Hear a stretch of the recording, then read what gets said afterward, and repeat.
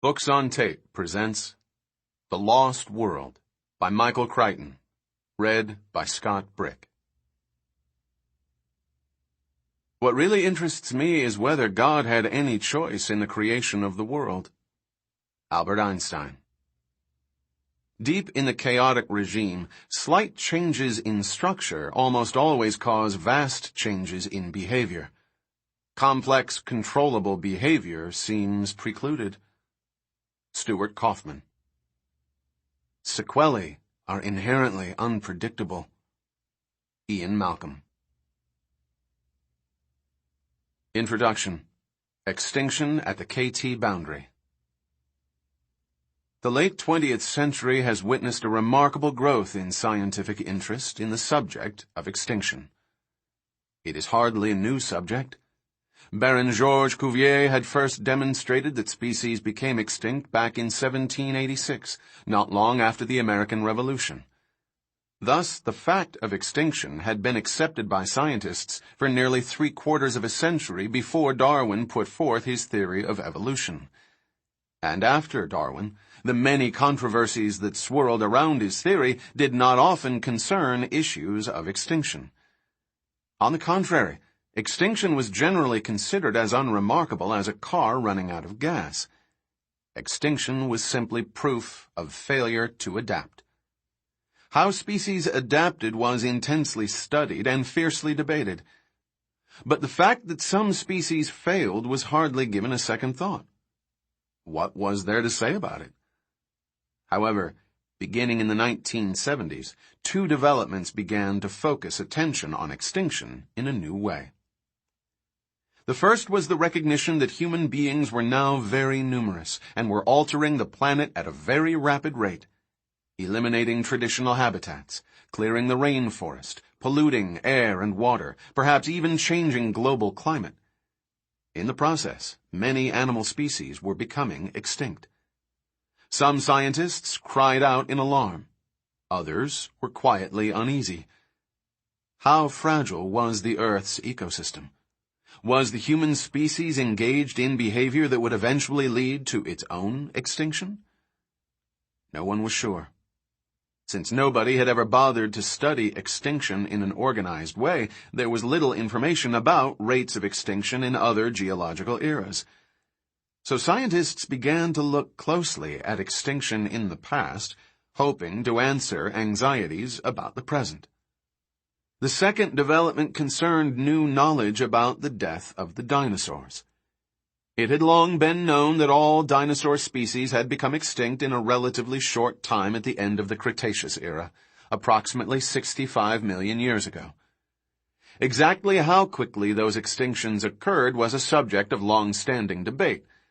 Some paleontologists believed they had been catastrophically swift. Others felt the dinosaurs had died out more gradually, over a period of 10,000 to 10 million years. Hardly a rapid event. Then, in 1980, physicist Luis Alvarez and 3 co-workers discovered high concentrations of the element iridium in rocks from the end of the Cretaceous and the start of the Tertiary, the so-called KT boundary. The Cretaceous was shorthanded as K to avoid confusion with the Cambrian and other geological periods. Iridium is rare on Earth, but abundant in meteors. Alvarez's team argued that the presence of so much iridium in rocks at the KT boundary suggested that a giant meteorite, many miles in diameter, had collided with the Earth at that time. They theorized that the resulting dust and debris had darkened the skies, inhibited photosynthesis, killed plants and animals, and ended the reign of the dinosaurs. This dramatic theory captured the media and public imagination. It began a controversy which continued for many years. Where was the crater from this meteor? Various candidates were proposed. There were 5 major periods of extinction in the past. Had meteors caused them all? Was there a 26 million year cycle of catastrophe? Was the planet even now awaiting another devastating impact? After more than a decade, these questions remained unanswered. The debate raged on. until August 1993, when at a weekly seminar of the Santa Fe Institute, an iconoclastic mathematician named Ian Malcolm announced that none of these questions mattered, and that the debate over a meteoric impact was a frivolous and irrelevant speculation. "Consider the numbers," Malcolm said, leaning on the podium, staring forward at his audience. "On our planet, there are currently 50 million species of plants and animals. We think that is a remarkable diversity, yet it is nothing compared to what has existed before. We estimate that there have been 50 billion species on this planet since life began. That means that for every 1,000 species that ever existed on the planet, only one remains today. Thus, 99.9% of all species that ever lived are extinct. And mass killings account for only 5% of that total. The overwhelming majority of species died one at a time." The truth, Malcolm said, was that life on Earth was marked by a continuous, steady rate of extinction. By and large, the average lifespan of a species was 4 million years. For mammals, it was 1 million years. Then, the species vanished. So the real pattern was one of species rising, flourishing, and dying out in a few million years.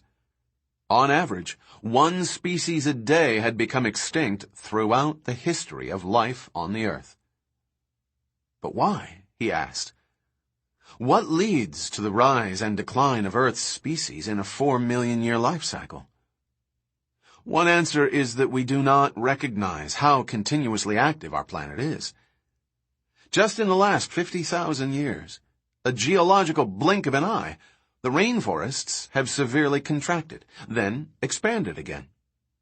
Rainforests aren't an ageless feature of the planet. They're actually rather new.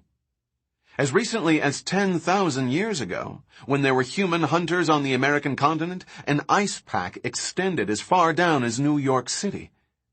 Many animals became extinct during that time. So most of Earth's history shows animals living and dying against a very active background.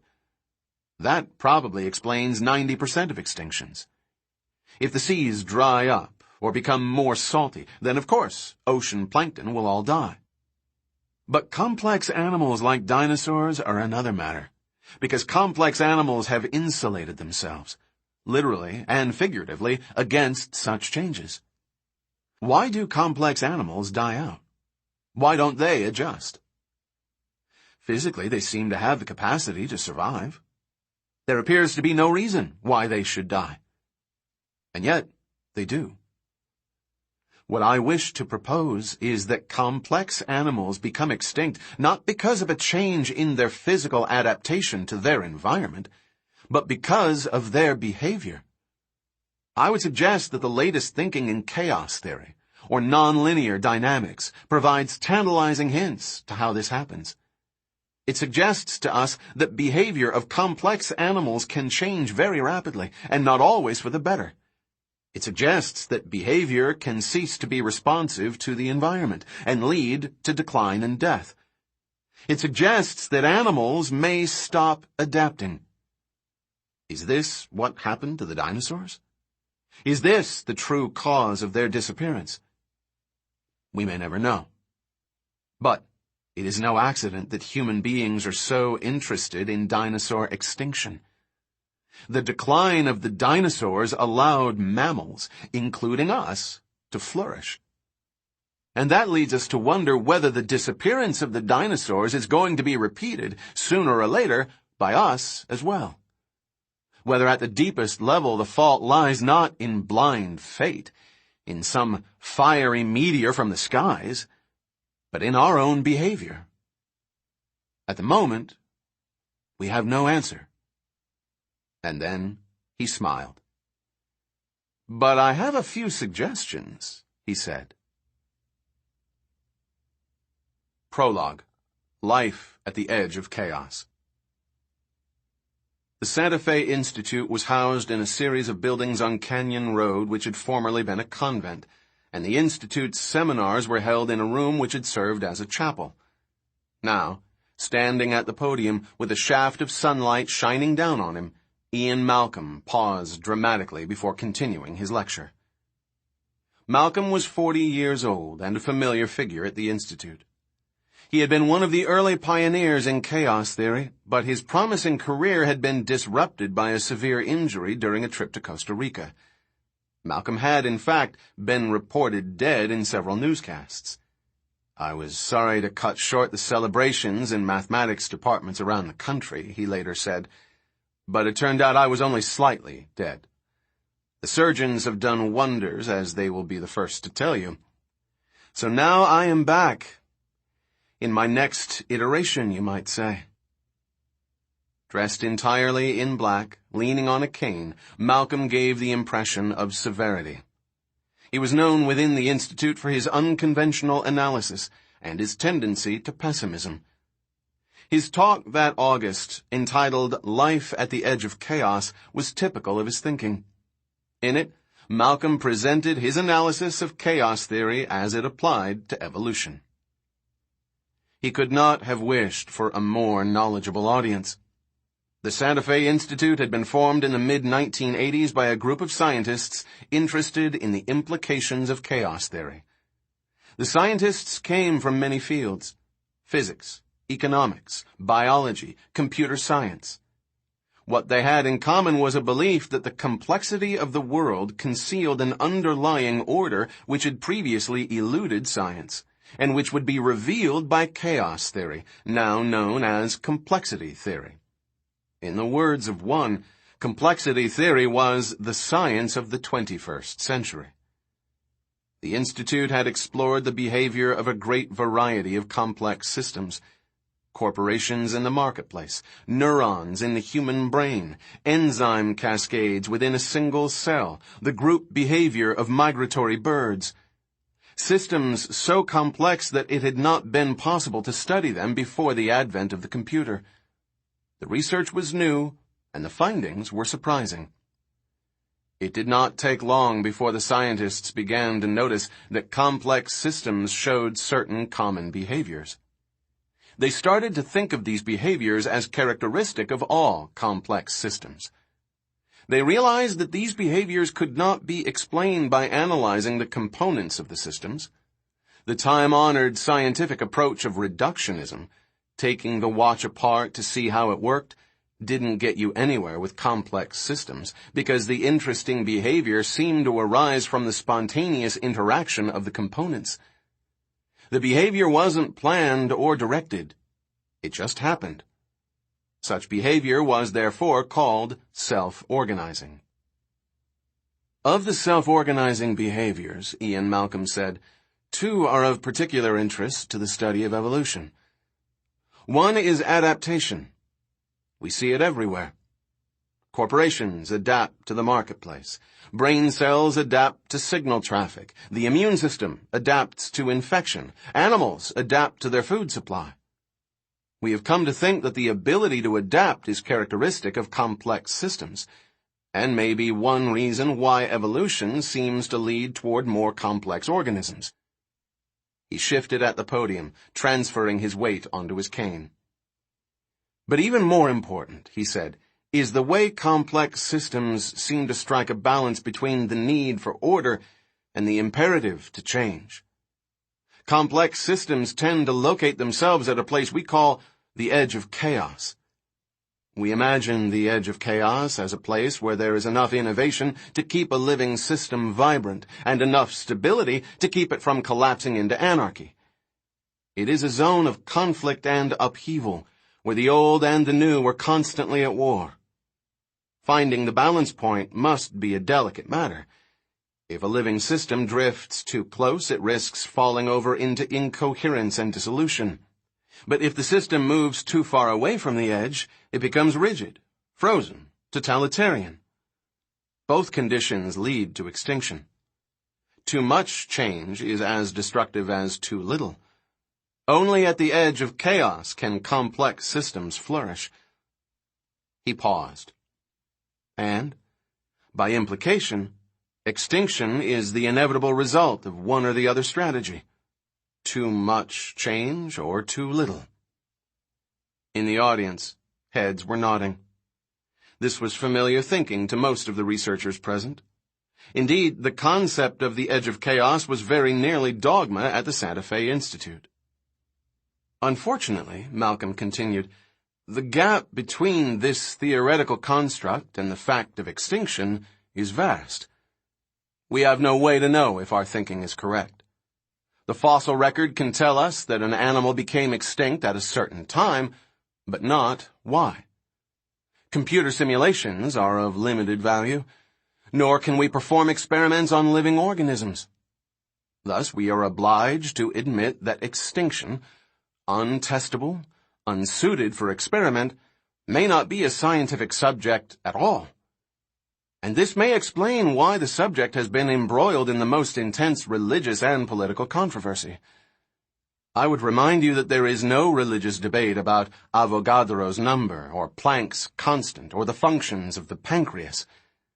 But about extinction, there has been perpetual controversy for 200 years.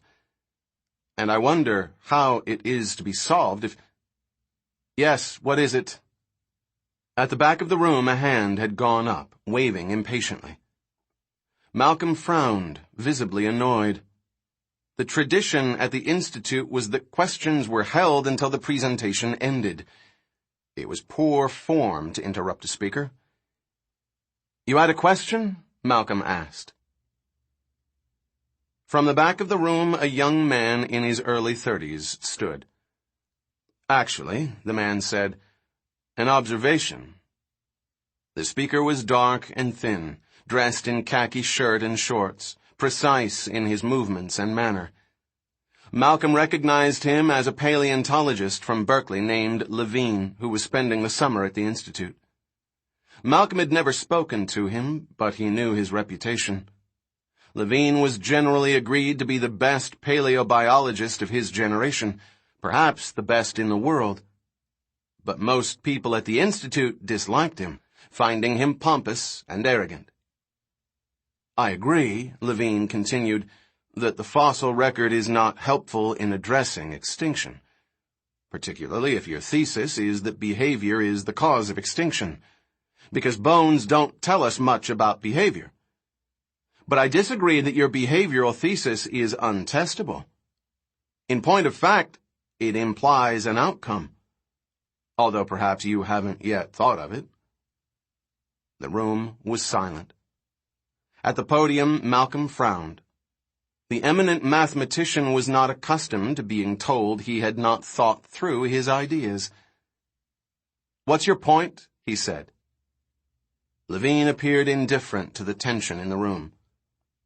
Just this, he said. During the Cretaceous, Dinosauria were widely distributed across the planet. We have found their remains on every continent and in every climatic zone, even in the Antarctic. Now, if their extinction was really the result of their behavior and not the consequence of a catastrophe, or a disease, or a change in plant life, or any of the other broad-scale explanations that have been proposed, then it seems to me highly unlikely that they all changed their behavior at the same time, everywhere. And that, in turn, means that there may well be some remnants of these animals still alive on the earth. Why couldn't you look for them? You could, Malcolm said coldly, if that amused you, and if you had no more compelling use for your time. No, Levine said earnestly. I'm quite serious. What if the dinosaurs did not become extinct? What if they still exist, somewhere in an isolated spot on the planet? You're talking about a lost world, Malcolm said, and heads in the room nodded knowingly. Scientists at the Institute had developed a shorthand for referring to common evolutionary scenarios. They spoke of the field of bullets, the gambler's ruin, the game of life, the lost world, the red queen, and black noise. These were well-defined ways of thinking about evolution. But they were all... No, Levine said stubbornly. I am speaking literally.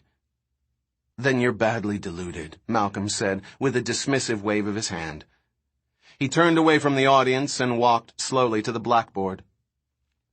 Now, if we consider the implications of the edge of chaos, we may begin by asking ourselves, what is the minimal unit of life? Most contemporary definitions of life would include the presence of DNA, but there are two examples which suggest to us that this definition is too narrow. If you consider viruses and so-called prions, it is clear that life may in fact exist without DNA. At the back of the room, Levine stared for a moment. Then, reluctantly, he sat down and began to make notes. The Lost World Hypothesis. The lecture ended, Malcolm hobbled across the open courtyard of the Institute shortly after noon. Walking beside him was Sarah Harding, a young field biologist visiting from Africa. Malcolm had known her for several years, since he had been asked to serve as an outside reader for her doctoral thesis at Berkeley. Crossing the courtyard in the hot summer sun, they made an unlikely pair. Malcolm, dressed in black, stooped and ascetic, leaning on his cane. Harding, compact and muscular, looking young and energetic in shorts and a t-shirt, her short black hair pushed up on her forehead with sunglasses. Her field of study was African predators, lions and hyenas.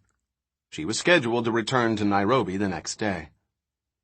The two had been close since Malcolm's surgery. Harding had been on a sabbatical year in Austin and had helped nurse Malcolm back to health after his many operations. For a while it seemed as if a romance had blossomed, and that Malcolm, a confirmed bachelor, would settle down. But then Harding had gone back to Africa, and Malcolm had gone to Santa Fe. Whatever their former relationship had been, they were now just friends. They discussed the questions that had come at the end of his lecture.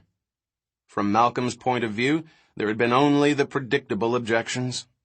That mass extinctions were important, that human beings owed their existence to the Cretaceous extinction, which had wiped out the dinosaurs and allowed the mammals to take over. As one questioner had pompously phrased it, the Cretaceous allowed our own sentient awareness to arise on the planet. Malcolm's reply was immediate. What makes you think human beings are sentient and aware? There's no evidence for it. Human beings never think for themselves. They find it too uncomfortable.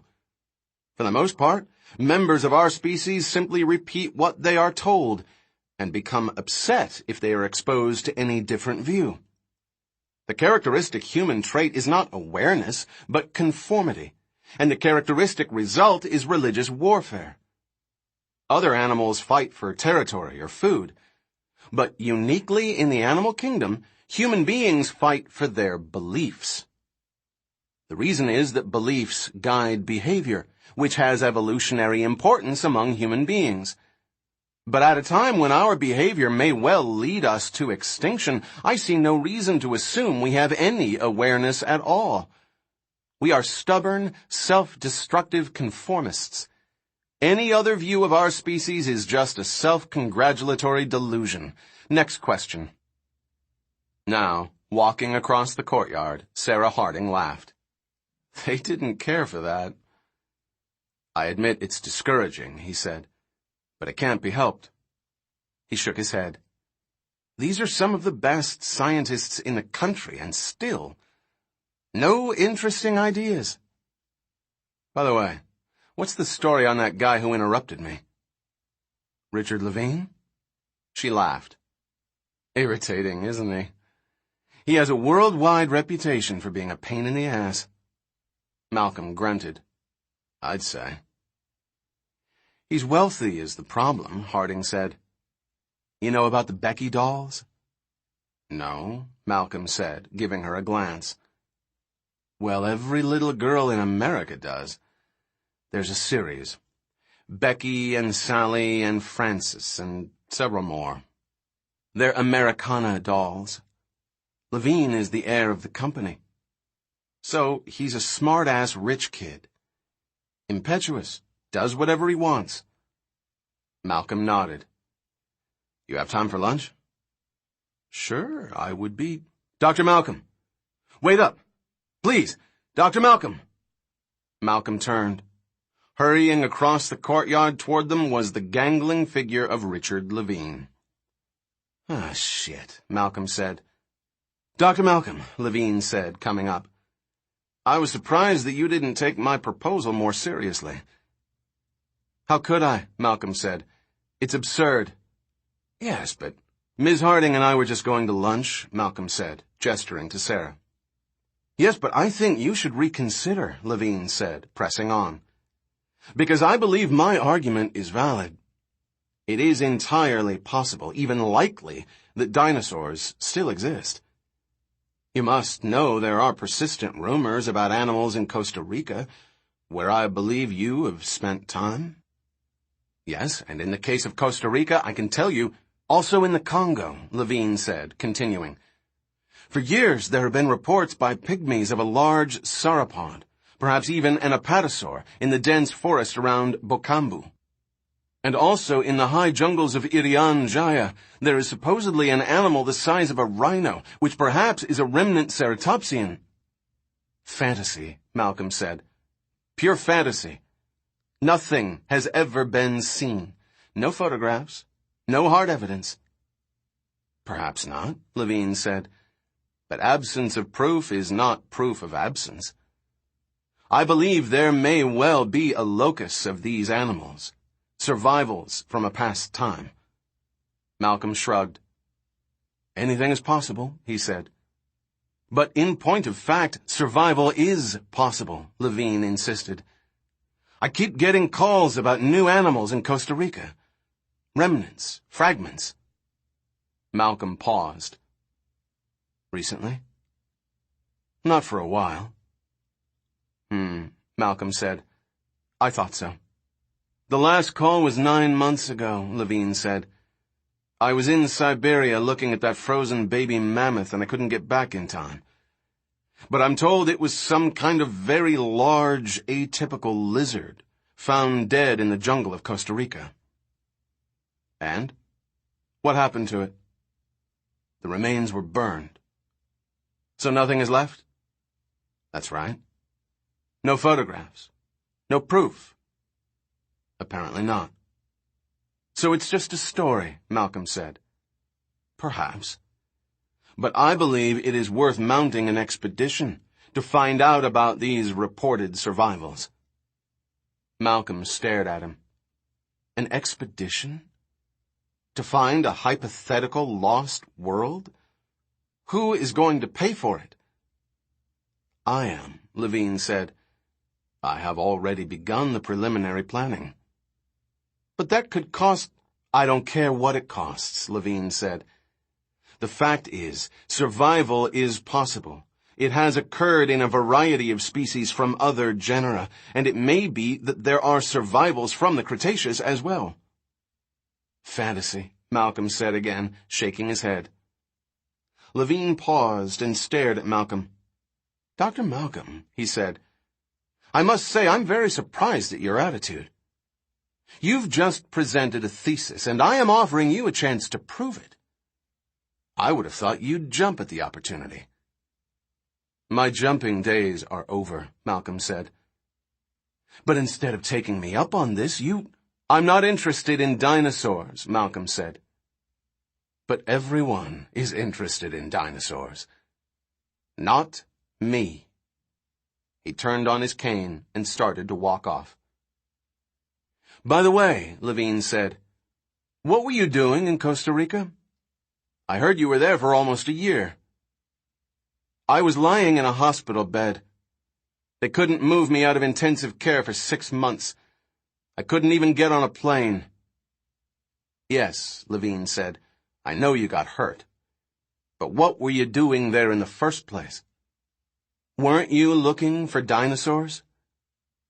Malcolm squinted at him in the bright sun and leaned on his cane. "No," he said. "I wasn't." They were all three sitting at a small painted table in the corner of the Guadalupe Café on the other side of the river. Sarah Harding drank Corona from the bottle and watched the two men opposite her. Levine looked pleased to be with them, as if he had won some victory to be sitting at the table. Malcolm looked weary, like a parent who has spent too much time with a hyperactive child. "You want to know what I've heard?" Levine said. "I've heard that a couple of years back, a company named InGen genetically engineered some dinosaurs and put them on an island in Costa Rica. But something went wrong. A lot of people were killed and the dinosaurs were destroyed. And now nobody will talk about it because of some legal angle. Non-disclosure agreements or something. And the Costa Rican government doesn't want to hurt tourism. So nobody will talk. That's what I've heard." Malcolm stared at him. "And you believe that?" "Not at first I didn't," Levine said. "But the thing is, I keep hearing it. The rumors keep floating around. Supposedly you and Alan Grant and a bunch of other people were there." "Did you ask Grant about it?" "I asked him last year at a conference in Peking. He said it was absurd." Malcolm nodded slowly. "Is that what you say?" Levine asked, drinking his beer. "I mean, you know Grant, don't you?" "No. I never met him." Levine was watching Malcolm closely. "So it's not true?" Malcolm sighed. "Are you familiar with the concept of a techno-myth? It was developed by Geller at Princeton. Basic thesis is that we've lost all the old myths, Orpheus and Eurydice and Perseus and Medusa, so we fill the gap with modern techno-myths. Geller listed a dozen or so. One is that an alien's living at a hangar at Wright-Patterson Air Force Base. Another is that somebody invented a carburetor that gets 150 miles to the gallon, but the automobile companies bought the patent and are sitting on it.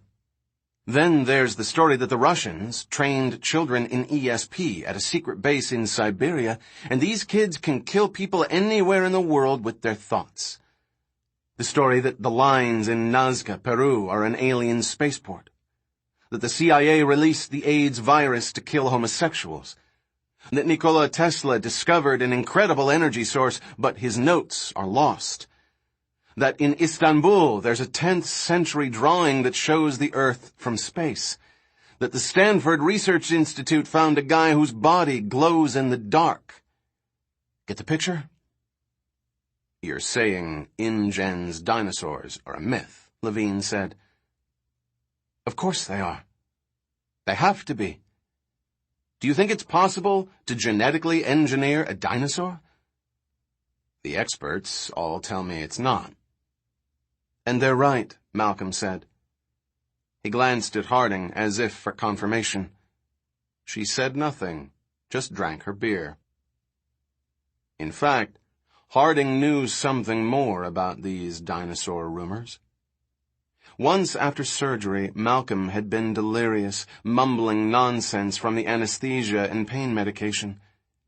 And he had been seemingly fearful, twisting in the bed, repeating the names of several kinds of dinosaurs. Harding had asked the nurse about it. She said he was like that after every operation. The hospital staff assumed it was a drug-induced fantasy. Yet it seemed to Harding that Malcolm was reliving some terrifying actual experience. The feeling was heightened by the slangy, familiar way Malcolm referred to the dinosaurs. He called them raptors and compies and trikes, and he seemed especially fearful of the raptors. Later, when he was back home, she had asked him about his delirium. He had just shrugged it off, making a bad joke. "At least I didn't mention other women, did I?" And then he made some comment about having been a dinosaur nut as a kid, and how illness made you regress. His whole attitude was elaborately indifferent, as if it were all unimportant. She had the distinct feeling he was being evasive. But she wasn't inclined to push it. Those were the days when she was in love with him, her attitude indulgent. Now he was looking at her in a questioning way, as if to ask if she was going to contradict him. Harding just raised an eyebrow and stared back. He must have his reasons. She could wait him out. Levine leaned forward across the table toward Malcolm and said, "So the InGen story is entirely untrue?" "Entirely untrue," Malcolm said, nodding gravely. "Entirely untrue." Malcolm had been denying the speculation for 3 years. By now he was getting good at it. His weariness was no longer affected, but genuine. In fact, he had been a consultant to International Genetic Technologies of Palo Alto in the summer of 1989, and he had made a trip to Costa Rica for them, which had turned out disastrously. In the aftermath, everyone involved had moved quickly to quash the story. InGen wanted to limit its liability. The Costa Rican government wanted to preserve its reputation as a tourist paradise. And the individual scientists had been bound by non-disclosure agreements, abetted later by generous grants to continue their silence. In Malcolm's case, 2 years of medical bills had been paid by the company. Meanwhile, InGen's island facility in Costa Rica had been destroyed. There were no longer any living creatures on the island. The company had hired the eminent Stanford professor George Basilton, a biologist and essayist whose frequent television appearances had made him a popular authority on scientific subjects. Basilton claimed to have visited the island and had been tireless in denying rumors that extinct animals had ever existed there. His derisive snort, "Saber-toothed tigers, indeed," was particularly effective. As time passed, interest in the story waned. InGen was long since bankrupt. The principal investors in Europe and Asia had taken their losses. Although the company's physical assets, the buildings and lab equipment, would be sold piecemeal, the core technology that had been developed would, they decided, never be sold. In short, the InGen chapter was closed. There was nothing more to say. "So there's no truth to it," Levine said, biting into his green corn tamale. "To tell you the truth, Dr. Malcolm, that makes me feel better." "Why?" Malcolm said. "Because it means that the remnants that keep turning up in Costa Rica must be real. Real dinosaurs. I've got a friend from Yale down there, a field biologist, and he says he's seen them. I believe him." Malcolm shrugged. "I doubt," he said, "that any more animals will turn up in Costa Rica. It's true there haven't been any for almost a year now. But if more show up, I'm going down there. And in the interim, I am going to outfit an expedition. I've been giving a lot of thought to how it should be done. I think the special vehicles could be built and ready in a year. I've already talked to Doc Thorne about it. Then I'll assemble a team, perhaps including Dr. Harding here, or a similarly accomplished naturalist, and some graduate students." Malcolm listened, shaking his head. "You think I'm wasting my time," Levine said. "I do, yes. But suppose, just suppose, that animals start to show up again." "Never happen." "But suppose they did," Levine said. "Would you be interested in helping me? To plan an expedition?" Malcolm finished his meal and pushed the plate aside. He stared at Levine. "Yes," he said finally. "If animals started showing up again, I would be interested in helping you." "Great," Levine said. "That's all I wanted to know." Outside, in the bright sunlight on Guadalupe Street, Malcolm walked with Sarah toward Malcolm's battered Ford sedan. Levine climbed into a bright red Ferrari, waved cheerfully, and roared off. "You think it will ever happen?" Sarah Harding said. "That these, Animals will start showing up again? No, Malcolm said. I am quite sure they never will.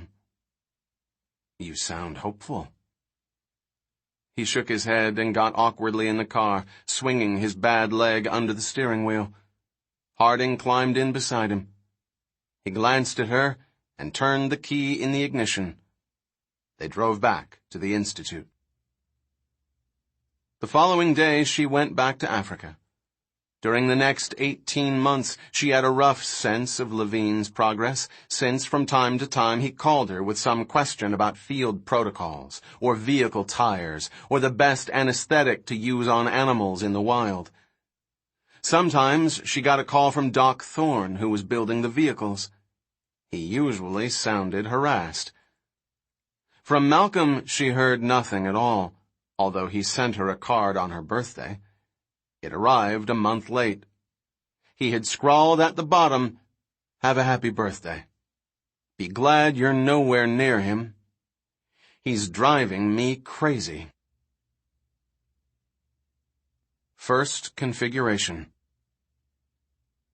In the conservative region far from the chaotic edge, individual elements coalesce slowly, showing no clear pattern. Ian Malcolm. Aberrant forms. In the fading afternoon light, the helicopter skimmed low along the coast, following the line where the dense jungle met the beach. The last of the fishing villages had flashed by beneath them 10 minutes ago. Now there was only impenetrable Costa Rican jungle, mangrove swamps, and mile after mile of deserted sand. Sitting beside the pilot, Marty Gutierrez stared out the window as the coastline swept past. There weren't even any roads in this area, at least none that Gutierrez could see. Gutierrez was a quiet, bearded American of 36, a field biologist who had lived for the last 8 years in Costa Rica. He had originally come to study toucan speciation in the rainforest, but stayed on as a consultant to the Reserva Biológica de Carrara, the national park in the north. He clicked the radio mic and said to the pilot, "How much farther?" 5 minutes, Senor Gutierrez." Gutierrez turned and said, "It won't be long now." But the tall man folded up in the back seat of the helicopter didn't answer, or even acknowledge that he had been spoken to. He merely sat with his hand on his chin and stared frowning out the window. Richard Levine wore sun-faded field khakis and an Australian slouch hat pushed low over his head. A battered pair of binoculars hung around his neck.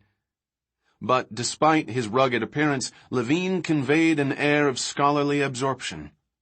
Behind his wire-frame spectacles, his features were sharp, his expression intense and critical as he looked out the window. "What is this place?" "It's called Rojas." "So we're far south?" "Yes, only about 50 miles from the border with Panama." Levine stared at the jungle. "I don't see any roads," he said. "How was the thing found?" "Couple of campers," Gutierrez said. "They came in by boat, landed on the beach." "When was that?" "Yesterday. They took one look at the thing and ran like hell." Levine nodded. With his long limbs folded up, his hands tucked under his chin, he looked like a praying mantis. That had been his nickname in graduate school, in part because of his appearance, and in part because of his tendency to bite off the head of anyone who disagreed with him. Gutierrez said, "Been to Costa Rica before?" "No." "First time," Levine said, and then he gave an irritable wave of his hand, as if he didn't want to be bothered with small talk. Gutierrez smiled. After all these years, Levine had not changed at all. He was still one of the most brilliant and irritating men in science. The two had been fellow graduate students at Yale until Levine quit the doctoral program to get his degree in comparative zoology instead. Levine announced he had no interest in the kind of contemporary field research that so attracted Gutierrez. With characteristic contempt, he had once described Gutierrez's work as collecting parrot crap from around the world.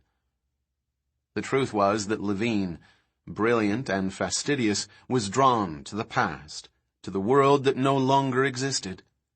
And he studied this world with obsessive intensity. He was famous for his photographic memory, his arrogance, his sharp tongue, and the unconcealed pleasure he took in pointing out the errors of colleagues. As a colleague once said, Levine never forgets a bone, and he never lets you forget it either. Field researchers disliked Levine, and he returned the sentiment. He was at heart a man of detail, a cataloguer of animal life, and he was happiest poring over museum collections, reassigning species, rearranging display skeletons. He disliked the dust and inconvenience of life in the field.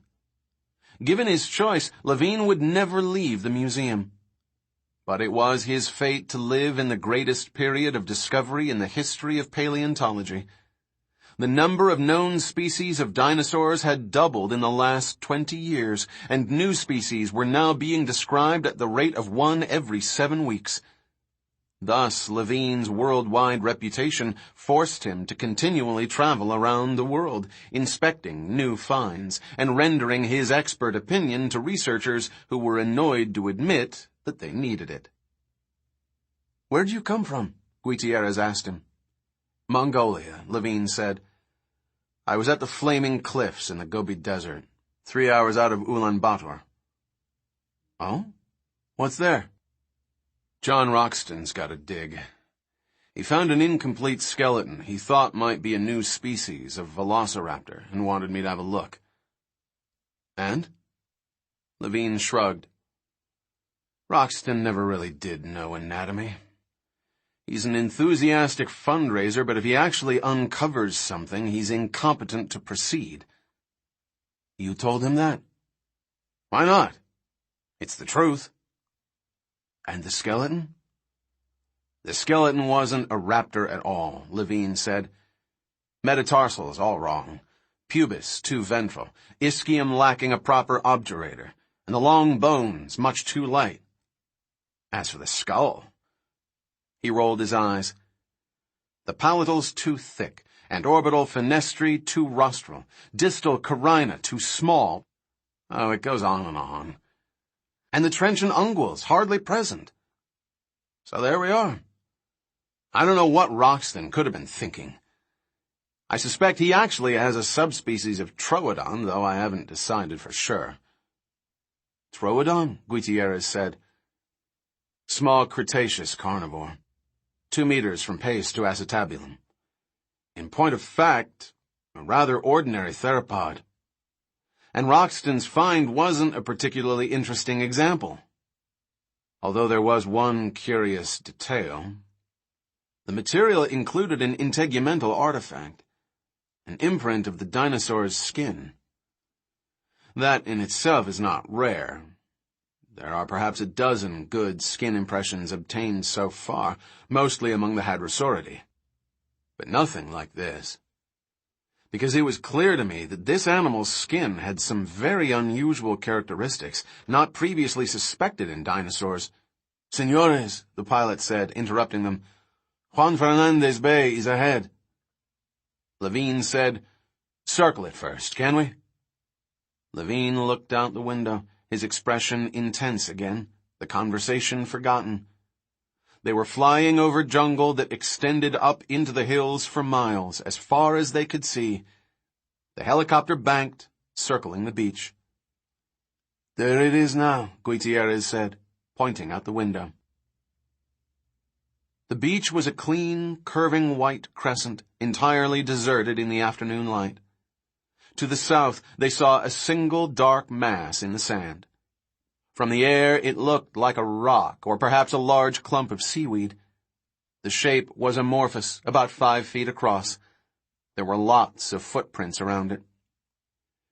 "Who's been here?" Levine said, with a sigh.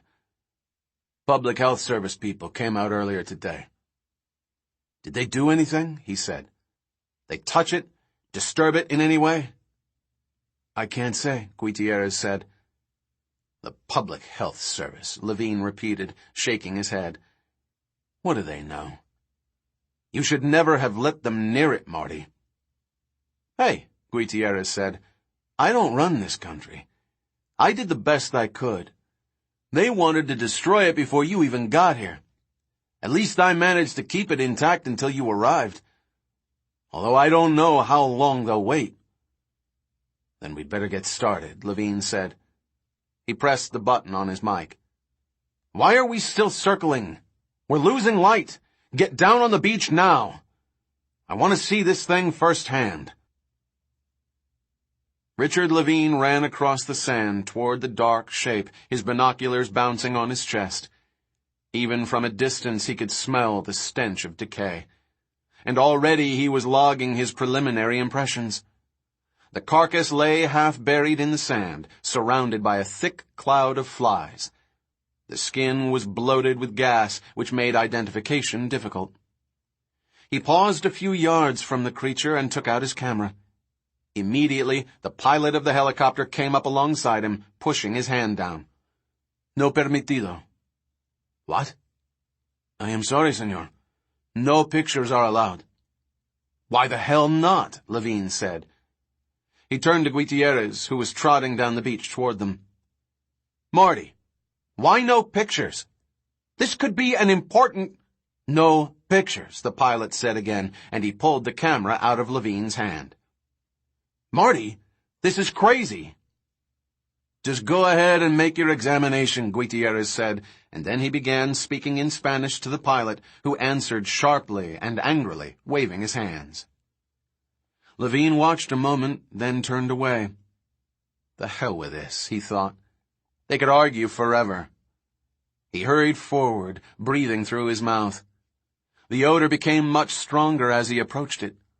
Although the carcass was large, he noticed there were no birds, rats, or other scavengers feeding on it. There were only flies.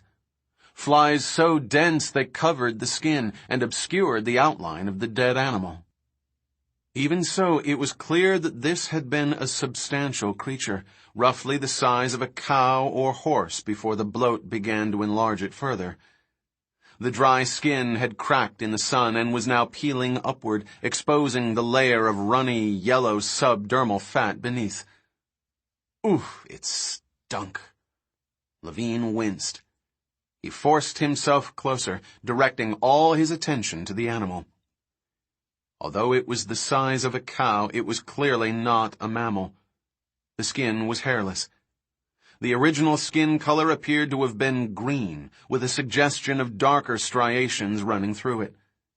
The epidermal surface was pebbled in polygonal tubercles of varying sizes, the pattern reminiscent of the skin of a lizard. This texture varied in different parts of the animal, the pebbling larger and less distinct on the underbelly. There were prominent skin folds at the neck, shoulder, and hip joints, again like a lizard. But the carcass was large.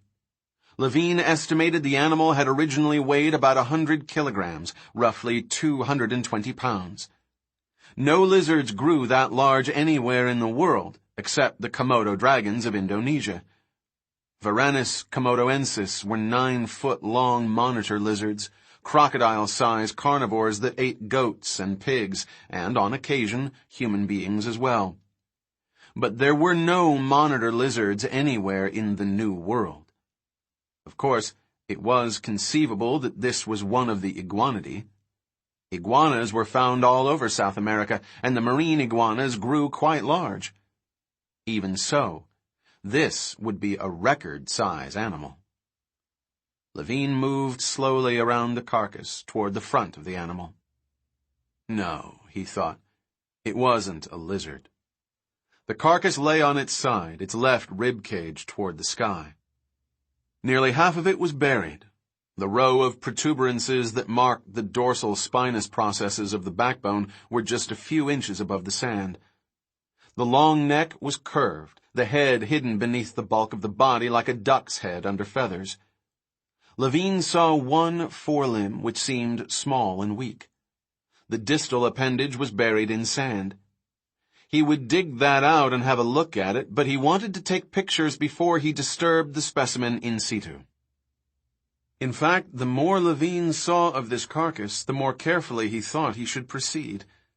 Because one thing was clear. This was a very rare and possibly unknown animal. Levine felt simultaneously excited and cautious. If this discovery was as significant as he was beginning to think it was, then it was essential that it be properly documented. Up the beach, Gutierrez was still shouting at the pilot, who kept shaking his head stubbornly. These Banana Republic bureaucrats, Levine thought. Why shouldn't he take pictures? It couldn't harm anything, and it was vital to document the changing state of the creature. He heard a thumping and looked up to see a second helicopter circling the bay, its dark shadow sliding across the sand. This helicopter was ambulance white, with red lettering on the side. In the glare of the setting sun, he couldn't read it. He turned back to the carcass, noticing now that the hind leg of the animal was powerfully muscled, very different from the foreleg. It suggested that this creature walked upright, balanced on strong hind legs. Many lizards were known to stand upright, of course, but none so large as this. In point of fact, as Levine looked at the general shape of the carcass, he felt increasingly certain that this was not a lizard. He worked quickly now, for the light was fading and he had much to do. With every specimen, there was always two major questions to answer, both equally important. First, what was the animal? Second, why had it died? Standing by the thigh, he saw the epidermis was split open, no doubt from the gaseous subcutaneous buildup. But as Levine looked more closely, he saw that the split was in fact a sharp gash, and that it ran deep through the femorotibialis, exposing red muscle and pale bone beneath. He ignored the stench and the white maggots that wriggled across the open tissues of the gash, because he realized that— "Sorry about all this," Gutierrez said, coming over, "but the pilot just refuses." The pilot was nervously following Gutierrez, standing beside him, watching carefully. "Marty," Levine said, "I really need to take pictures here." "I'm afraid you can't," Gutierrez said with a shrug. "It's important, Marty." "Sorry. I tried my best." Farther down the beach, the white helicopter landed, its whine diminishing. Men in uniforms began getting out. "Marty, what do you think this animal is?" "Well, I can only guess," Gutierrez said. "From the general dimensions, I'd call it a previously unidentified iguana. It's extremely large, of course, and obviously not native to Costa Rica. My guess is this animal came from the Galapagos, or one of the—" "No, Marty," Levine said. "It's not an iguana." "Before you say anything more," Gutierrez said, glancing at the pilot, "I think you ought to know that several previously unknown species of lizard have shown up in this area. Nobody's quite sure why. Perhaps it's due to the cutting of the rainforest or some other reason, but new species are appearing. Several years ago, I began to see unidentified species of—" "Marty, it's not a damn lizard." Gutierrez blinked his eyes. "What are you saying? Of course it's a lizard." "I don't think so," Levine said. Gutierrez said, "You're probably just thrown off because of its size. The fact is, here in Costa Rica, we occasionally encounter these aberrant forms." "Marty," Levine said coldly, "I am never thrown off." "Well, of course, I didn't mean that—" "And I am telling you, this is not a lizard," Levine said. "I'm sorry," Gutierrez said, shaking his head, "but I can't agree." Back at the white helicopter, the men were huddled together, putting on white surgical masks. "I'm not asking you to agree," Levine said. He turned back to the carcass. "The diagnosis is settled easily enough. All we need do is excavate the head, or for that matter any of the limbs. For example, this thigh here, which I believe—" He broke off and leaned closer. He peered at the back of the thigh. "What is it?" Gutierrez said. "Give me your knife." Why? Gutierrez said. Just give it to me. Gutierrez fished out his pocket knife, put the handle in Levine's outstretched hand. Levine peered steadily at the carcass. I think you will find this interesting. What? Right along the posterior dermal line, there is a... Suddenly, they heard shouting on the beach and looked up to see the men from the white helicopter running down the beach toward them. They carried tanks on their backs and were shouting in Spanish.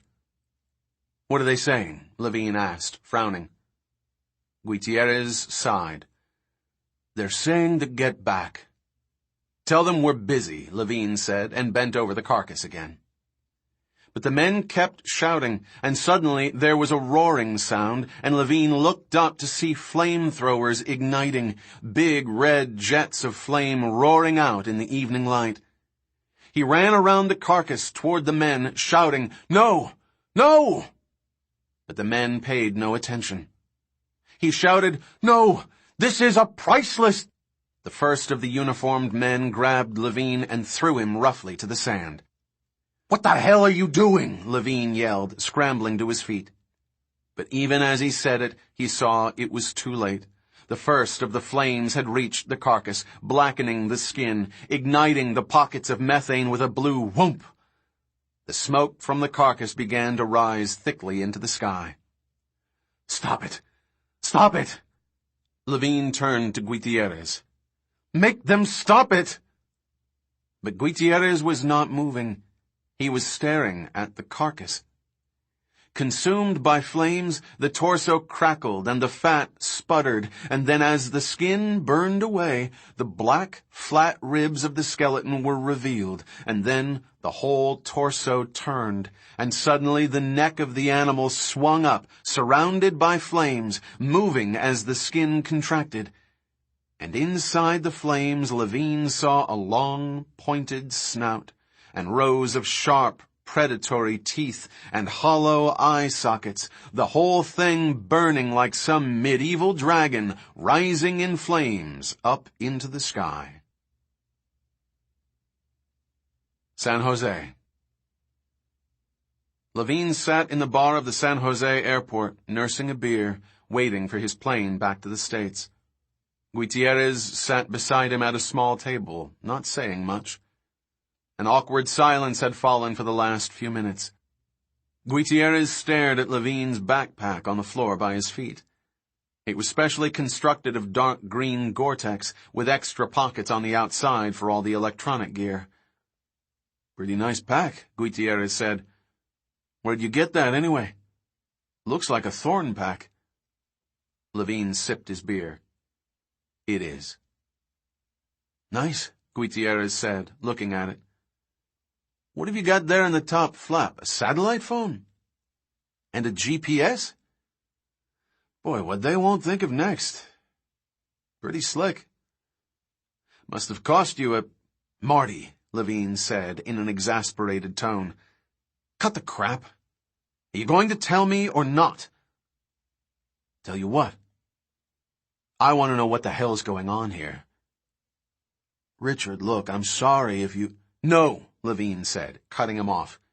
That was a very important specimen on that beach, Marty, and it was destroyed. I don't understand why you let it happen. Gutierrez sighed. He looked around at the tourists at the other tables and said, This has to be in confidence, okay? All right. It's a big problem here. What is? There have been, aberrant forms turning up on the coast every so often. It's been going on for several years now. Aberrant forms? Levine repeated, shaking his head in disbelief. That's the official term for these specimens, Gutierrez said. No one in the government is willing to be more precise. It started about 5 years ago. A number of animals were discovered up in the mountains, near a remote agricultural station that was growing test varieties of soybeans. Soybeans, Levine repeated. Gutierrez nodded. Apparently these animals are attracted to beans. shrubs, and certain grasses. The assumption is that they have a great need for the amino acid lysine in their diets. But nobody is really sure. Perhaps they just have a taste for certain crops. Marty, Levine said, I don't care if they have a taste for beer and pretzels. The only important question is, where did the animals come from? Nobody knows, Gutierrez said. Levine let that pass for the moment. What happened to those other animals? They were all destroyed. And to my knowledge, no others were found for years afterward. But now it seems to be starting again. In the last year, we have found the remains of 4 more animals, including the one you saw today. And what was done? The, aberrant forms are always destroyed, just as you saw. From the beginning, the government's taken every possible step to make sure nobody finds out about it. A few years back, some North American journalists began reporting there was something wrong on one island, Isla Nublar. Menendez invited a bunch of journalists down for a special tour of the island, and proceeded to fly them to the wrong island. They never knew the difference. Stuff like that. I mean, the government's very serious about this. Why? They're worried. Worried? Why should they be worried about? Gutierrez held up his hand, shifted in his chair, moved closer. Disease, Richard. Disease? Yeah. Costa Rica has one of the best healthcare systems in the world, Gutierrez said. The epidemiologists have been tracking some weird type of encephalitis that seems to be on the increase, particularly along the coast. Encephalitis? Of what origin? Viral? Gutierrez shook his head. No causative agent has been found. Marty. I'm telling you, Richard, nobody knows. It's not a virus, because antibody titers don't go up and white cell differentials don't change. It's not bacterial, because nothing has ever been cultured. It's a complete mystery. All the epidemiologists know is that it seems to affect primarily rural farmers, people who are around animals and livestock. And it's a true encephalitis. Splitting headaches, mental confusion, fever, delirium. Mortality? So far it seems to be self-limited, lasts about 3 weeks. But even so, it's got the government worried. This country is dependent on tourism, Richard. Nobody wants talk of unknown diseases. So they think the encephalitis is related to these, aberrant forms? He shrugged. Lizards carry lots of viral diseases, Gutierrez said. They're a known vector. So it's not unreasonable there might be a connection.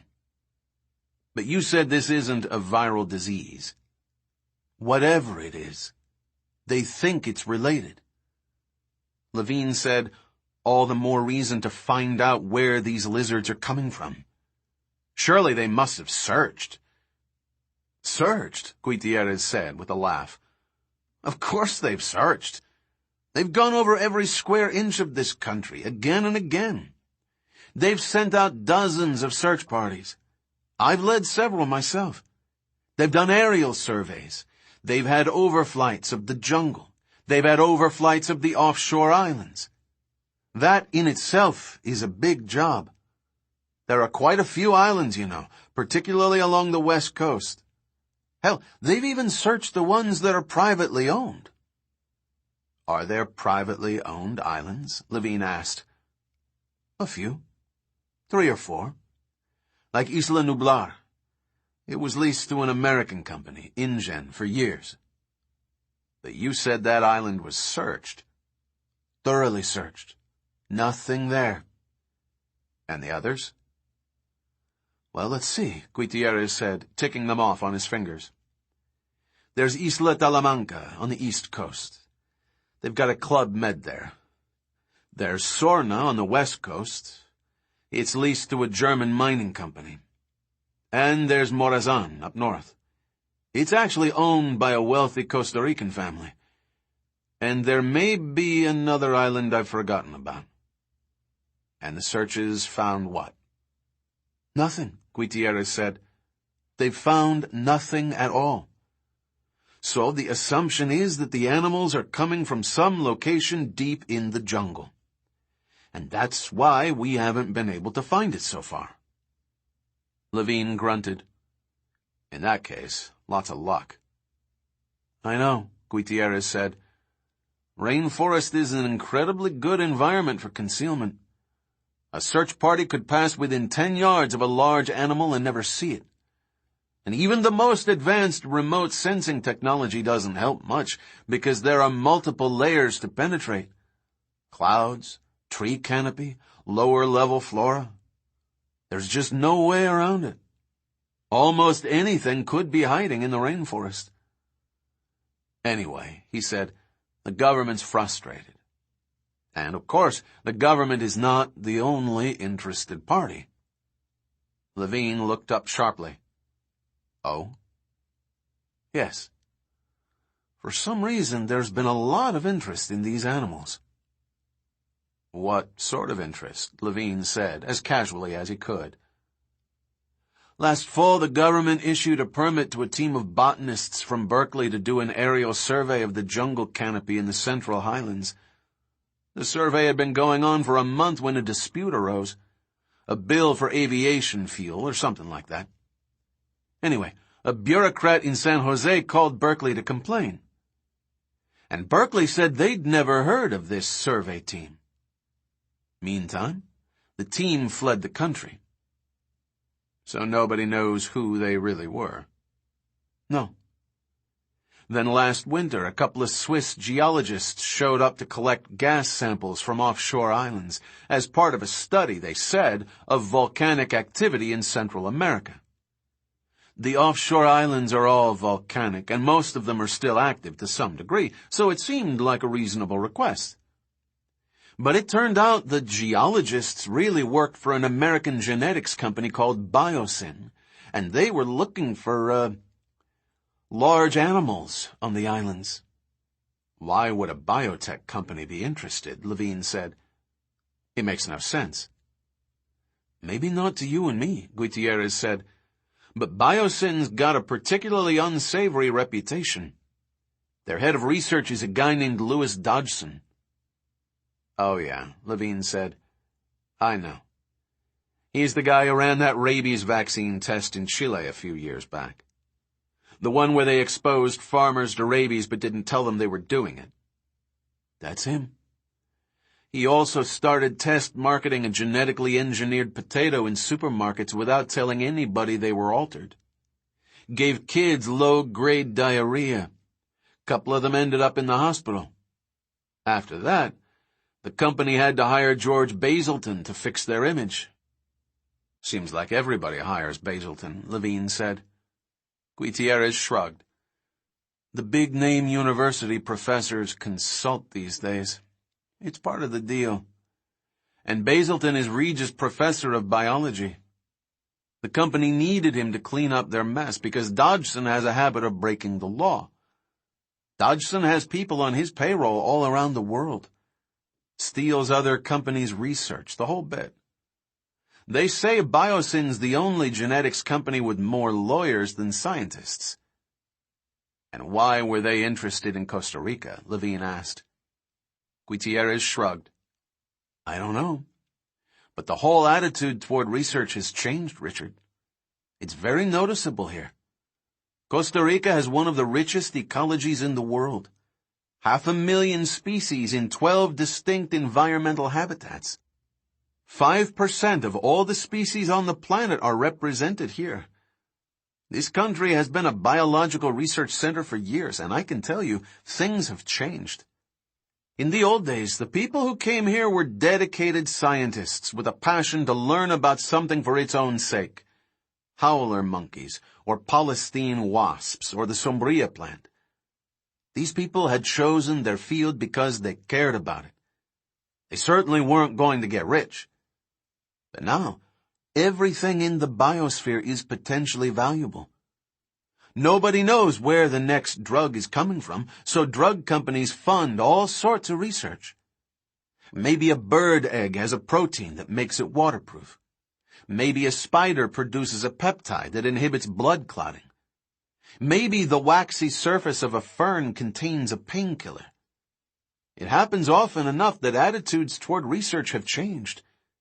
People aren't studying the natural world anymore, they're mining it.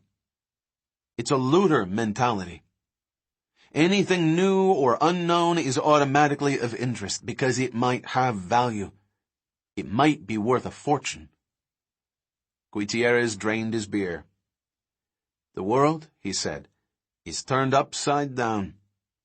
And the fact is that a lot of people want to know what these aberrant animals represent and where they come from. The loudspeaker called Levine's flight. Both men stood up from the table. Gutierrez said, "You'll keep all this to yourself? I mean what you saw today." To be quite honest, Levine said, "I don't know what I saw today. It could have been anything." Gutierrez grinned. "Safe flight, Richard." "Take care, Marty." Departure. His backpack slung over his shoulder, Levine walked toward the departure lounge. He turned to wave goodbye to Gutierrez, but his friend was already heading out the door, raising his arm to wave for a taxi. Levine shrugged, turned back. Directly ahead was the customs desk, travelers lined up to have their passports stamped. He was booked on a night flight to San Francisco, with a long stopover in Mexico City. Not many people were queuing up. He probably had time to call his office and leave word for his secretary, Linda, that he would be on the flight.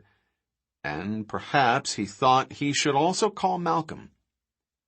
Looking around, he saw a row of phones marked ICT Telefonos International along the wall to his right, but there were only a few and all were in use. He had better use the satellite phone in his backpack, he thought, as he swung the pack off his shoulder, and perhaps it would be... He paused, frowning. He looked back at the wall. 4 people were using the phones. The first was a blonde woman in shorts and a halter top, bouncing a young sunburned child in her arms as she talked. Next to her stood a bearded man in a safari jacket who glanced repeatedly at his gold Rolex watch. Then there was a gray-haired, grandmotherly woman talking in Spanish while her 2 full-grown sons stood by, nodding emphatically. And the last person was the helicopter pilot. He had removed his uniform jacket and was standing in short sleeves and tie. He was turned away, facing the wall, shoulders hunched. Levine moved closer and heard the pilot speaking in English. Levine set his pack down and bent over it, pretending to adjust the straps while he listened. The pilot was still turned away from him. He heard the pilot say, No, Professor. It is not that way.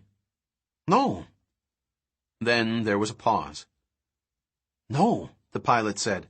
"I am telling to you, no. I am sorry, Professor Basilton, but this is not known. It is an island, but which one? We must wait again for more. No, he leaves tonight. No, I think he does not know anything. And no pictures. No. I understand. Adios." Levine ducked his head as the pilot walked briskly toward the LACSA desk at the other end of the airport. What the hell, he thought. It is an island, but which one? How did they know it was an island? Levine himself was still not sure of that. And he had been working intensively on these finds, day and night, trying to put it together. Where they had come from. Why it was happening. He walked around the corner out of sight and pulled out the little satellite phone. He dialed it quickly, calling a number in San Francisco. The call went through, rapidly clicking as it linked with the satellite. It began to ring. There was a beep. An electronic voice said, "Please enter your access code." Levine punched in a 6-digit number. There was another beep. The electronic voice said, "Leave your message." "I'm calling," Levine said, "with the results of the trip. Single specimen, not in good shape. Location BB17 on your map. That's far south, which fits all of our hypotheses. I wasn't able to make a precise identification before they burned the specimen. But my guess is that it was an ornitholestes. As you know, this animal is not on the list. A highly significant finding." He glanced around, but no one was near him. No one was paying attention. Furthermore, the lateral femur was cut in a deep gash. "This is extremely disturbing." He hesitated, not wanting to say too much. "And I am sending back a sample that requires close examination. I also think some other people are interested. Anyway, whatever is going on down here is new, Ian. There haven't been any specimens for over a year, and now they're showing up again. Something new is happening, and we don't understand it at all." Or do we? Levine thought. He pressed the disconnect, turned the phone off, and replaced it in the outer pocket of his backpack. Maybe, he thought, we know more than we realize. He looked thoughtfully toward the departure gate. It was time to catch his flight. Palo Alto. At 2 a.m., Ed James pulled into the nearly deserted parking lot of the Marie Callender's on Carter Road. The black BMW was already there, parked near the entrance. Through the windows, he could see Dodgson sitting inside at a booth, his bland features frowning. Dodgson was never in a good mood. Right now he was talking to the heavy-set man alongside him and glancing at his watch. The heavy-set man was Basilton, the professor who appeared on television. James always felt relieved whenever Basilton was there. Dodgson gave him the creeps, but it was hard to imagine Basilton involved in anything shady. James turned off the ignition and twisted the rearview mirror so he could see as he buttoned his shirt collar and pulled up his tie. He glimpsed his face in the mirror, a disheveled, tired man with a 2-day stubble of beard. What the hell, he thought. Why shouldn't he look tired? It was the middle of the fucking night. Dodgson always scheduled his meetings in the middle of the night, and always at this same damn Marie Callender restaurant. James never understood why. The coffee was awful. But then, there was a lot he didn't understand. He picked up the manila envelope and got out of the car, slamming the door. He headed for the entrance, shaking his head. Dodgson had been paying him $500 a day for weeks now to follow a bunch of scientists around. At first, James had assumed it was some sort of industrial espionage, but none of the scientists worked for industry. They held university appointments in pretty dull fields, like that paleobotanist Sadler, whose specialty was prehistoric pollen grains. James had sat through one of her lectures at Berkeley and had barely been able to stay awake. Slide after slide of little pale spheres that looked like cotton balls, while she nattered on about polysaccharide bonding angles and the Campanian-Maastrichtian boundary. Jesus, it was boring. Certainly not worth $500 a day, he thought. He went inside, blinking in the light, and walked over to the booth. He sat down, nodded to Dodgson and Basilton, and raised his hand to order coffee from the waitress. Dodgson glared at him. I haven't got all night, he said. Let's get started. Right, James said, lowering his hand. Fine, sure. He opened the envelope, began pulling out sheets and photos, handing them across the table to Dodgson as he talked. Alan Grant, paleontologist at Montana State. At the moment, he's on leave of absence and is now in Paris, lecturing on the latest dinosaur finds. Apparently he has some new ideas about tyrannosaurs being scavengers and— Never mind, Dodgson said. Go on. Ellen Sattler Ryman, James said, pushing across a photo. Botanist, used to be involved with Grant. Now married to a physicist at Berkeley and has a young son and daughter. She lectures half-time at the university. Spends the rest of her time at home because... Go on. Well, most of the rest are deceased. Donald Gennaro, lawyer, died of dysentery on a business trip. Dennis Nedry, integrated computer systems, also deceased. John Hammond, who started International Genetic Technologies, died while visiting the company's research facility in Costa Rica. Hammond had his grandchildren with him at the time. The kids lived with their mother back east, and... Anybody contact them? Anybody from InGen? No contact. The boys started college and the girl is in prep school. And InGen filed for Chapter 11 protection after Hammond died. It's been in the courts ever since. The hard assets are finally being sold off. During the last 2 weeks, as a matter of fact. Basilton spoke for the first time. Is Site B involved in that sale? James looked blank. Site B? Yes. Has anybody talked to you about Site B? No, I've never heard of it before. What is it? If you hear anything about Site B, Basilton said, we want to know. Sitting beside Basilton in the booth, Dodgson thumbed through the pictures and data sheets, then tossed them aside impatiently. He looked up at James. What else have you got?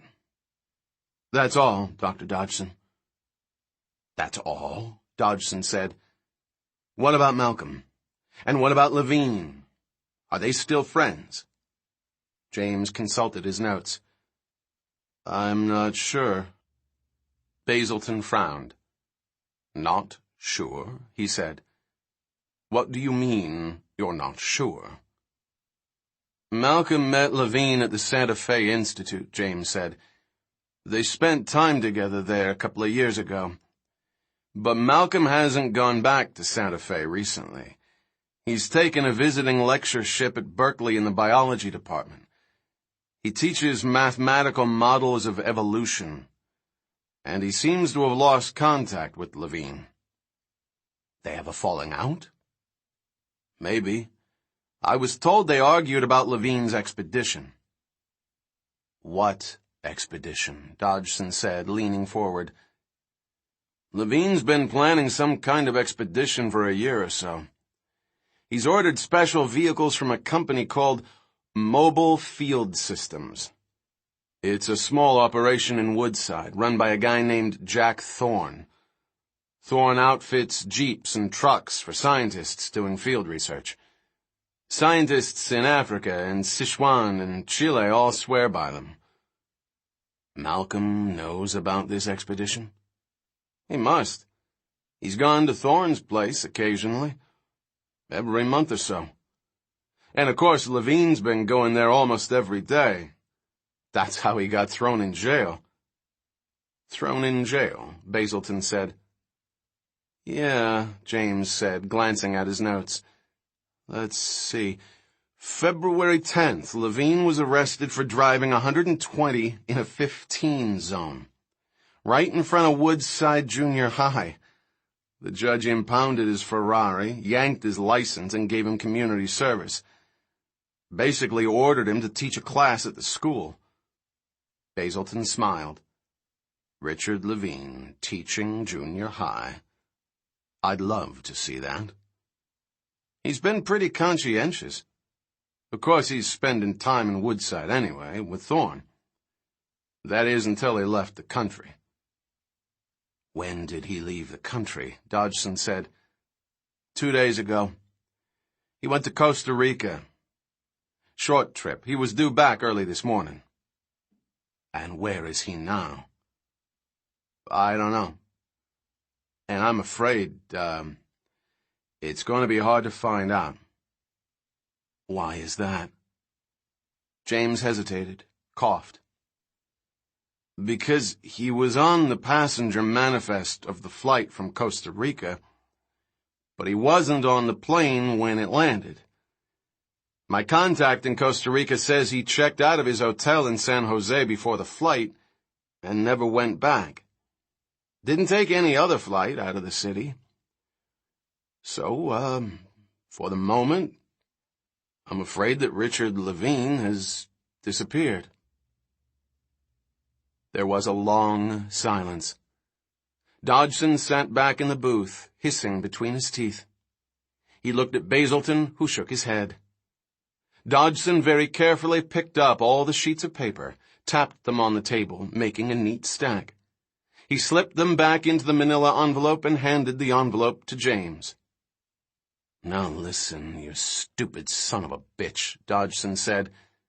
"There's only one thing I want from you now. It's very simple. Are you listening?" James swallowed. "I'm listening." Dodgson leaned across the table. "Find him," he said. Berkeley. In his cluttered office, Malcolm looked up from his desk as his assistant Beverly came into the room. She was followed by a man from DHL carrying a small box. "I'm sorry to disturb you, Dr. Malcolm, but you have to sign these forms. It's that sample from Costa Rica." Malcolm stood and walked around the desk. He didn't use his cane.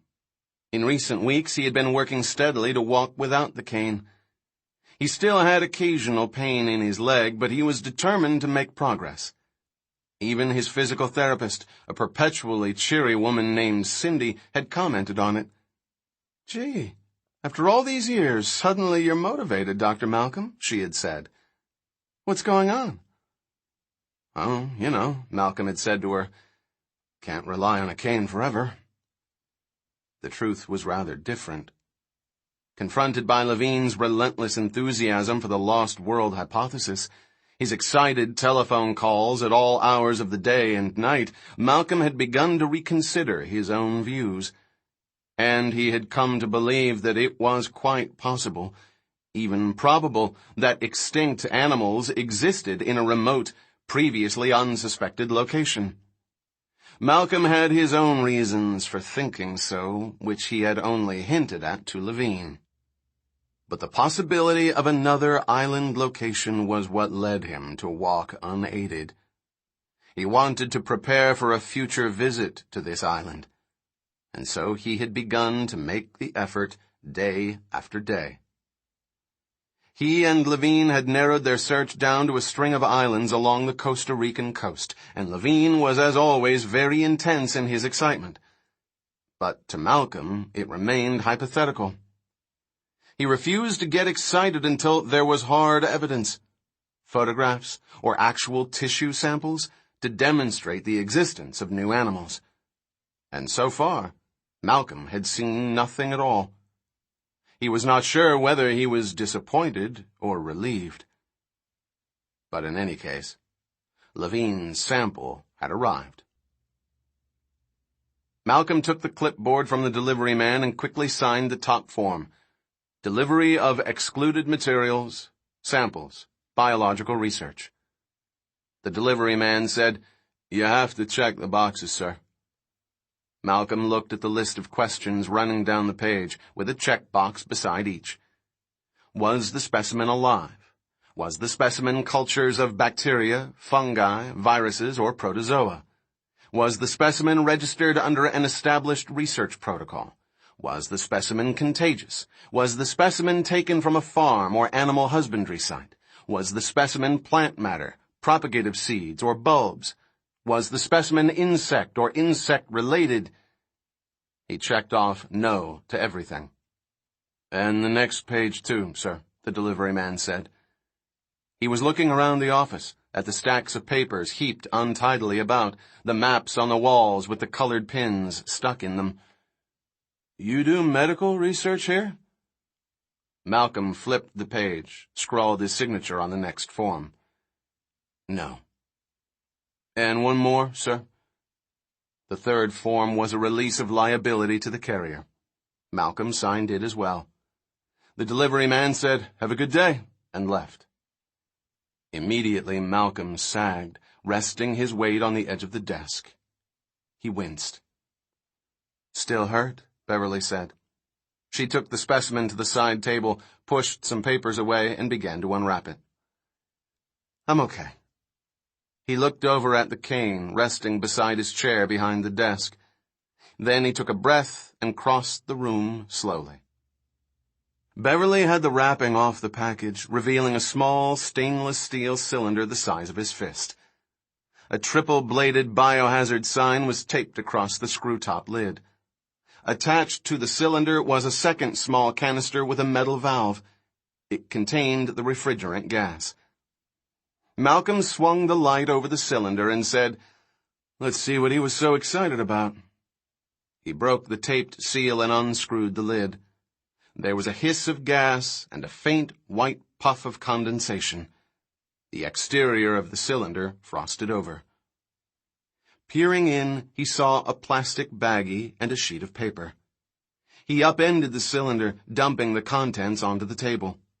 The baggie contained a ragged piece of greenish flesh about 2 inches square, with a small green plastic tag attached to it. He held it up to the light, examined it with a magnifying glass, then set it down again. He looked at the green skin, the pebbled texture. "Maybe," he thought. "Maybe." "Beverly," he said, "call Elizabeth Gelman over at the zoo. Tell her I have something I want her to look at. And tell her it's confidential." Beverly nodded and went out of the room to phone. Alone, Malcolm unrolled the strip of paper that had come with the sample. It was a piece of paper torn from a yellow legal pad. In block printing, it said, "I was right and you were wrong." Malcolm frowned. "That son of a bitch," he thought. "Beverly, after you call Elizabeth, get Richard Levine at his office. I need to talk to him right away." The Lost World. Richard Levine pressed his face to the warm rock cliff and paused to catch his breath. 500 feet below, the ocean surged, waves thundering brilliant white against the black rocks. The boat that had brought him was already heading east again, a small white speck on the horizon. It had to return, for there was no safe harbor anywhere on this desolate, inhospitable island. For now, they were on their own. Levine took a deep breath and looked down at Diego, 20 feet below him on the cliff face. Diego was burdened with the backpack that contained all their equipment, but he was young and strong. He smiled cheerfully and nodded his head upward. "Have courage. It is not far now, senor." "I hope so," Levine said. When he had examined the cliff through binoculars from the boat, this had seemed like a good place to make the ascent. But in fact, the cliff face was nearly vertical and incredibly dangerous because the volcanic rock was crumbling and friable. Levine raised his arms, fingers extending upward, reaching for the next handhold. He clung to the rock. Small pebbles broke free and his hand slipped down. He gripped again, then pulled himself upward. He was breathing hard, from exertion and fear. "Just 20 meters more, senor," Diego said encouragingly. "You can do it." "I'm sure I can," Levine muttered, considering the alternative. As he neared the top of the cliff, the wind blew harder, whistling in his ears, tugging at his clothes. It felt as if it was trying to suck him away from the rock. Looking up, he saw the dense foliage that grew right to the edge of the cliff face. Almost there, he thought. Almost. And then, with a final heave, he pushed himself over the top and collapsed, rolling in soft, wet ferns. Still gasping, he looked back and saw Diego come over lightly, easily. He squatted on the mossy grass and smiled. Levine turned away, staring at the huge ferns overhead, releasing the accumulated tension of the climb in long, shuddering breaths. His legs burned fiercely. But no matter. He was here. Finally. He looked at the jungle around him. It was primary forest, undisturbed by the hand of man. Exactly as the satellite images had shown. Levine had been forced to rely on satellite photographs because there were no maps available of private islands such as this one. This island existed as a kind of lost world, isolated in the midst of the Pacific Ocean. Levine listened to the sound of the wind, the rustle of the palm fronds that dripped water onto his face.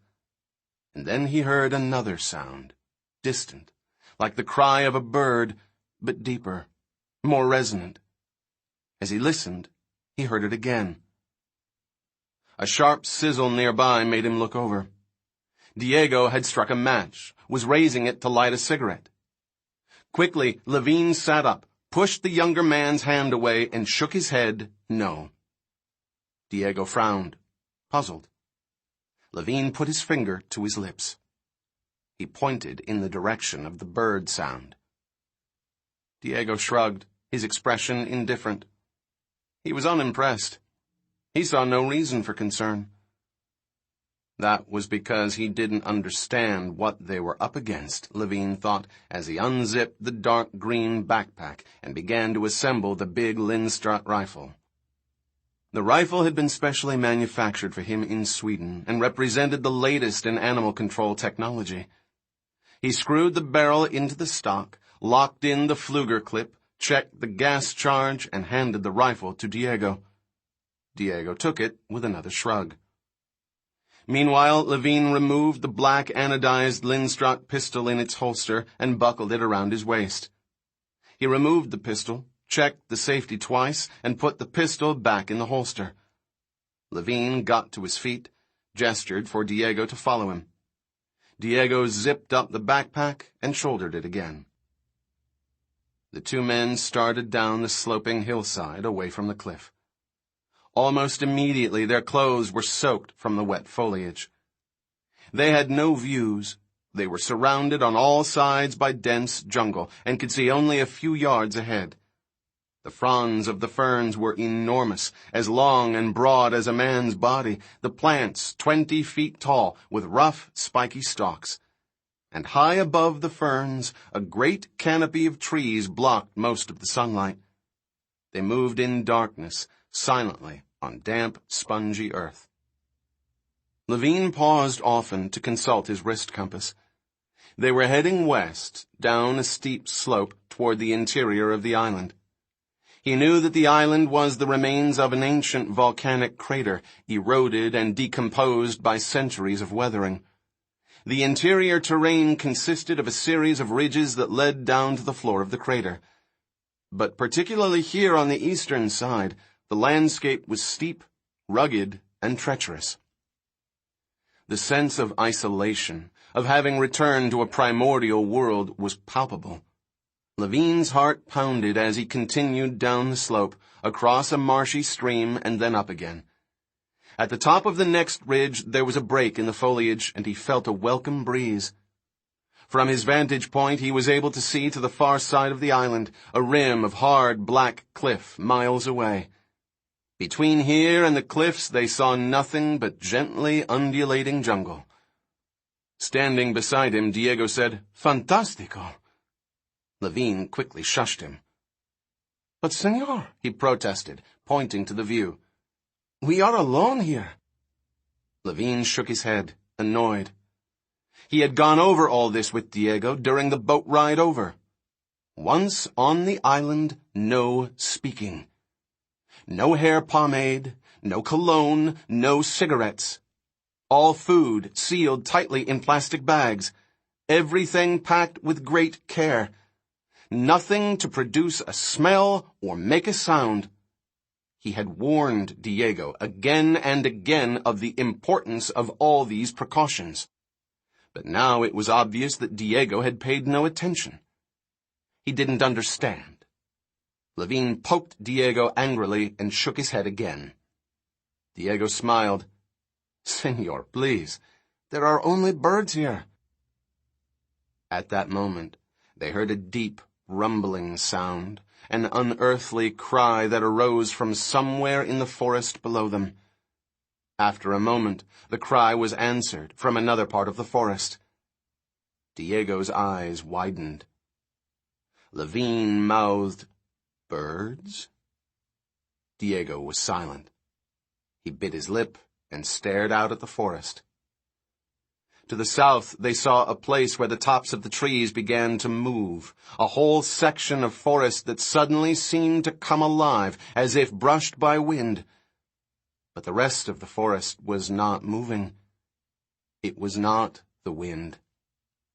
Diego crossed himself quickly. They heard more cries, lasting nearly a minute, and then silence descended again. Levine moved off the ridge and headed down the jungle slope, going deeper into the interior.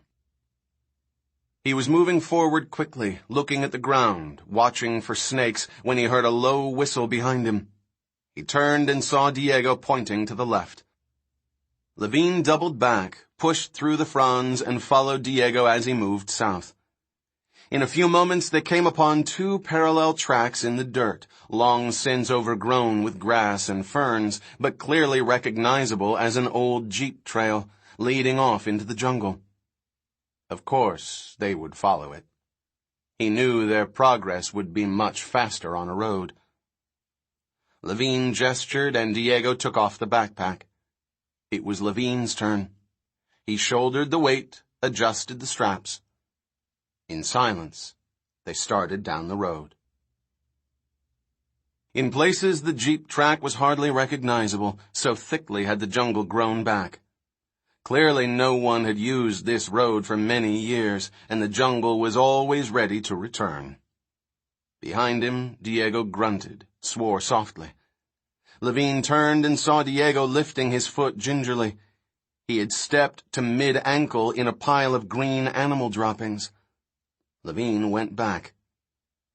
Diego scraped his boot clean on the stem of a fern. The droppings appeared to be composed of pale flecks of hay mixed with green. The material was light and crumbly, dried, old. There was no smell. Levine searched the ground carefully until he found the remainder of the original spoor. The droppings were well formed, 12 centimeters in diameter. Definitely left behind by some large herbivore. Diego was silent, but his eyes were wide. Levine shook his head, continued on. As long as they saw signs of herbivora, he wasn't going to worry. At least, not too much. Even so, his fingers touched the butt of his pistol, as if for reassurance. They came to a stream, muddy banks on both sides. Here, Levine paused. He saw clear three-toed footprints in the mud, some of them quite large. The palm of his own hand, fingers spread wide, fitted easily inside one of the prints, with room to spare. When he looked up, Diego was crossing himself again. He held the rifle in his other hand. They waded at the stream, listening to the gentle gurgle of the water. Something shiny glinted in the stream, catching his eye. He bent over and plucked it out. It was a piece of glass tubing, roughly the size of a pencil. One end was broken off. There were graduated markings along the side. He realized it was a pipette, of the kind used in laboratories everywhere in the world. Levine held it up to the light, turning it in his fingers. It was odd, he thought. A pipette like this implied... Levine turned and caught a glimpse of movement out of the corner of his eye. Something small and brown, scurrying across the mud of the riverbank. Something about the size of a rat. Diego grunted in surprise. Then it was gone, disappearing in foliage. Levine moved forward and crouched in the mud by the stream. He peered at the footprints left by the tiny animal. The footprints were three-toed, like the tracks of a bird. He saw more three-toed tracks, including some bigger ones which were several inches across. Levine had seen such prints before, in trackways such as the Purgatoire River in Colorado, where the ancient shoreline was now fossilized, the dinosaur tracks frozen in stone. But these prints were in fresh mud, and they had been made by living animals. Sitting on his haunches, Levine heard a soft squeak coming from somewhere to his right. Looking over, he saw the ferns moving slightly. He stayed very still, waiting. After a moment, a small animal peeked out from among the fronds. It appeared to be the size of a mouse. It had smooth, hairless skin and large eyes mounted high on its tiny head. It was greenish-brown in color, and it made a continuous, irritable squeaking sound at Levine, as if to drive him away. Levine stayed motionless, hardly daring to breathe. He recognized this creature, of course. It was a Musaurus, a tiny prosauropod from the late Triassic. Skeletal remains were found only in South America. It was one of the smallest dinosaurs known. A dinosaur, he thought.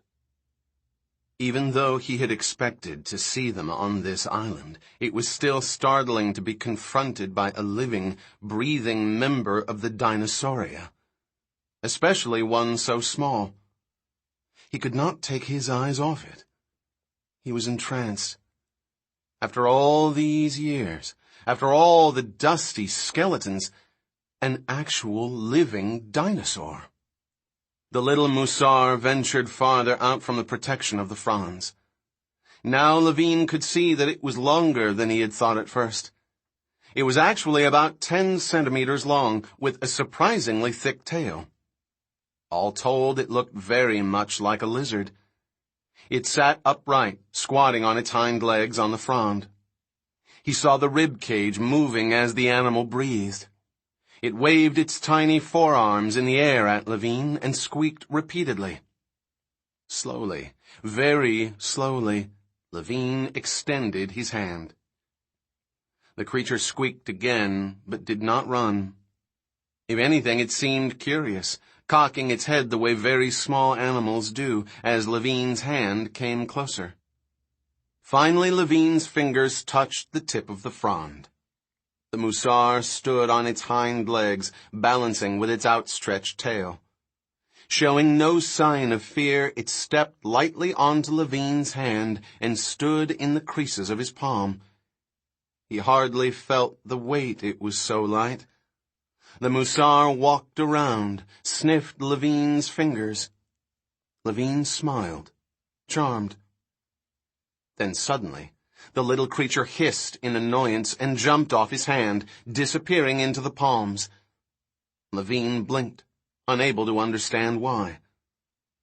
Then he smelled a foul odor and heard a heavy rustling in the bushes on the other side. There was a soft grunting sound. More rustling. For a brief moment, Levine remembered that carnivores in the wild hunted near stream beds, attacking animals when they were vulnerable, bending over to drink. But the recognition came too late. He heard a terrifying high-pitched cry, and when he turned, he saw that Diego was screaming as his body was hauled away into the bushes. Diego struggled. The bushes shook fiercely. Levine caught a glimpse of a single large foot, its middle toe bearing a short, curving claw. Then the foot pulled back. The bushes continued to shake. Suddenly, the forest erupted in frightening animal roars all around him. He glimpsed a large animal charging him. Richard Levine turned and fled, feeling the adrenaline surge of pure panic, not knowing where to go, knowing only that it was hopeless. He felt a heavy weight suddenly tear at his backpack, forcing him to his knees in the mud, and he realized in that moment that despite all his planning, despite all his clever deductions, things had gone terribly wrong, and he was about to die. School. When we consider mass extinction from a meteor impact, Richard Levine said, we must ask several questions. First, are there any impact craters on our planet larger than 19 miles in diameter, which is the smallest size necessary to cause a worldwide extinction event? And second, do any craters match in time a known extinction? It turns out there are 12 craters this large around the world, of which 5 coincide with known extinctions. Kelly Curtis yawned in the darkness of her 7th grade classroom. Sitting at her desk, she propped her chin on her elbows and tried to stay awake. She already knew this stuff. The TV set in front of the class showed a vast cornfield, seen in an aerial view, the curving outlines faintly visible. She recognized it as the crater in Manson. In the darkness, Dr. Levine's recorded voice said, "This is the crater in Manson, Iowa, dating from 65 million years ago, just when dinosaurs became extinct." But was this the meteor that killed the dinosaurs? No, Kelly thought, yawning. Probably the Yucatan Peninsula. Manson was too small. "We now think this crater is too small," Dr. Levine said aloud. "We believe it was too small by an order of magnitude, and the current candidate is the crater near Mérida in the Yucatan. It seems difficult to imagine, but the impact emptied the entire Gulf of Mexico, causing 2,000-foot-high tidal waves to wash over the land. It must have been incredible. But there are disputes about this crater, too, particularly concerning the meaning of the cenote ring structure and the differential death rates of phytoplankton in ocean deposits. That may sound complicated, but don't worry about it for now. We'll go into it in more detail next time. So, that's it for today." The lights came up. Their teacher, Mrs. Menzies, stepped to the front of the class and turned off the computer which had been running the display and the lecture. "Well," she said, "I'm glad Dr. Levine gave us this recording. He told me he might not be back in time for today's lecture, but he'll be with us again for sure when we return from spring break next week. Kelly, you and Arby are working for Dr. Levine, is that what he told you?"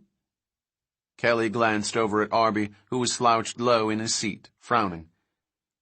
"Yes, Mrs. Menzies," Kelly said. "Good.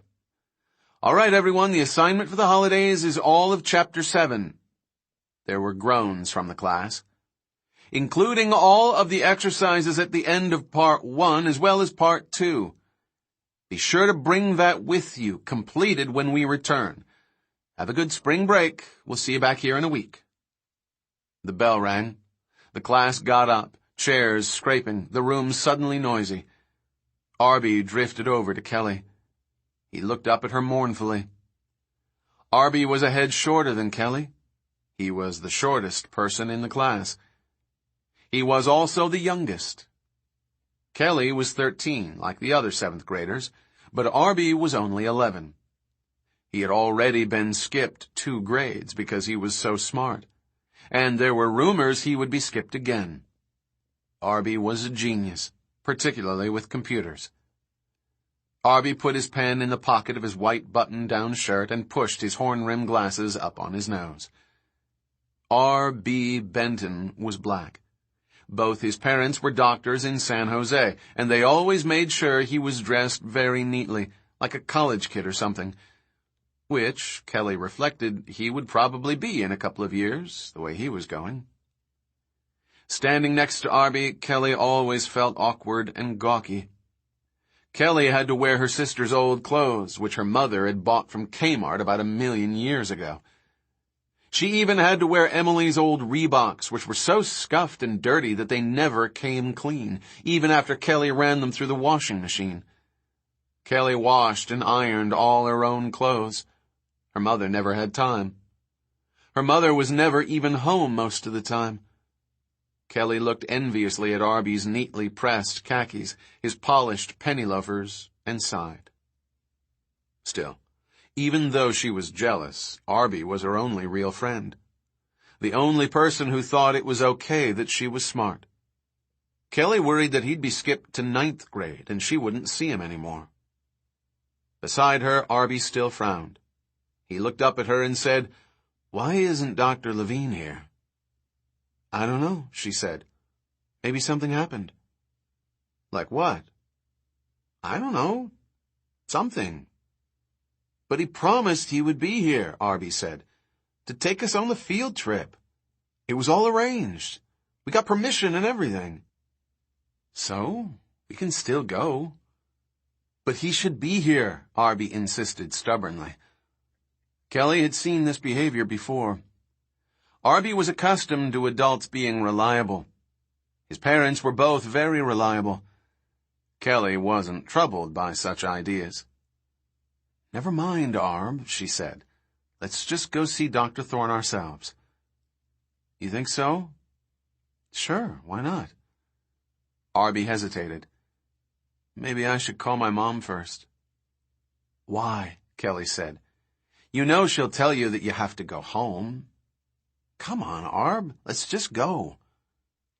He hesitated, still troubled. Arby might be smart, but any change in plan always bothered him. Kelly knew from experience he would grumble and argue if she pushed for them to go alone. She had to wait while he made up his own mind. "Okay," he said finally. "Let's go see Thorne." Kelly grinned. "Meet you in front," she said, "in 5 minutes." As she went down the stairs from the 2nd floor, the sing-song chant began again. "Kelly is a brainer, Kelly is a brainer." She held her head high. It was that stupid Allison Stone and her stupid friends, standing at the bottom of the stairs, taunting her.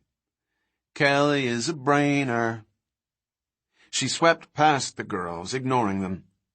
Nearby, she saw Miss Enders, the hall monitor, paying no attention as usual, even though Mr. Canosa, the assistant principal, had recently made a special homeroom announcement about teasing kids. Behind her, the girls called, "Kelly is a brainer. She's the queen of the screen, and it's gonna turn her green." They collapsed in laughter. Up ahead, she saw Arby waiting by the door, a bundle of gray cables in his hand. She hurried forward. When she got to him, he said, "Forget it. They're stupid jerk-offs." "Right.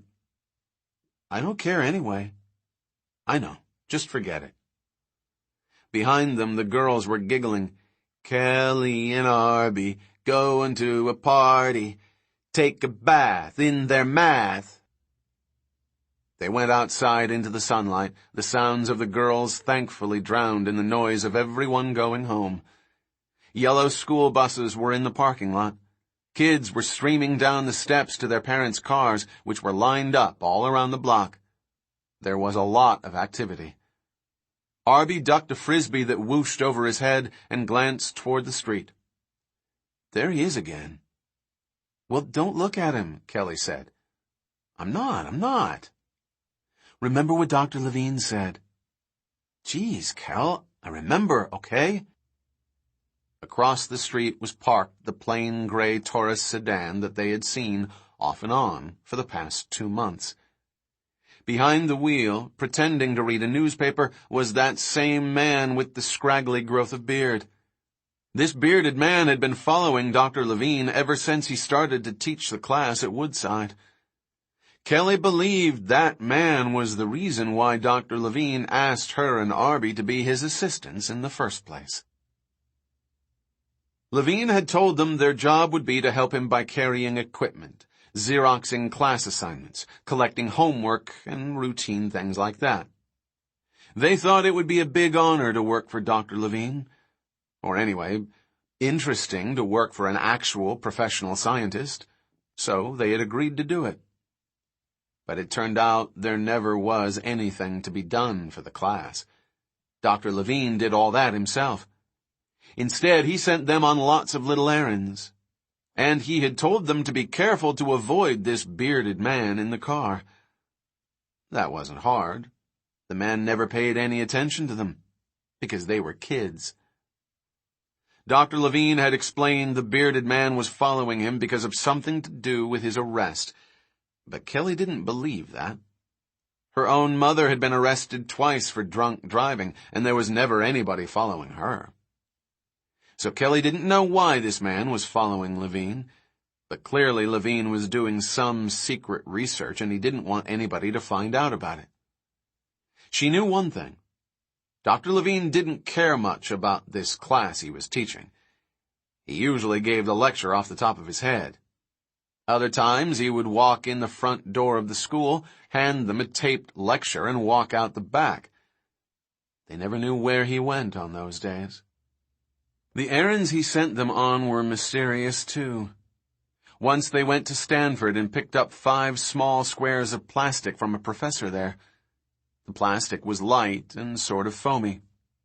Another time they went downtown to an electronics store and picked up a triangular device that the man behind the counter gave them very nervously, as if it might be illegal or something.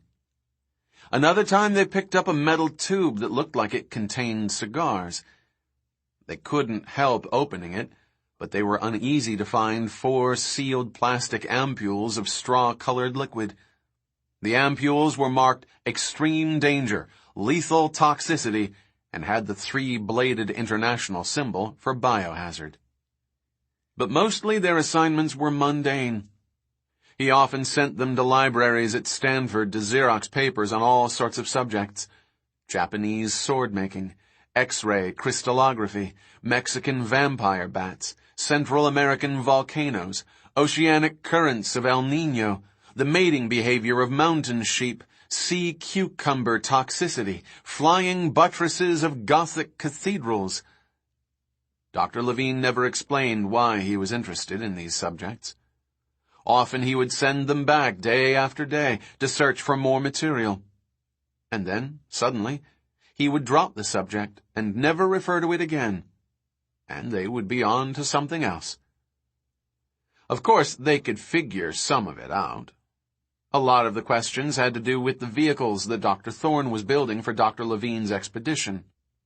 But most of the time, the subjects were completely mysterious. Occasionally, Kelly wondered what the bearded man would make of all this. She wondered whether he knew something they did not. But actually, the bearded man seemed kind of lazy. He never seemed to figure out that Kelly and Arby were doing errands for Dr. Levine. Right now, the bearded man glanced over at the entrance to the school, ignoring them. They walked to the end of the street and sat on the bench to wait for the bus. Tag. The baby snow leopard spit the bottle out and rolled over onto its back, paws in the air. It made a soft mewing sound. "She wants to be petted," Elizabeth Gelman said. Malcolm reached out his hand to stroke the belly. The cub spun around and sunk its tiny teeth into his fingers. Malcolm yelled. "She does that sometimes," Gelman said. "Georgia, bad girl. Is that any way to treat our distinguished visitor?" She reached out, took Malcolm's hand. "It didn't break the skin, but we should clean it anyway." They were in the White Research Laboratory of the San Francisco Zoo at 3 o'clock in the afternoon. Elizabeth Gelman, the youthful head of research, was supposed to report on her findings, but they had to delay for the afternoon feeding in the nursery. Malcolm had watched them feed a baby gorilla, which spit up like a human baby, and a koala, and then the very cute snow leopard cub. "Sorry about that," Gelman said. She took him to a side basin and soaped his hand. "But I thought it was better that you come here now, when the regular staff is all at the weekly conference." "Why is that?" "Because there's a lot of interest in the material you gave us, Ian." "A lot." She dried his hand with a towel, inspected it again. "I think you'll survive." "What have you found?" Malcolm said to her. "You have to admit, it is very provocative." "By the way, is it from Costa Rica?" Keeping his voice neutral, Malcolm said, "Why do you say that?" "Because there are all these rumors about unknown animals showing up in Costa Rica. And this is definitely an unknown animal, Ian. She led him out of the nursery and into a small conference room. He dropped into a chair, resting his cane on the table. She lowered the lights and clicked on a slide projector. Okay. Here's a close-up of your original material before we began our examination. As you see, it consists of a fragment of animal tissue in a state of very advanced necrosis. The tissue measures 4 centimeters by 6 centimeters. Attached to it is a green plastic tag measuring 2 centimeters square. Tissue cut by a knife, but not a very sharp one. Malcolm nodded. What did you use, Ian? Your pocket knife? Something like that. All right. Let's deal with the tissue sample first. The slide changed. Malcolm saw a microscopic view. This is a gross histologic section through the superficial epidermis. Those patchy, ragged gaps are where the post-mortem necrotic change has eroded the skin surface. But what is interesting is the arrangement of epidermal cells. You'll notice the density of chromatophores, or pigment-bearing cells. In the cut section, you see the difference between melanophores here and allophores here. The overall pattern is suggestive of a lacerta, or amblyrhynchus. You mean a lizard? Malcolm said. Yes, she said. It looks like a lizard, though the picture is not entirely consistent. She tapped the left side of the screen. You see this one cell here, which has this slight rim in section? We believe that's muscle. The chromatophore could open and close, meaning that this animal could change color like a chameleon. And over here, you see this large oval shape with a pale center? That's the pore of a femoral scent gland. There is a waxy substance in the center, which we are still analyzing. But our presumption is that this animal was male, since only male lizards have femoral glands. I see, Malcolm said. She changed the slide. Malcolm saw what looked like a close-up of a sponge. Going deeper. Here we see the structure of the subcutaneous layers, highly distorted because of gas bubbles from the Clostridia infection that bloated the animal. But you can get a sense of the vessels.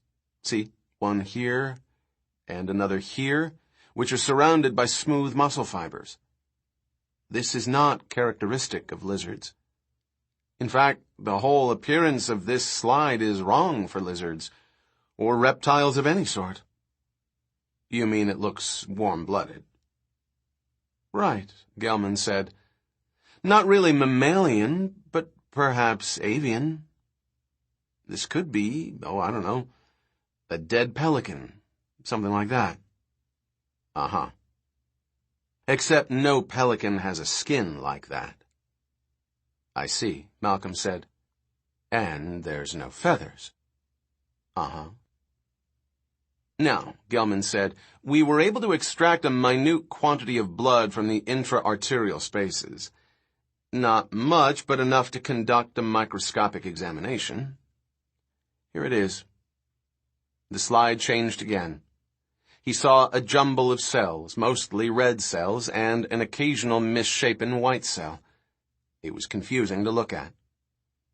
This isn't my area, Elizabeth, he said. Well, I'll just give you the highlights, she said. First of all, nucleated red cells. That's characteristic of birds, not mammals. Second, rather atypical hemoglobin, differing in several base pairs from other lizards. Third, aberrant white cell structure. We don't have enough material to make a determination, but we suspect this animal has a highly unusual immune system. Whatever that means, Malcolm said with a shrug. We don't know, and the sample doesn't give us enough to find out. By the way, can you get more? I might be able to, he said. Where? From Site B? Malcolm looked puzzled. Site B? Well, that's what's embossed on the tag. She changed the slide. I must say, Ian, this tag is very interesting. Here at the zoo, we tag animals all the time, and we're familiar with all the ordinary commercial brands sold around the world. Nobody's seen this tag before. Here it is, magnified 10 times. The actual object is roughly the size of your thumbnail. Uniform plastic outer surface attaches to the animal by a Teflon-coated stainless steel clip on the other side.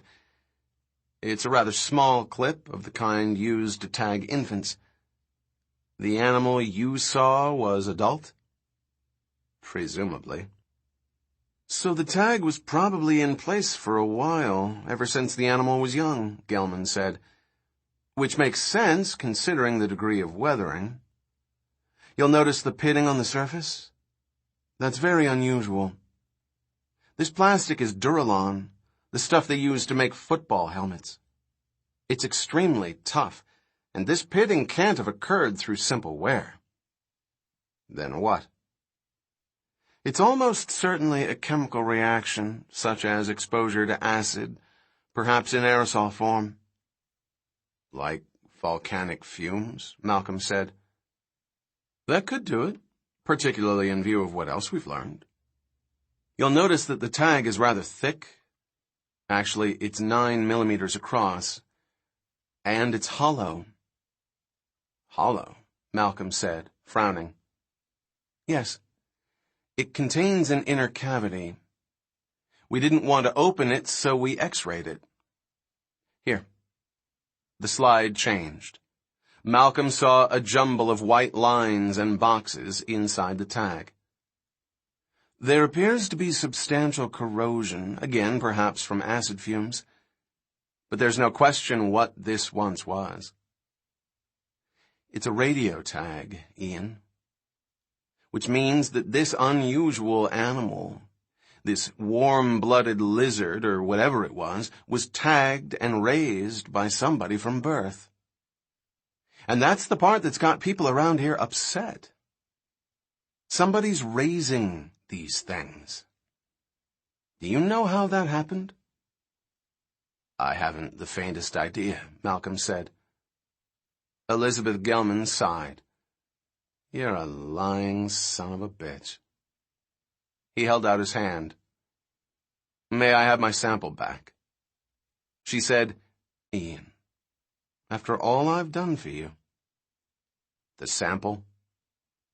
I think you owe me an explanation.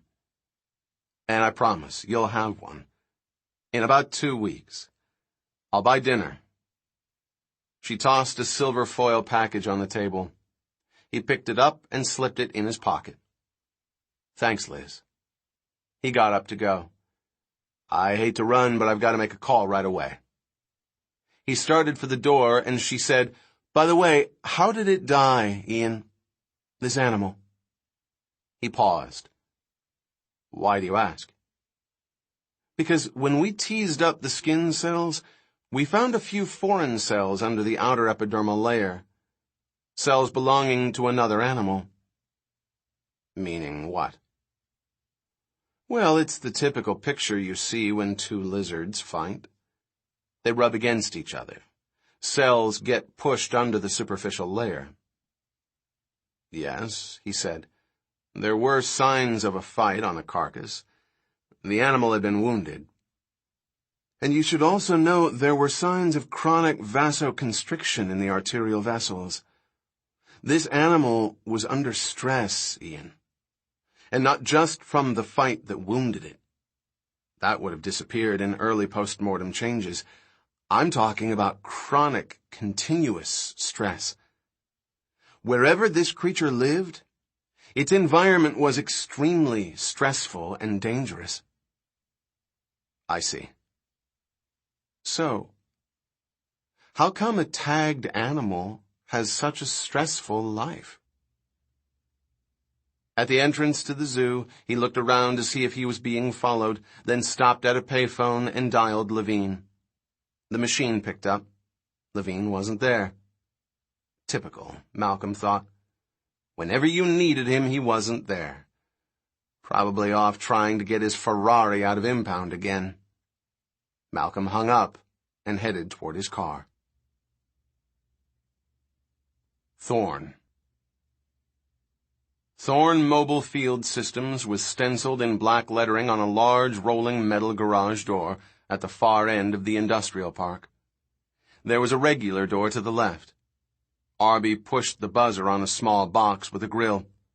A gruff voice said, "Go away." "It's us, Dr. Thorn.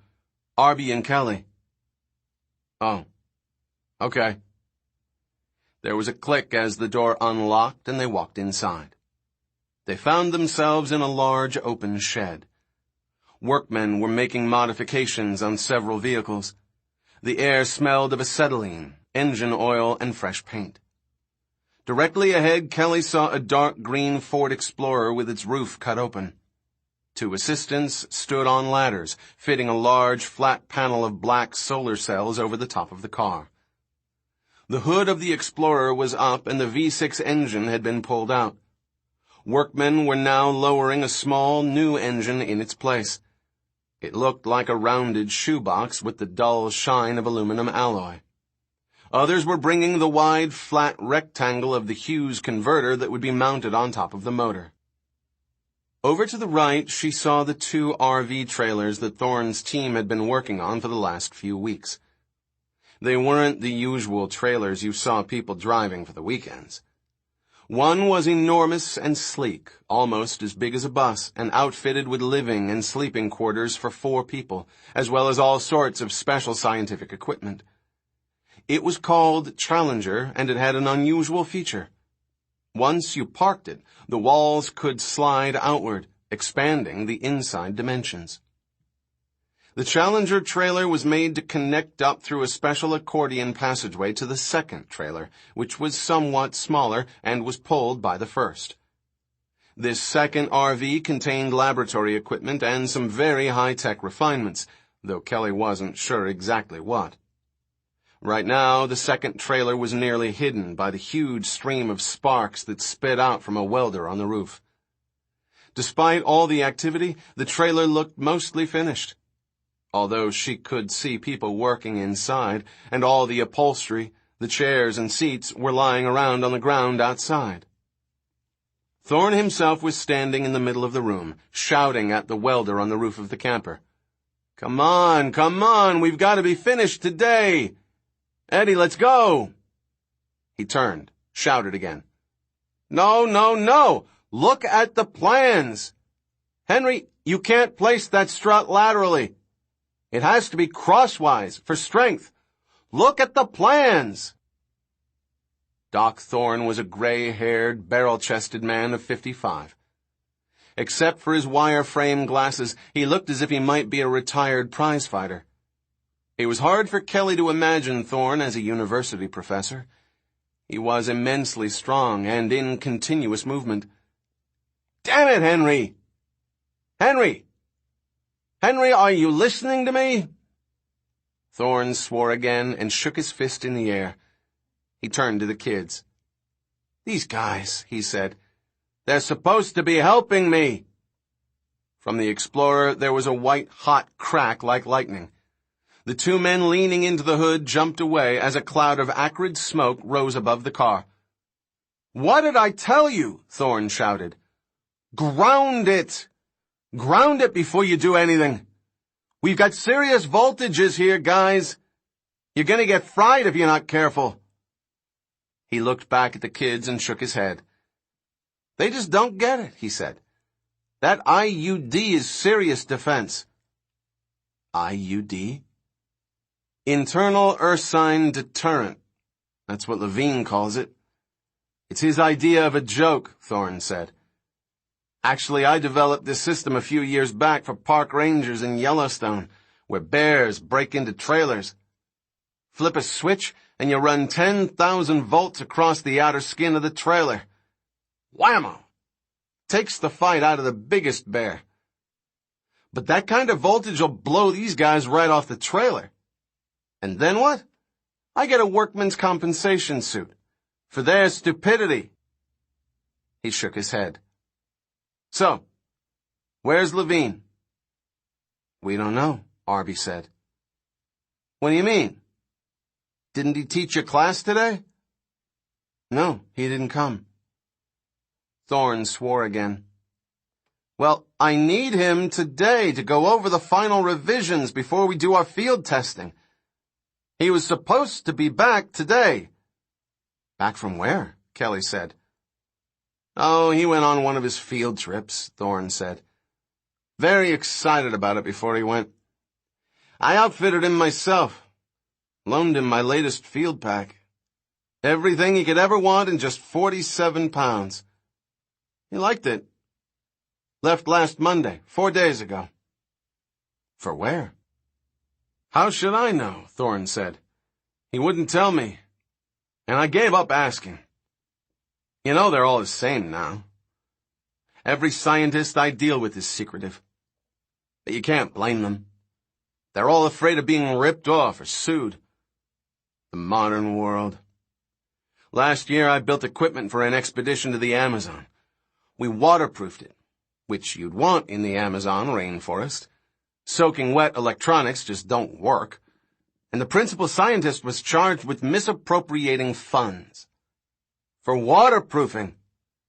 Some university bureaucrat said it was an unnecessary expense. I'm telling you, it's insane. Just insane. Henry, did you hear anything I said to you? Put it crosswise. Thorne strode across the room, waving his arms. The kids followed behind him. But now, look at this, Thorne said. For months we've been modifying his field vehicles, and finally we're ready. He wants them light, I build them light. He wants them strong, I build them strong. Light and strong both, why not? It's just impossible what he's asking for. But with enough titanium and honeycarbon composite, we're doing it anyway. He wants it off petroleum base and off the grid, and we do that too. So finally he's got what he wanted, an immensely strong portable laboratory to go where there's no gasoline and no electricity. And now that it's finished, I can't believe it. He really didn't show up for your class? No, Kelly said. So he's disappeared, Thorne said. Wonderful. Perfect. What about our field test?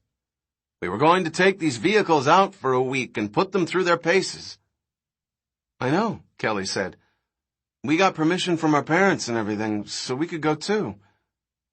And now, he's not here, Thorne fumed. I suppose I should have expected it. These rich kids, they do whatever they want. A guy like Levine gives spoiled a bad name.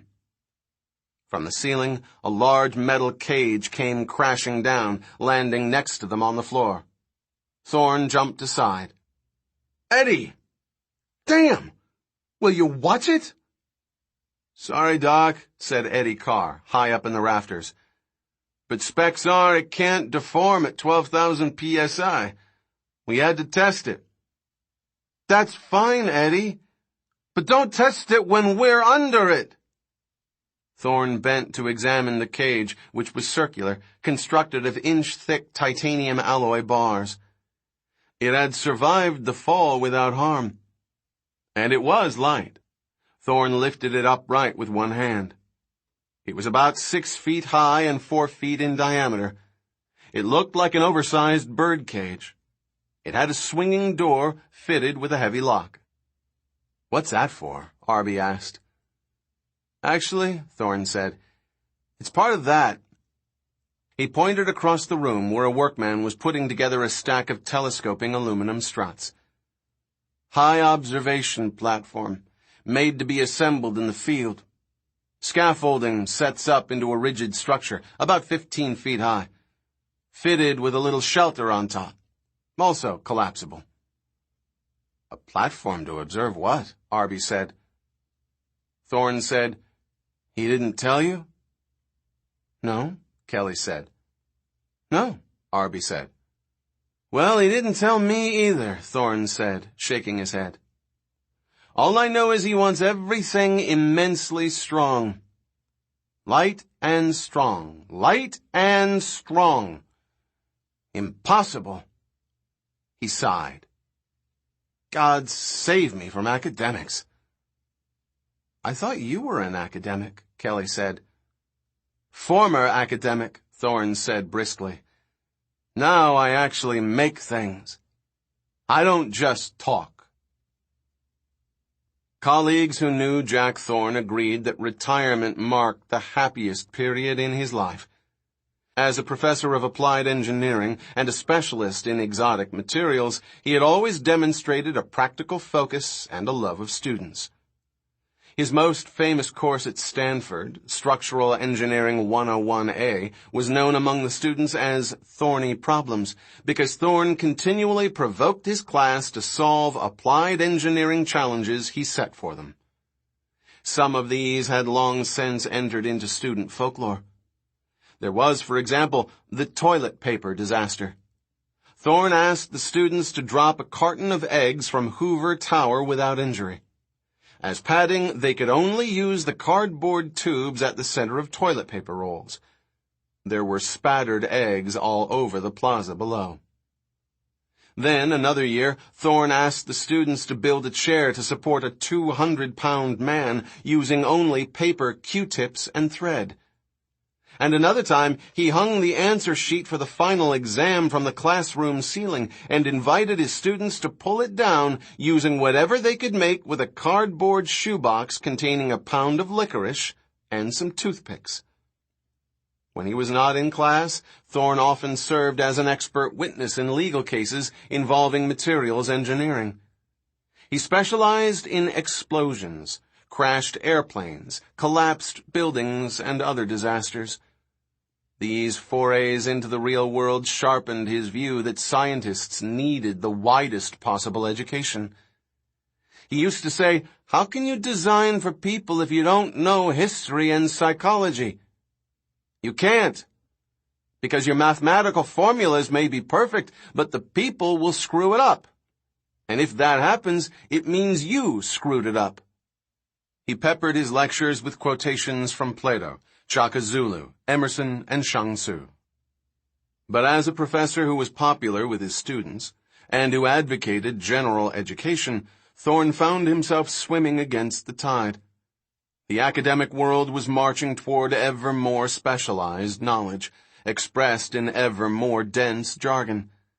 In this climate, being liked by your students was a sign of shallowness, and interest in real-world problems was proof of intellectual poverty and a distressing indifference to theory. But in the end, it was his fondness for Shang Tzu that pushed him out the door. In a departmental meeting, one of his colleagues got up and announced that some mythical Chinese bullshitter means fuck all for engineering. Thorne took early retirement a month later, and soon after started his own company.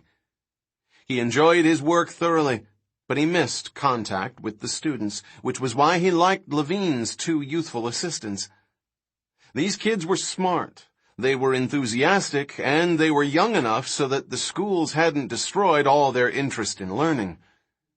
They could still actually use their brains, which in Thorne's view was a sure sign they hadn't yet completed a formal education. "Jerry!" Thorne bellowed to one of the welders on the RVs. "Balance the struts on both sides. Remember the crash tests." Thorne pointed to a video monitor set on the floor, which showed a computer image of the RV crashing into a barrier. First it crashed end-on, then it crashed sideways, then it rolled and crashed again. Each time the vehicle survived with very little damage. The computer program had been developed by the auto companies and then discarded. Thorne acquired it and modified it. Of course the auto companies discarded it. It's a good idea. Don't want any good ideas coming out of a big company. Might lead to a good product. He sighed. Using this computer, we've crashed these vehicles 10,000 times. Designing, crashing, modifying, crashing again. No theories, just actual testing. The way it ought to be. Thorne's dislike of theory was legendary. In his view, a theory was nothing more than a substitute for experience put forth by someone who didn't know what he was talking about. And now look. Jerry? Jerry! Why'd we do all these simulations if you guys aren't gonna follow the plans? Is everybody brain dead around here? Sorry, Doc. Don't be sorry. Be right. Well, we're massively overbuilt anyway. Oh? Is that your decision? You're the designer now? Just follow the plans. Arby trotted alongside Thorne. I'm worried about Dr. Levine, he said. Really? I'm not. But he's always been reliable and very well organized. That's true, Thorne said. He's also completely impulsive and does whatever he feels like. Maybe so, Arby said, but I don't think he'd be missing without a good reason. I'm afraid he might be in trouble. Only last week he had us go with him to visit Professor Malcolm in Berkeley, who had this map of the world in his office, and it showed— Malcolm, Thorne snorted. Spare me. Peas in a pod, those two. Each more impractical than the other. But I'd better get hold of Levine now. He turned on his heel and walked toward his office. Arby said, You going to use the sat phone? Thorne paused. The what? The sat phone, Arby said. Didn't Dr. Levine take a sat phone with him? How could he? Thorne said. You know, the smallest satellite phones are the size of a suitcase. Yeah, but they don't have to be, Arby said. You could have made one very small. Could I? How? Despite himself, Thorne was amused by this kid. You had to like him. With that VLSI comm board that we picked up, Arby said. The triangular one. It had 2 Motorola BSN-23 chip arrays, and they're restricted technology developed for the CIA because they allow you to make a— Hey, Thorne said, interrupting him. Where did you learn all this? I've warned you about hacking systems. Don't worry, I'm careful, Arby said. But it's true about the comm board, isn't it? You could use it to make a 1-pound sat phone. So? Did you? Thorne stared at him for a long time. Maybe, he said finally. What of it? Arby grinned. Cool, he said. Thorne's small office was located in a corner of the shed. Inside, the walls were plastered with blueprints, order forms on clipboards, and 3-dimensional cutaway computer drawings. Electronic components, equipment catalogs, and stacks of faxes were scattered across his desk. Thorne rummaged through them and finally came up with a small gray handheld telephone. Here we are. He held it up for Arby to see. Pretty good, huh? Designed it myself. Kelly said, It looks just like a cellular phone. Yes, but it's not. A cellular phone uses a grid in place. A satellite phone links directly to communication satellites in space. With one of these, I can talk anywhere in the world. He dialed swiftly. Used to be they needed a 3-foot dish. Then it was a 1-foot dish. Now, no dish at all, just the handset. Not bad if I say so myself. Let's see if he's answering. He pushed the speakerphone. They heard the call dial through, hissing static. Knowing Richard, Thorne said, he probably just missed his plane or forgot that he was supposed to be back here today for final approvals. And we're pretty much finished here. When you see we're down to the exterior struts and the upholstery, the fact is we're done. He's going to hold us up. It's very inconsiderate of him. The phone rang, repeated electronic beeps. If I can't get through to him, I'll try Sarah Harding. Sarah Harding? Kelly asked, looking up. Arby said, Who's Sarah Harding? Only the most famous young animal behaviorist in the world, Arb.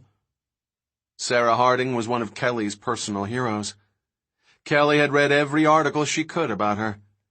Sarah Harding had been a poor scholarship student at the University of Chicago, but now, at 33, she was an assistant professor at Princeton. She was beautiful and independent, a rebel who went her own way. She had chosen the life of a scientist in the field, living alone in Africa, where she studied lions and hyenas. She was famously tough. Once, when her Land Rover broke down, she walked 20 miles across the savannah all by herself, driving away lions by throwing rocks at them. In photographs, Sarah was usually posed in shorts and a khaki shirt, with binoculars around her neck next to a Land Rover. With her short, dark hair and her strong, muscular body, she looked rugged but glamorous at the same time. At least, that was how she appeared to Kelly, who always studied the pictures intently, taking in every detail. "Never heard of her," Arby said. Thorne said, "Spending too much time with computers, Arby?" Arby said, "No." Kelly saw Arby's shoulders hunch, and he sort of withdrew into himself, the way he always did when he felt criticized. Sulky, he said, "Animal behaviorist?" "That's right," Thorne said. "I know Levine's talked to her several times in the last few weeks.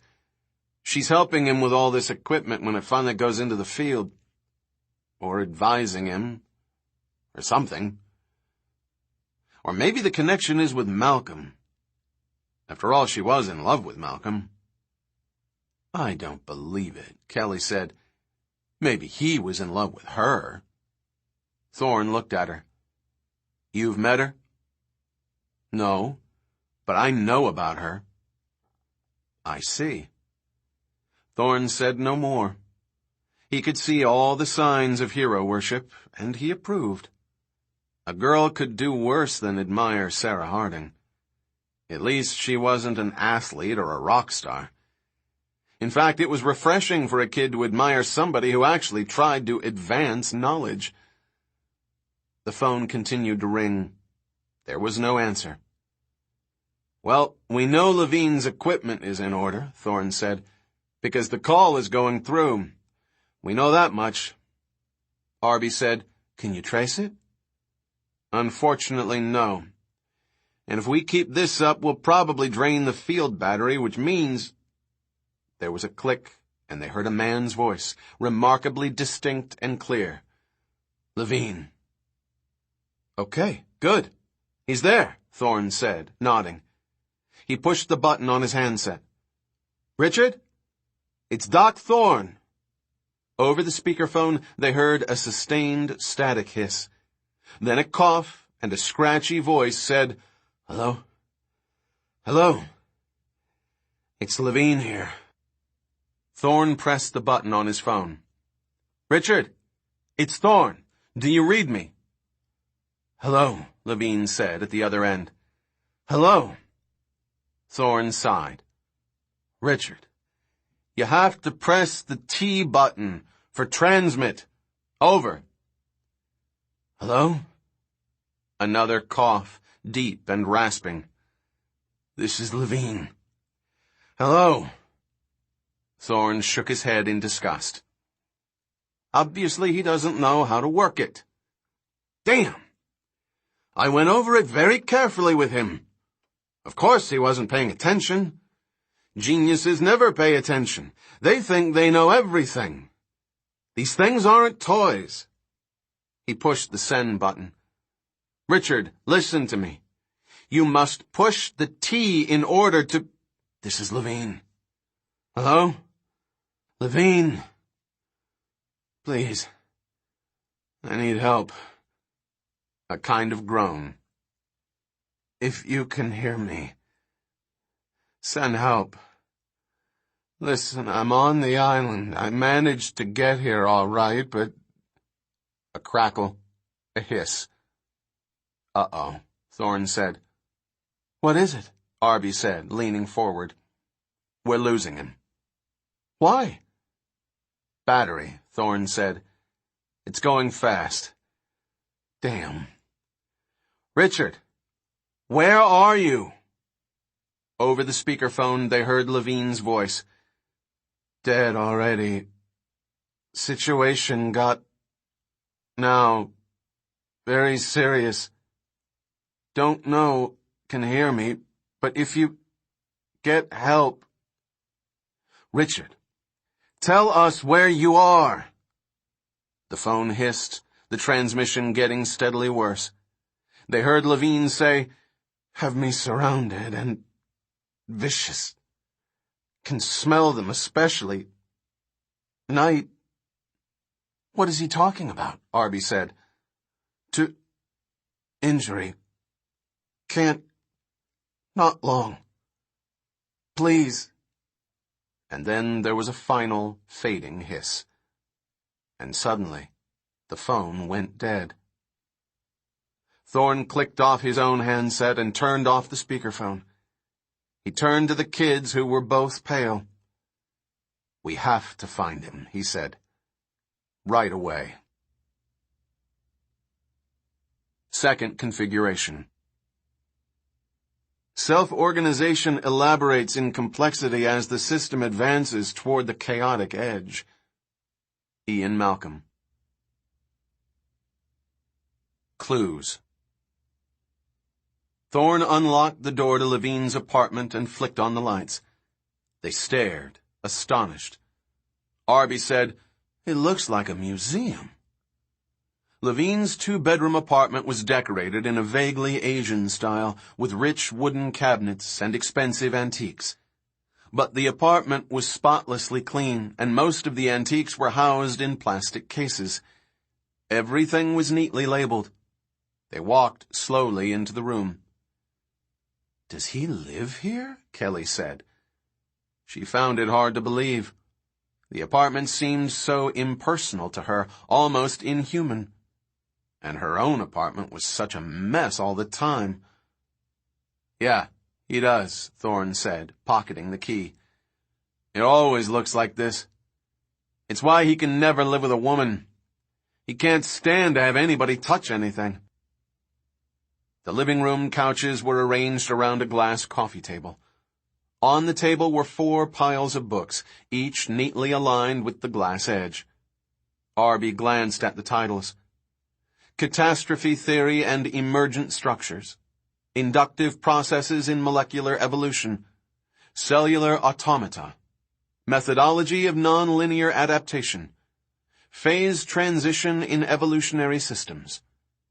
There were also some older books with titles in German. Kelly sniffed the air. "Something cooking?" "I don't know," Thorne said. He went into the dining room. Along the wall he saw a hot plate with a row of covered dishes. They saw a polished wood dining table with a place set for one, silver and cut glass. Soup steamed from a bowl. Thorne walked over and picked up a sheet of paper on the table and read, "Lobster bisque, baby organic greens, seared ahi tuna." A yellow post-it was attached.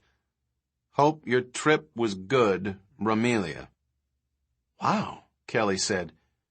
"You mean somebody makes dinner for him every day?" "I guess," Thorne said.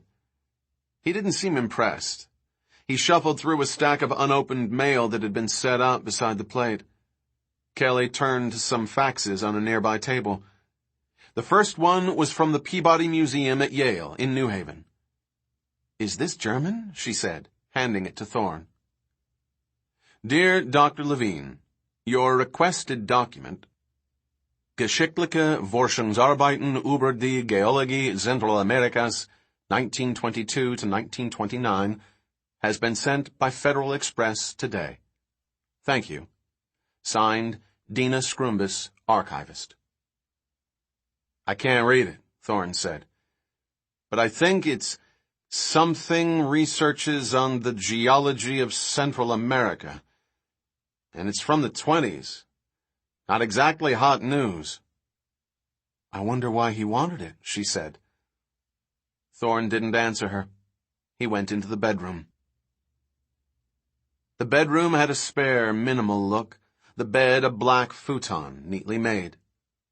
Thorne opened the closet doors and saw racks of clothing, everything pressed, neatly spaced, much of it in plastic. He opened the top dresser drawer and saw socks folded, arranged by color. "I don't know how he can live like this," Kelly said. "Nothing to it," Thorne said. "All you need is servants." He opened the other drawers quickly, one after another.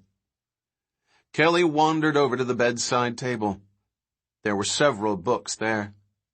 The one on top was very small and yellowing with age. It was in German. The title was Die Fünf Todesarten. She flipped through it, saw colored pictures of what looked like Aztecs in colorful costumes. It was almost like an illustrated children's book, she thought. Underneath were books and journal articles with the dark red cover of the Santa Fe Institute. Genetic algorithms and heuristic networks. Geology of Central America. Tessellation automata of arbitrary dimension. The 1989 annual report of the InGen Corporation. And next to the telephone, she noticed a sheet of hastily scribbled notes. She recognized the precise handwriting as Levine's. It said, Site B, Volcanische. Tacaño? Nublar? 1 of 5 deaths? In mountains? No. Maybe Gutierrez. Careful. Kelly said, "What's Site B? He has notes about it." Thorne came over to look.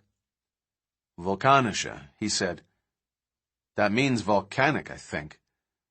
And Tacaño and Nublar, they sound like place names. If they are, we can check that on an atlas." "And what's this about 1 of 5 deaths?" Kelly said. "Damned if I know," he said. They were staring at the paper when Arby walked into the bedroom and said, "What's Site B?" Thorne looked up. "Why?" "You better see his office," Arby said. Levine had turned the second bedroom into an office. It was, like the rest of the apartment, admirably neat. There was a desk with papers laid out in tidy stacks alongside a computer covered in plastic. But behind the desk there was a large corkboard that covered most of the wall. And on this board, Levine had tacked up maps, charts, newspaper clippings, Landsat images, and aerial photographs. At the top of the board was a large sign that said, Site B. Alongside that was a blurred, curling snapshot of a bespectacled Chinese man in a white lab coat, standing in the jungle beside a wooden sign that said, Site B. His coat was unbuttoned, and he was wearing a T-shirt with lettering on it. Alongside the photo was a large blow-up of the T-shirt, as seen in the original photograph.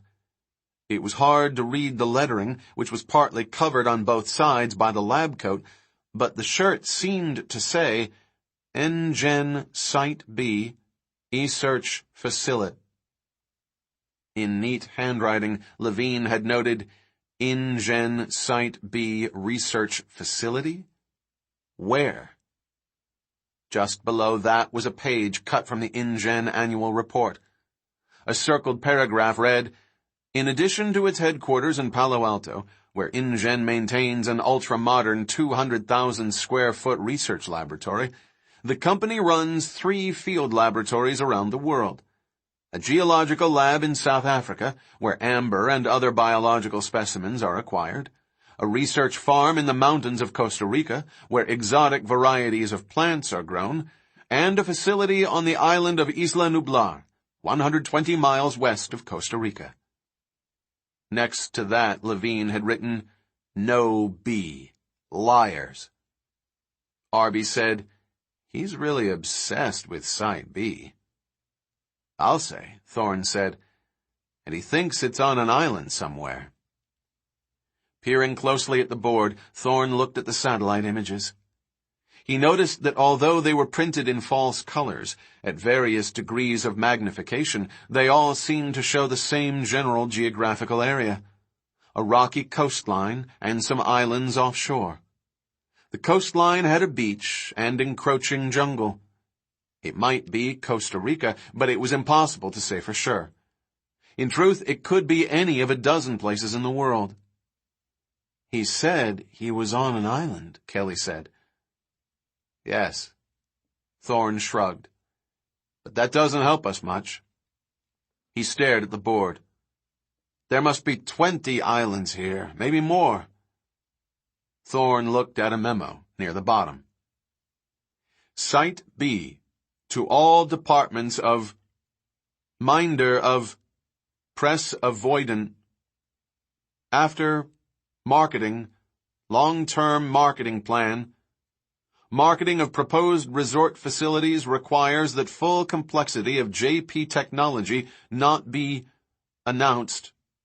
Mr. Hammond wishes to remind all departments that production facility will not be subject of any press release at any time. Production manufacturing facility cannot be reference to production island Isla S in-house reference only. Strict press guidelines. This is weird, he said. What do you make of this? Arby came over and looked at it thoughtfully. All these missing letters and garbage, Thorne said. Does it make any sense to you? Yes, Arby said. He snapped his fingers and went directly to Levine's desk. There he pulled the plastic cover off the computer and said, I thought so. The computer on Levine's desk was not the modern machine that Thorne would have expected. This computer was several years old, large and bulky, its cover scratched in many places. It had a black stripe on the box that said Design Associates Incorporated. And lower down, right by the power switch, a shiny little metal tag that said Property International Genetics Technology Incorporated, Palo Alto, California. What's this? Thorne said. Levine has an InGen computer? Yes, Arby said. He sent us to buy it last week. They were selling off computer equipment. And he sent you? Thorne said. Yeah, me and Kelly. He didn't want to go himself. He's afraid of being followed. But this thing's a CAD-CAM machine, and it must be 5 years old, Thorne said. CAD-CAM computers were used by architects, graphic artists, and mechanical engineers. Why would Levine want it? He never told us, Arby said, flipping on the power switch. But I know now. Yes? That memo, Arby said, nodding to the wall. You know why it looks that way? It's a recovered computer file.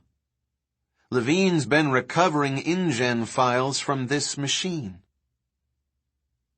As Arby explained it, all the computers that InGen sold that day had had their hard drives reformatted to destroy any sensitive data on the disks. But the CAD-CAM machines were an exception. These machines all had special software installed by the manufacturer. The software was keyed to individual machines, using individual code references. That made these computers awkward to reformat because the software would have to be reinstalled individually, taking hours. So they didn't do it, Thorne said. Right, Arby said. They just erased the directory and sold them. And that means the original files are still on the disk. Right. The monitor glowed. The screen said, Total recovered files, 2,387. Jeez, Arby said. He leaned forward, staring intently, fingers poised over the keys. He pushed the directory button, and row after row of file names scrolled down. Thousands of files in all. Thorne said, How are you going to— Give me a minute here, Arby said, interrupting him. Then he began to type rapidly. Okay, Arb, Thorne said. He was amused by the imperious way Arby behaved whenever he was working with a computer. He seemed to forget how young he was. His usual diffidence and timidity vanished. The electronic world was really his element, and he knew he was good at it. Thorne said, Any help you can give us will be— Doc, Arby said. Come on. Go and, I don't know, help Kelly or something. And he turned away and typed. Raptor. The velociraptor was 6 feet tall and dark green. Poised to attack, it hissed loudly, its muscular neck thrust forward, jaws wide. Tim, one of the modelers, said, "What do you think, Dr. Malcolm?" "No menace," Malcolm said, walking by. He was in the back wing of the biology department on his way to his office. "No menace," Tim said. "They never stand like this, flat-footed on 2 feet. Give 'em a book." He grabbed a notebook from a desk and placed it in the forearms of the animal. "And he might be singing a Christmas carol." "Gee," Tim said, "I didn't think it was that bad." "Bad?" Malcolm said.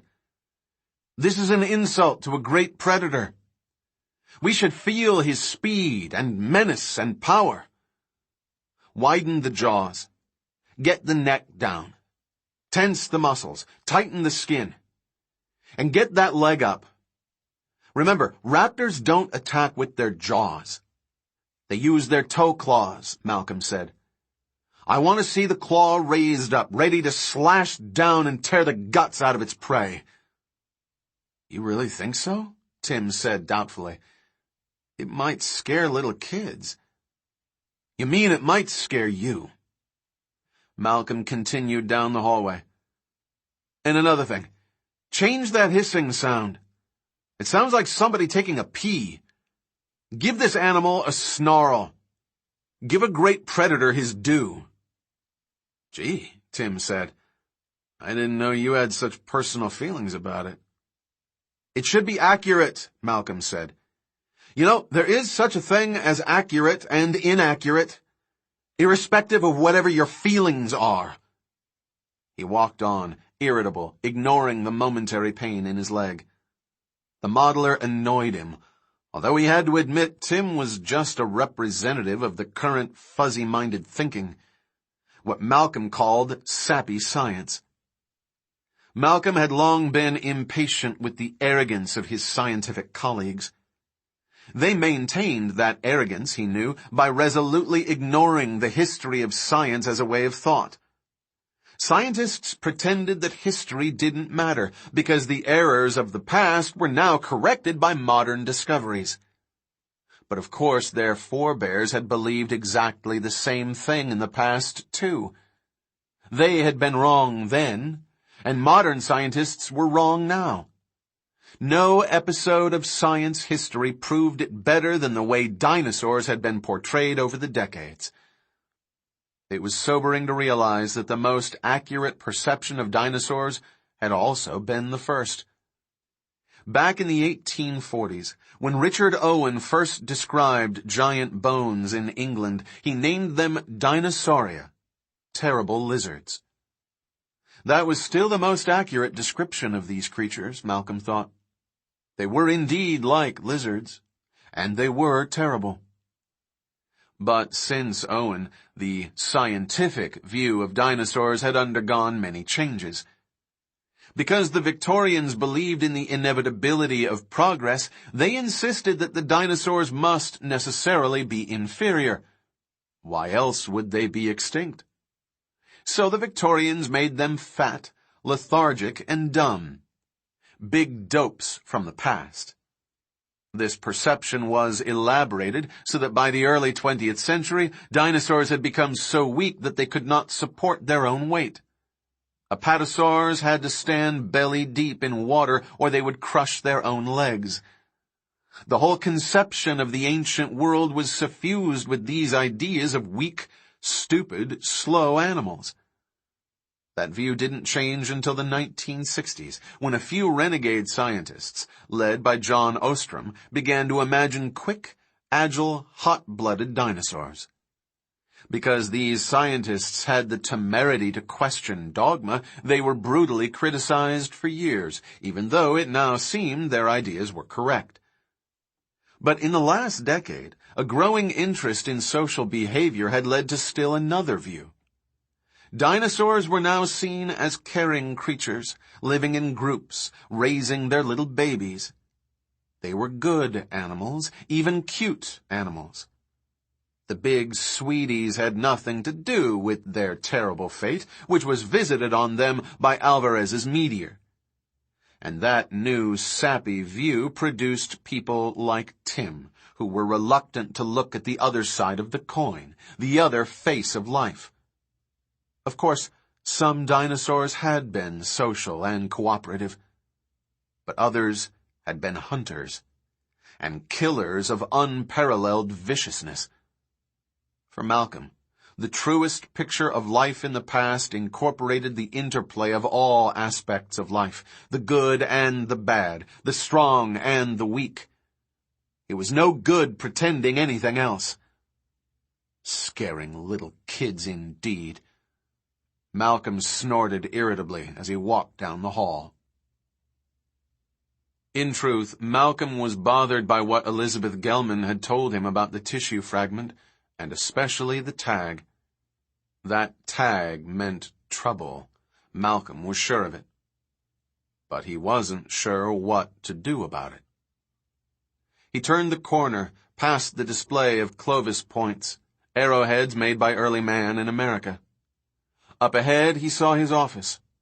Beverly, his assistant, was standing behind her desk, tidying papers, getting ready to go home. She handed him his faxes and said, "I've left word for Dr. Levine at his office, but he hasn't called back. They don't seem to know where he is." "For a change," Malcolm said, sighing. It was so difficult working with Levine.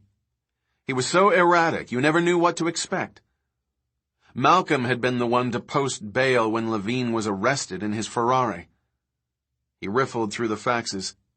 Conference dates, requests for reprints. Nothing interesting. "Okay. Thanks, Beverly." "Oh, and the photographers came. They finished about an hour ago."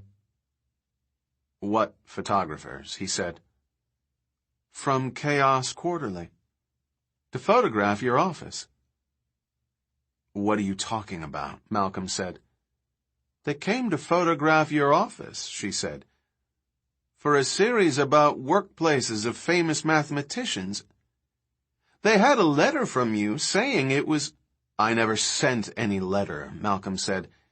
"And I've never heard of Chaos Quarterly." He went into his office and looked around. Beverly hurried in after him, her face worried.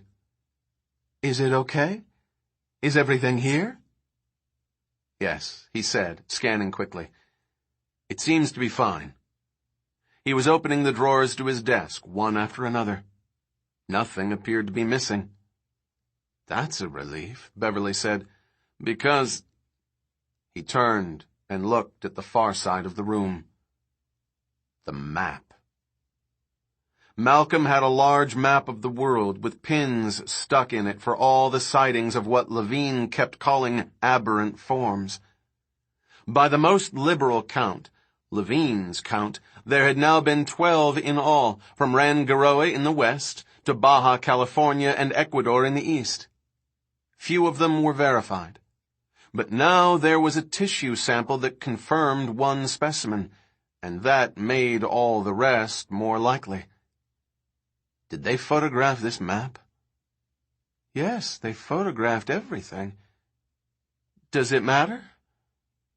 Malcolm looked at the map, trying to see it with fresh eyes, to see what an outsider would make of it. He and Levine had spent hours in front of this map, considering the possibility of a lost world, trying to decide where it might be. They had narrowed it down to 5 islands in a chain off the coast of Costa Rica. Levine was convinced that it was one of those islands, and Malcolm was beginning to think he was right. But those islands weren't highlighted on the map. Beverly said they were a very nice group. Very polite. Foreign. Swiss, I think. Malcolm nodded and sighed. The hell with it, he thought. It was bound to get out sooner or later. It's all right, Beverly. Are you sure? Yes, it's fine. Have a good evening. Good night, Dr. Malcolm. Alone in his office, he dialed Levine. The phone rang, and then the answering machine beeped. Levine was still not home. Richard, are you there? If you are, pick up. It's important. He waited. Nothing happened. Richard, it's Ian. Listen, we have a problem. The map is no longer secure. And I've had that sample analyzed, Richard, and I think it tells us the location of Site B. There was a click as the phone lifted. He heard the sound of breathing. Richard? He said. No, said the voice. This is Thorne. And I think you better get over here right away. The 5 deaths. I knew it, Malcolm said, coming into Levine's apartment and glancing quickly around. I knew he would do something like this. You know how impetuous he is. I said to him, don't go until we have all the information. But I should have known. Of course he went. Yes, he did. Ego, Malcolm said, shaking his head. Richard has to be first, has to figure it out first, has to get there first. I'm very concerned. He could ruin everything. This impulsive behavior, you realize it's a storm in the brain? Neurons on the edge of chaos? Obsession is just a variety of addiction. But what scientist ever had self-control? They instruct them in school. It's bad form to be balanced. They forget Niels Bohr was not only a great physicist, but an Olympic athlete. These days, they all try to be nerds. It's the professional style. Thorne looked at Malcolm thoughtfully. He thought he detected a competitive edge. He said, Do you know which island he went to? No, I do not. Malcolm was stalking around the apartment, taking things in. The last time we talked, he had narrowed it down to 5 islands, all in the south. But we hadn't decided which one. Thorne pointed to the wallboard, the satellite images. These islands here? Yes, Malcolm said, looking briefly. They're strung out in an arc, all about 10 miles offshore from the Bay of Puerto Cortes. Supposedly, they're all uninhabited. Local people call them the 5 deaths. Why? Kelly said. Some old Indian story, Malcolm said. Something about a brave warrior captured by a king who offered him his choice of deaths. Burning, drowning, crushing, hanging, decapitation. The warrior said he would take them all, and he went from island to island, experiencing the various challenges. Sort of a New World version of the labors of Hercules. So that's what it is, Kelly said, and ran out of the room. Malcolm looked blank. He turned to Thorne, who shrugged. Kelly returned, carrying the German children's book in her hand. She gave it to Malcolm. Yes, he said. Die 5 Todesarten. The 5 ways of death. Interesting that it is in German. He has lots of German books, Kelly said. Does he? That bastard. He never told me. That means something? Kelly said. Yes, it means a lot. Hand me that magnifying glass, would you? Kelly gave him a magnifying glass from the desk. What does it mean? The 5 deaths are ancient volcanic islands, he said, which means that they are geologically very rich. Back in the 1920s, the Germans wanted to mine them. He peered at the images, squinting. Ah. Yes, these are the islands, no question. Matanceros, Muerte, Tacaño, Sorna, Pena. All names of death and destruction. All right. I think we may be close. Do we have any satellite pictures with spectrographic analyses of the cloud cover? Arby said, Is that going to help you find Site B? What? Malcolm spun around. What do you know about Site B? Arby was sitting at the computer, still working. Nothing. Just that Dr. Levine was looking for Site B. And it was the name in the files. What files? I've recovered some InGen files from this computer, and searching through old records, I found references to Site B, but they're pretty confusing. Like this one. He leaned back to let Malcolm look at the screen. Summary. Plan revisions number 35. Production, Site B. Air handlers, grade 5 to grade 7. Lab structure, 400 cmm to 510 cmm. Biosecurity, level PK3 to level PK5. Conveyor rates, 3 mpm to 2.5 mpm. Holding pens, 13 hectares to 26 hectares. Staff queue, 17 for admin to 19 for admin. COM protocol, ET VX to RDT VX. Malcolm frowned. Curious, but not very helpful. It doesn't tell us which island, or even if it's on an island at all. What else have you got? Well, Arby flicked keys. Let's see. There's this. Site B Island Network. Nodal points. Zone 1, River, 1 through 8. Zone 2, Coast, 9 through 16. Zone 3, Ridge, 17 through 24. Zone 4, Valley, 25 through 32. Malcolm said, Okay, so it's an island. And Site B has a network. But a network of what? Computers? Arby said, I don't know. Maybe a radio network. For what purpose? Malcolm said. What would a radio network be used for? This isn't very helpful. Arby shrugged. He took it as a challenge. He began typing furiously again. Then said, Wait, here's another one. If I can just format it. There, got it. He moved away from the screen so the others could see. Malcolm looked and said, Very good.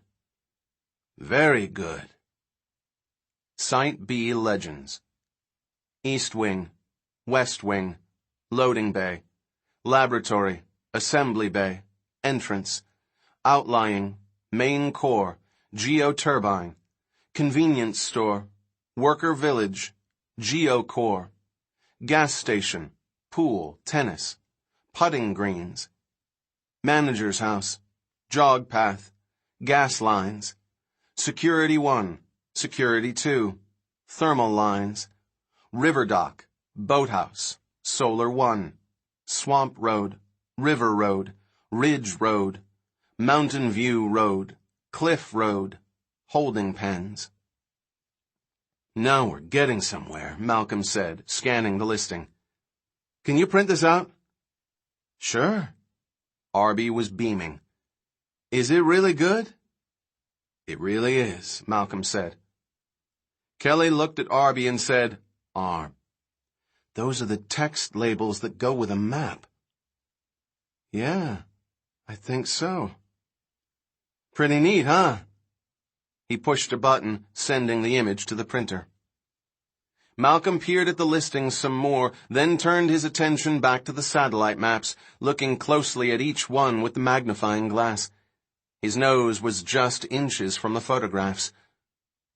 Arb, Kelly said, don't just sit there. Come on. Recover the map. That's what we need. I don't know if I can, Arby said. It's a proprietary 32-bit format. I mean, it's a big job. Stop whining, Arb. Just do it.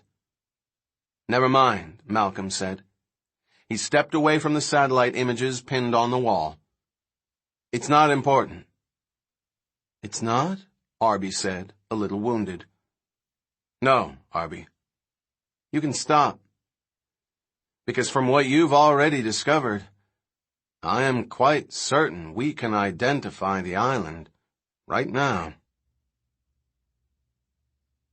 James. Ed James yawned and pushed the earpiece tighter into his ear. He wanted to make sure he got all this. He shifted in the driver's seat of his gray Taurus, trying to get comfortable, trying to stay awake. The small tape recorder was spinning in his lap next to his notepad and the crumpled papers from 2 Big Macs. James looked across the street at Levine's apartment building. The lights were on in the 3rd-floor apartment, and the bug he had placed there last week was working fine. Through his earpiece, he heard one of the kids say, "How?" And then the crippled guy, Malcolm, said, "The essence of verification is multiple lines of reasoning that converge at a single point." "Meaning what?" the kid said. Malcolm said, "Just look at the Landsat pictures."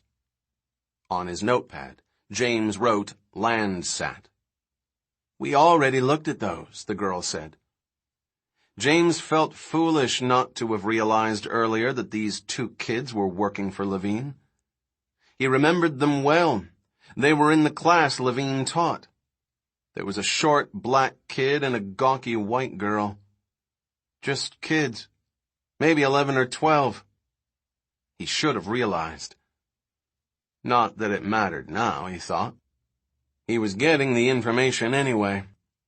James reached across the dashboard and plucked out the last 2 French fries and ate them, even though they were cold. "Okay," he heard Malcolm say. "It's this island here. This is the island Levine went to." The girl said doubtfully, "You think so? This is Isla Sorna." James wrote Isla Sorna. "That's our island," Malcolm said. "Why?"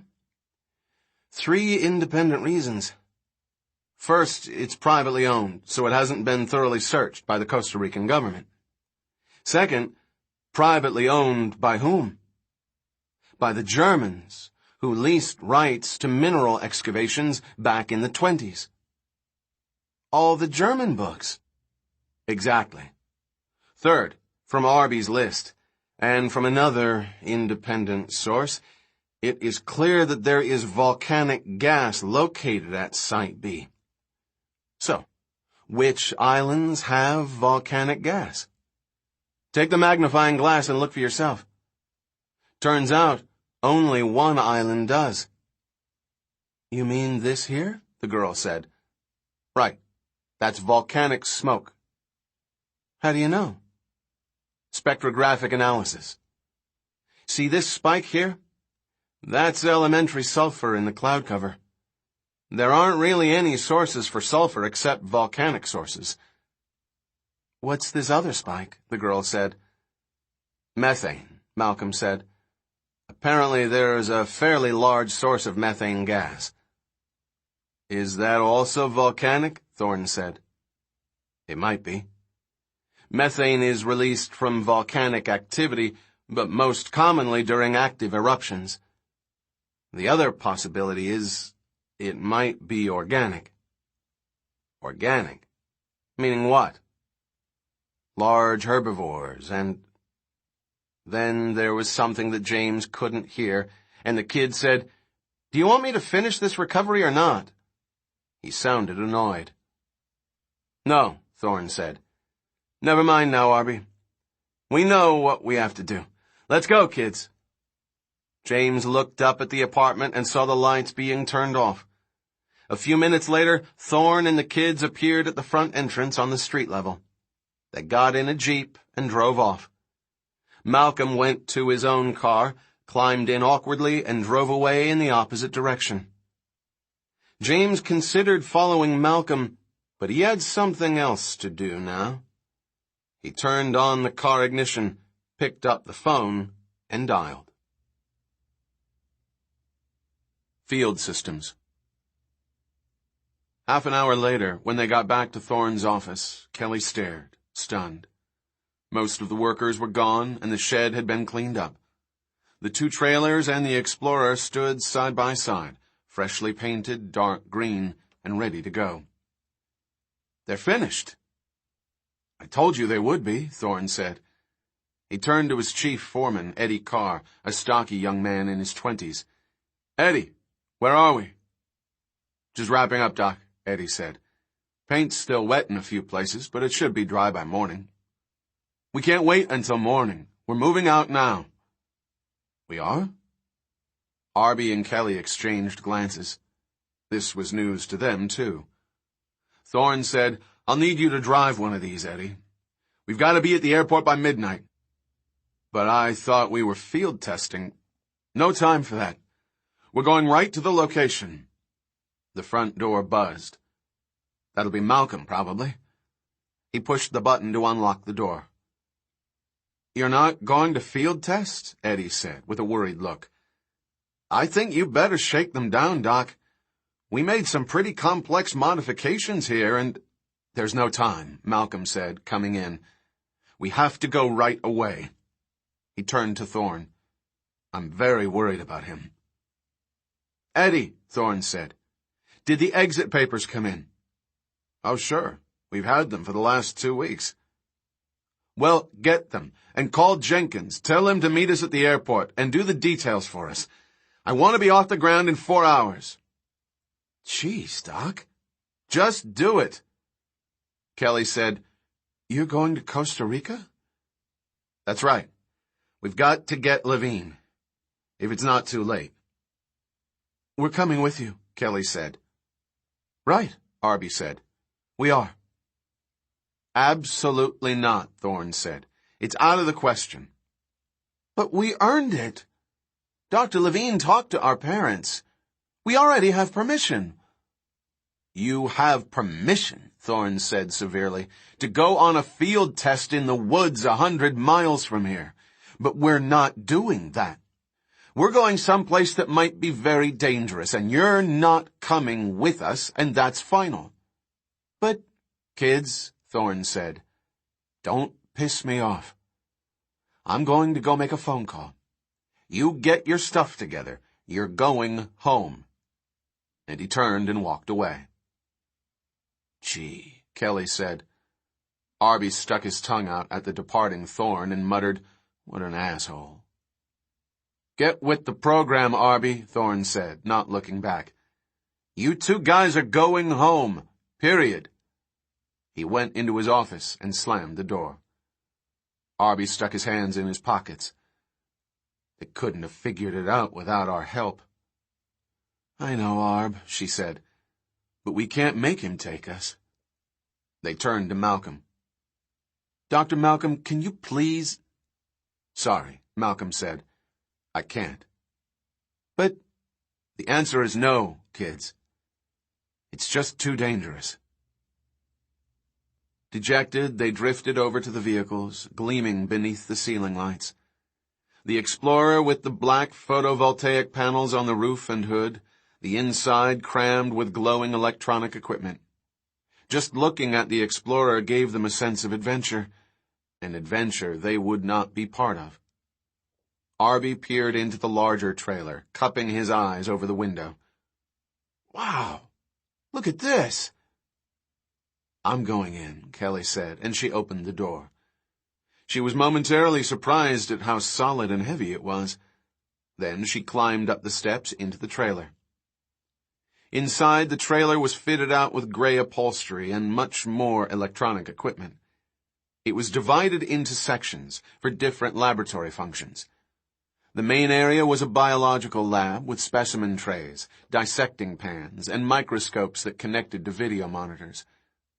The lab also included biochemistry equipment, spectrometers, and a series of automated sample analyzers. Next to it, there was an extensive computer section, a bank of processors, and a communication section. All the lab equipment was miniaturized and built into small tables that slid into the walls and then bolted down.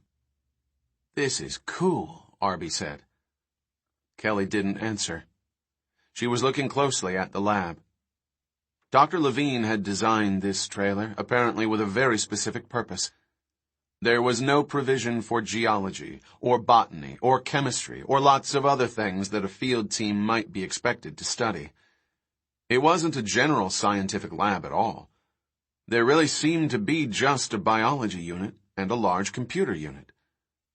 Biology and computers. Period. What had this trailer been built to study? Set in the wall was a small bookshelf, the books held in place with a Velcro strap. She scanned the titles.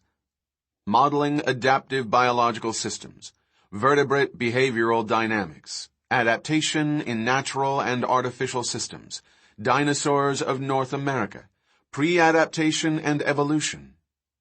It seemed like a strange set of books to take on a wilderness expedition. If there was a logic behind it, she didn't see it. She moved on. At intervals along the walls, she could see where the trailer had been strengthened. Dark, carbon honeycombed strips ran up the walls.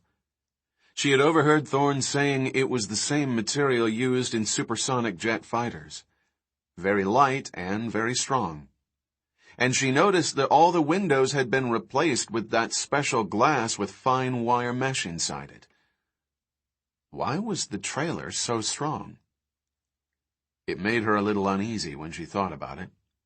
She remembered the telephone call with Dr. Levine earlier in the day. He had said he was surrounded. Surrounded by what? He had said, "I can smell them, especially at night." What was he referring to? Who was them? Still uneasy, Kelly moved toward the back of the trailer, where there was a homey little living area, complete with gingham curtains on the windows. Compact kitchen, a toilet, and 4 beds. Storage compartments above and below the beds. There was even a little walk-in shower. It was nice. From there she went through the accordion pleating that connected the 2 trailers. It was a little bit like the connection between 2 railway cars, a short transitional passage. She emerged inside the second trailer, which seemed to be mostly utility storage. Extra tires, spare parts, more lab equipment, shelves and cabinets. All the extra supplies that meant an expedition to some far-off place. There was even a motorcycle hanging off the back of the trailer. She tried some of the cabinets, but they were locked. But even here, there were extra reinforcing strips as well.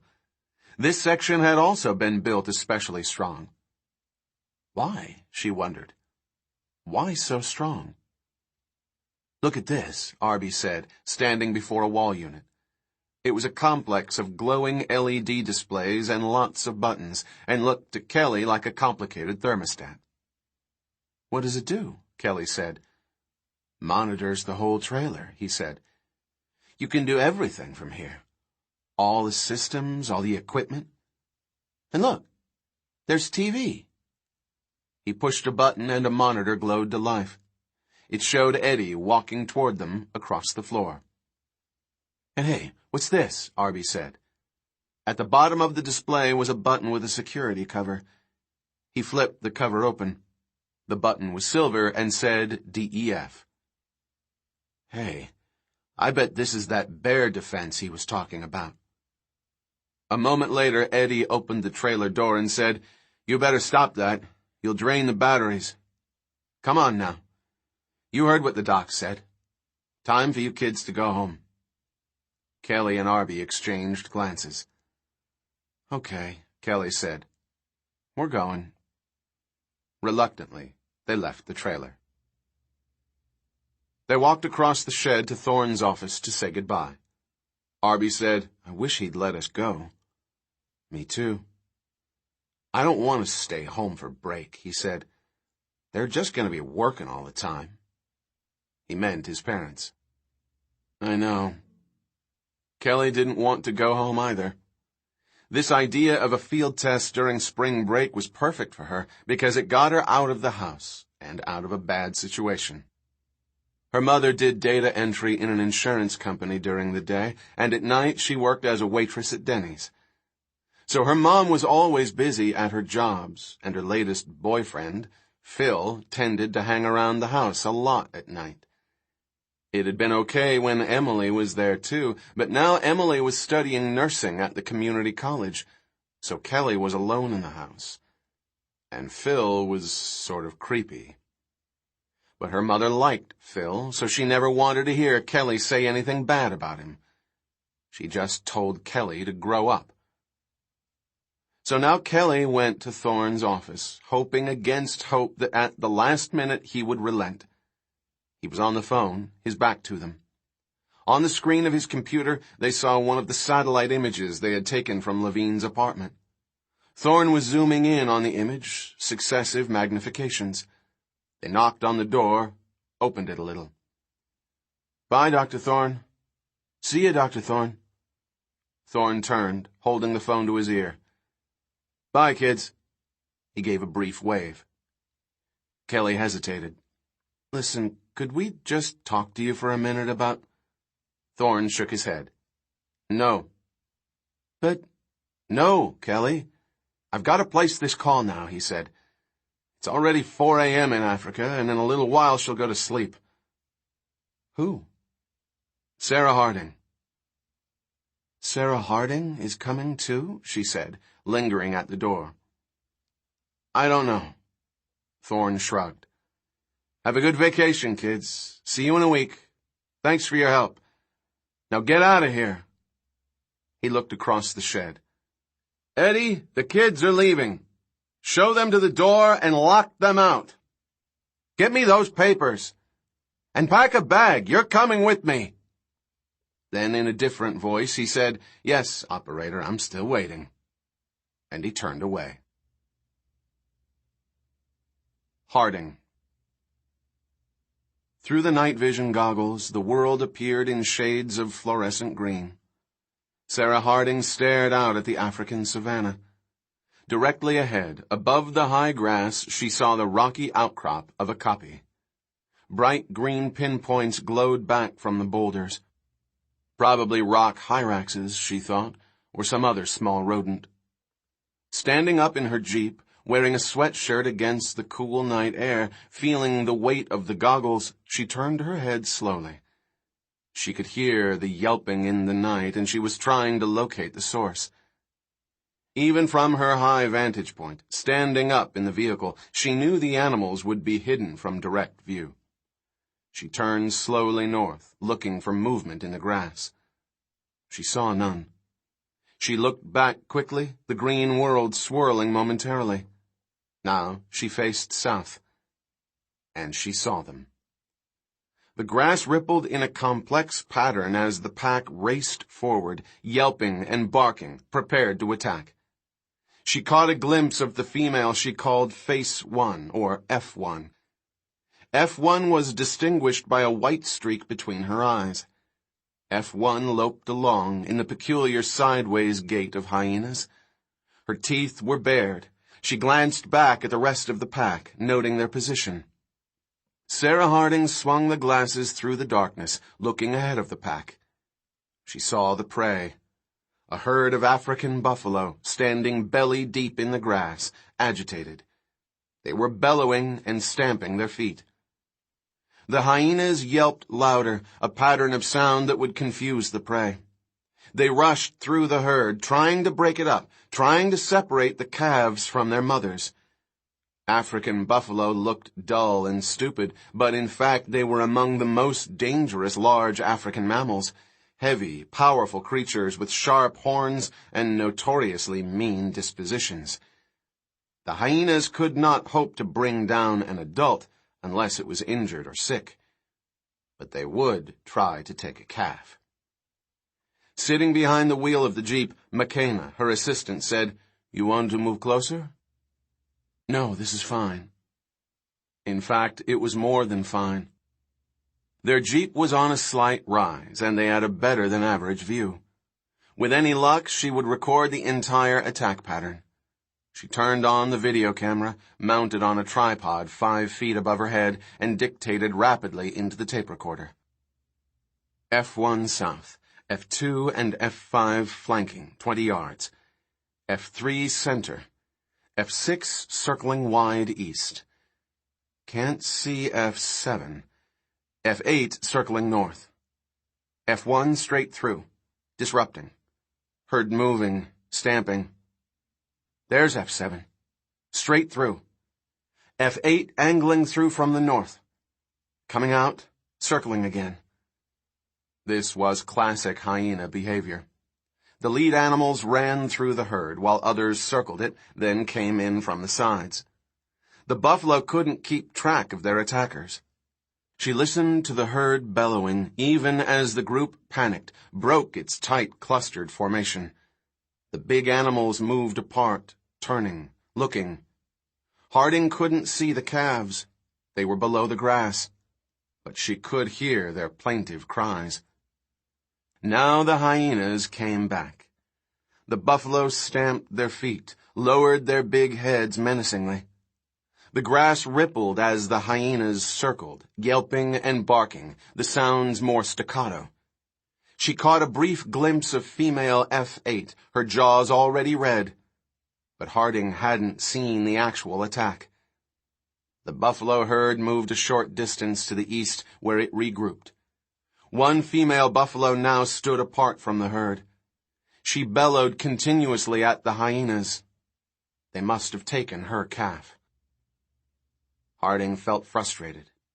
It had happened so swiftly, too swiftly, which could only mean that the hyenas had been lucky, or the calf was injured. Or perhaps very young, even newborn. A few of the buffalo were still calving. She would have to review the videotape to try and reconstruct what had happened. The perils of studying fast-moving nocturnal animals, she thought. But there was no question they had taken an animal. All the hyenas were clustered around a single area of grass. They yelped and jumped. She saw F3 and then F5, their muzzles bloody. Now the pups came up, squealing to get at the kill. The adults immediately made room for them, helped them to eat. Sometimes they pulled away flesh from the carcass and held it so the young ones could eat. Their behavior was familiar to Sarah Harding, who had become, in recent years, the foremost expert on hyenas in the world. When she first reported her findings, she was greeted with disbelief and even outrage from colleagues who disputed her results in very personal terms. She was attacked for being a woman, for being attractive, for having an overbearing feminist perspective. The university reminded her she was on tenure track. Colleagues shook their heads. But Harding had persisted, and slowly, over time, as more data accumulated, her view of hyenas had come to be accepted.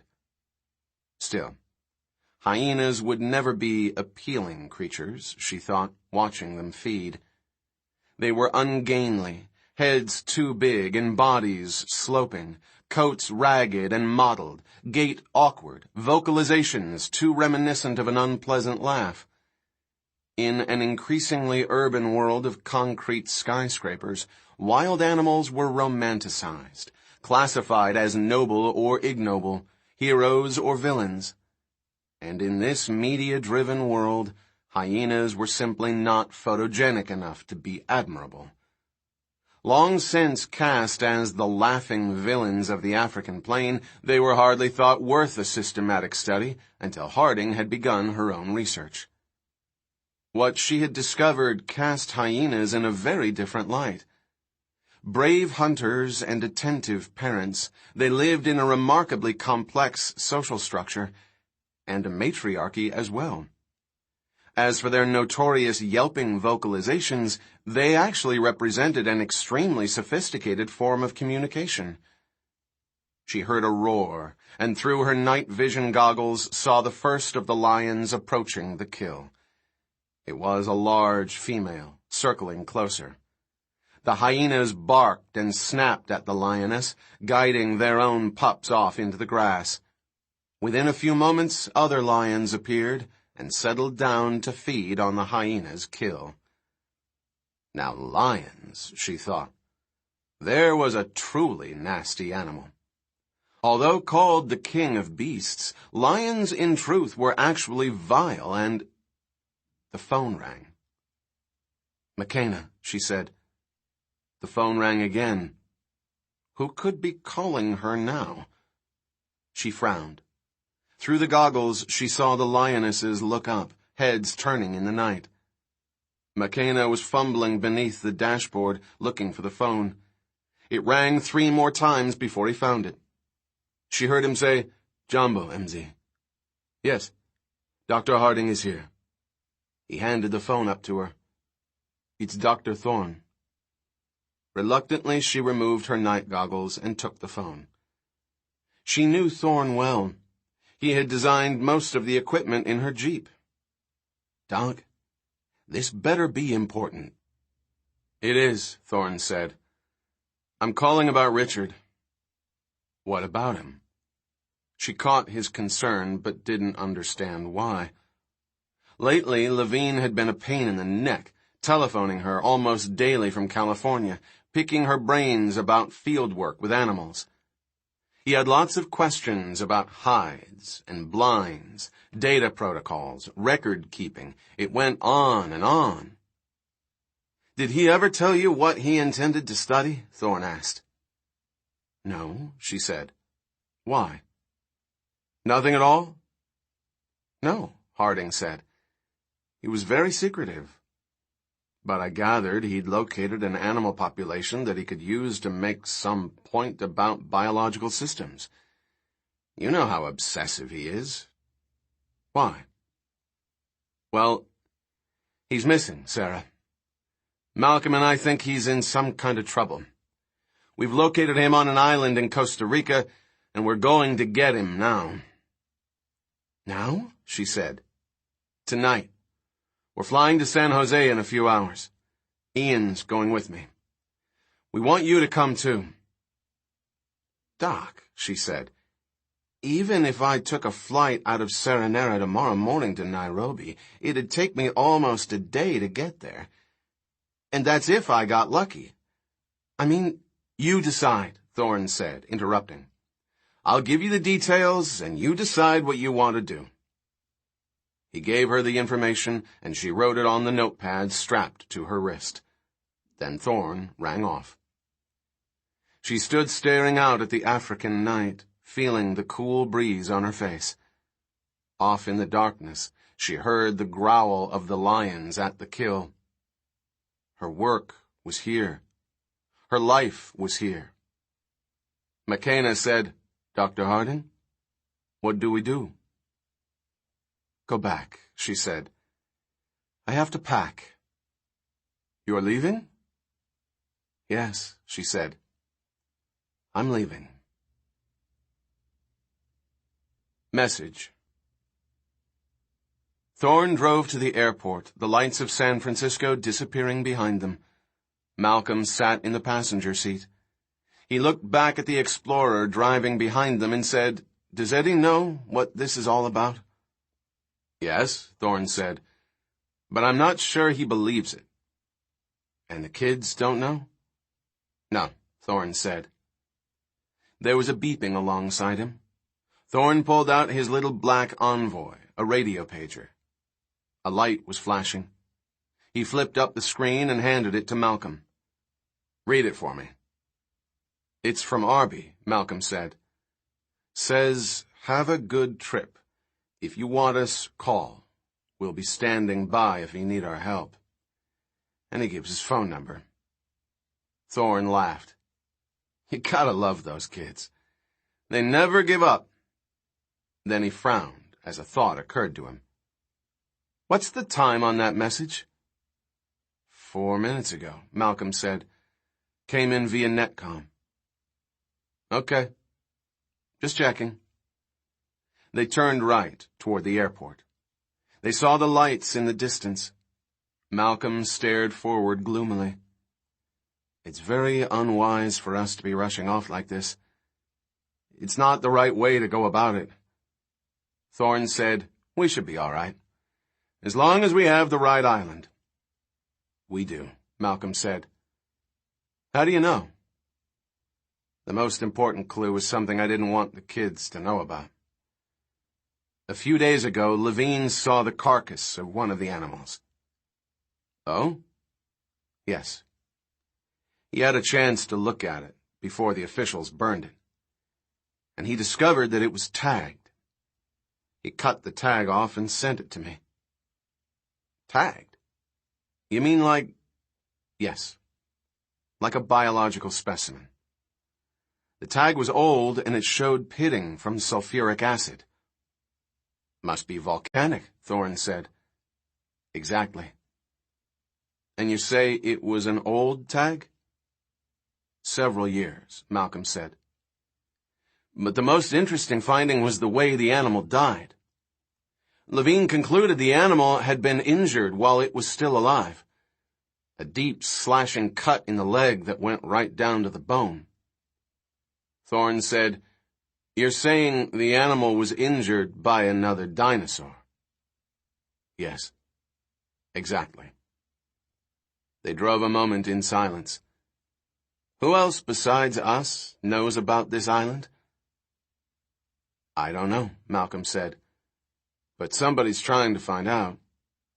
My office was broken into today and photographed. Great. Thorne sighed. But you didn't know where the island was, did you? No. I hadn't put it together yet. Do you think anybody else has? No, Malcolm said. We're on our own. Exploitation. Louis Dodgson threw open the door marked Animal Quarters, and immediately all the dogs began barking. Dodgson walked down the corridor between the rows of cages, stacked 10 feet high on both sides. The building was large. The Biosyn Corporation of Cupertino, California, required an extensive animal testing facility. Walking alongside him, Rossiter, the head of the company, gloomily brushed the lapels of his Italian suit. I hate this fucking place, he said. Why did you want me to come here? Because, Dodgson said, we need to talk about the future. Stinks in here, Rossiter said. He glanced at his watch. Get on with it, Lou. We can talk in here. Dodgson led him to a glass-walled superintendent's booth in the center of the building. The glass cut down the sound of the barking, but through the windows they could look out at the rows of animals. It's simple, Dodgson said, starting to pace. But I think it's important. Louis Dodgson was 45 years old, bland-faced and balding. His features were youthful and his manner was mild. But appearances were deceiving. The baby-faced Dodgson was one of the most ruthless and aggressive geneticists of his generation. Controversy had dogged his career. As a graduate student at Hopkins, he had been dismissed for planning human gene therapy without FDA permission. Later, after joining Biosyn, he had conducted a controversial rabies vaccine test in Chile. The illiterate farmers who were the subjects were never informed they were being tested. In each case, Dodgson explained that he was a scientist in a hurry and could not be held back by regulations drawn up for lesser souls. He called himself results-oriented, which really meant he did whatever he considered necessary to achieve his goal. He was also a tireless self-promoter. Within the company, Dodgson presented himself as a researcher, even though he lacked the ability to do original research, and had never done any. His intellect was fundamentally derivative. He never conceived of anything until someone else had thought of it first. He was very good at developing research, which meant stealing someone else's work at an early stage. In this, he was without scruple and without peer. For many years, he had run the reverse engineering section at Biosyn, which in theory examined competitors' products and determined how they were made. But in practice, reverse engineering involved a great deal of industrial espionage. Rossiter, of course, had no illusions about Dodgson. He disliked him and avoided him as much as possible. Dodgson was always taking chances, cutting corners. He made Rossiter uneasy. But Rossiter also knew that modern biotechnology was highly competitive. To stay competitive, every company needed a man like Dodgson. And Dodgson was very good at what he did. "I'll come right to the point," Dodgson said, turning to Rossiter. "If we act quickly, I believe we have an opportunity to acquire the InGen technology." Rossiter sighed. "Not again." "I know, Jeff. I know how you feel. I admit there is some history here." "History? The only history is you failed. Time and again. We've tried this, back door and front door. Hell, we even tried to buy the company when it was in Chapter 11 because you told us it would be available. But it turned out it wasn't. The Japanese wouldn't sell." "I understand, Jeff, but let's not forget." "What I can't forget," Rossiter said, "is that we paid $750,000 to your friend Nedry and have nothing to show for it." "But Jeff, then we paid $500,000 to that Daiichi marriage broker. Nothing to show for that either. Our attempts to acquire InGen technology have been a complete fucking failure. That's what I can't forget." "But the point," Dodgson said, "is that we kept trying for a good reason. This technology is vital to the future of the company." "So you say." The world is changing, Jeff. I'm talking about solving one of the major problems this company faces in the 21st century. "Which is?" Dodgson pointed out the window at the barking dogs. "Animal testing.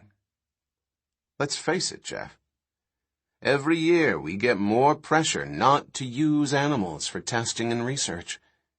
Every year, more demonstrations, more break-ins, more bad press. First it was just simple-minded zealots and Hollywood celebrities. But now it's a bandwagon.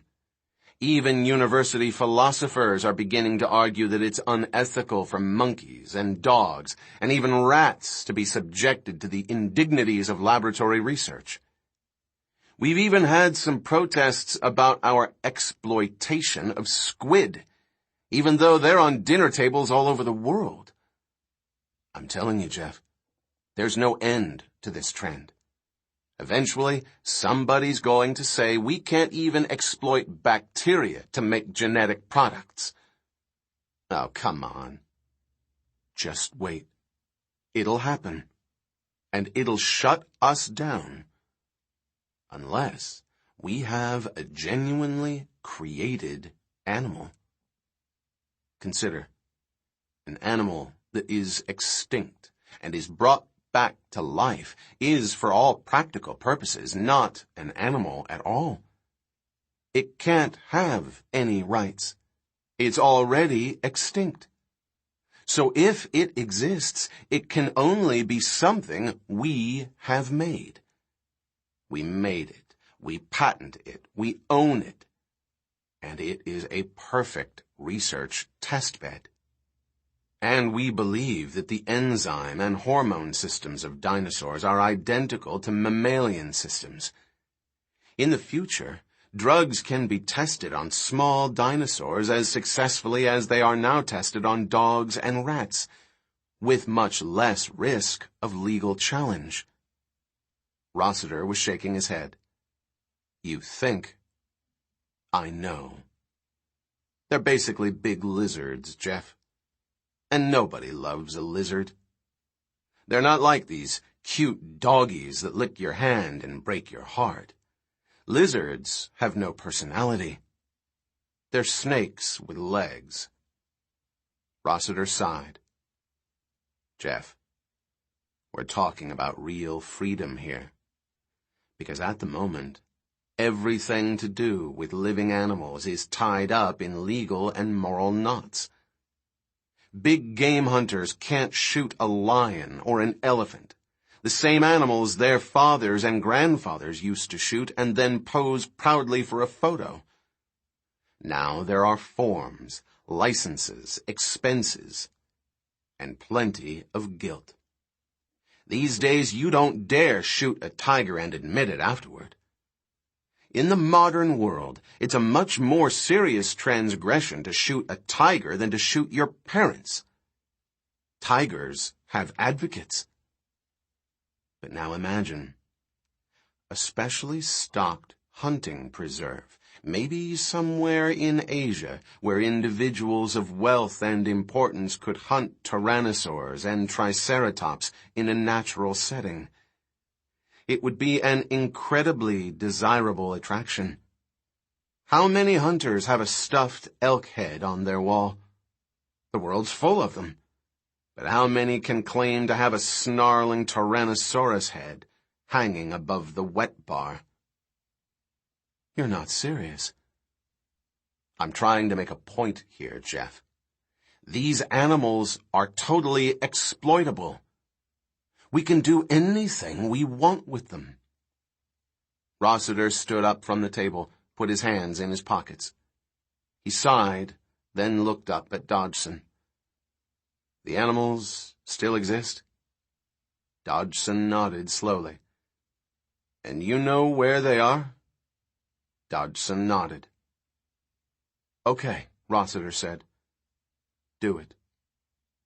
He turned toward the door, then paused, looked back. But Lou, he said, let's be clear. This is it. This is absolutely the last time. Either you get the animals now, or it's over. This is the last time. Got it? Don't worry, Dodgson said. This time, I'll get them. Third configuration. In the intermediate phase, swiftly developing complexity within the system hides the risk of imminent chaos. But the risk is there. Ian Malcolm. Costa Rica. There was a drenching downpour in Puerto Cortes. Rain drummed on the roof of the little metal shed beside the airfield. Dripping wet, Thorne stood and waited while the Costa Rican official went over the papers again and again.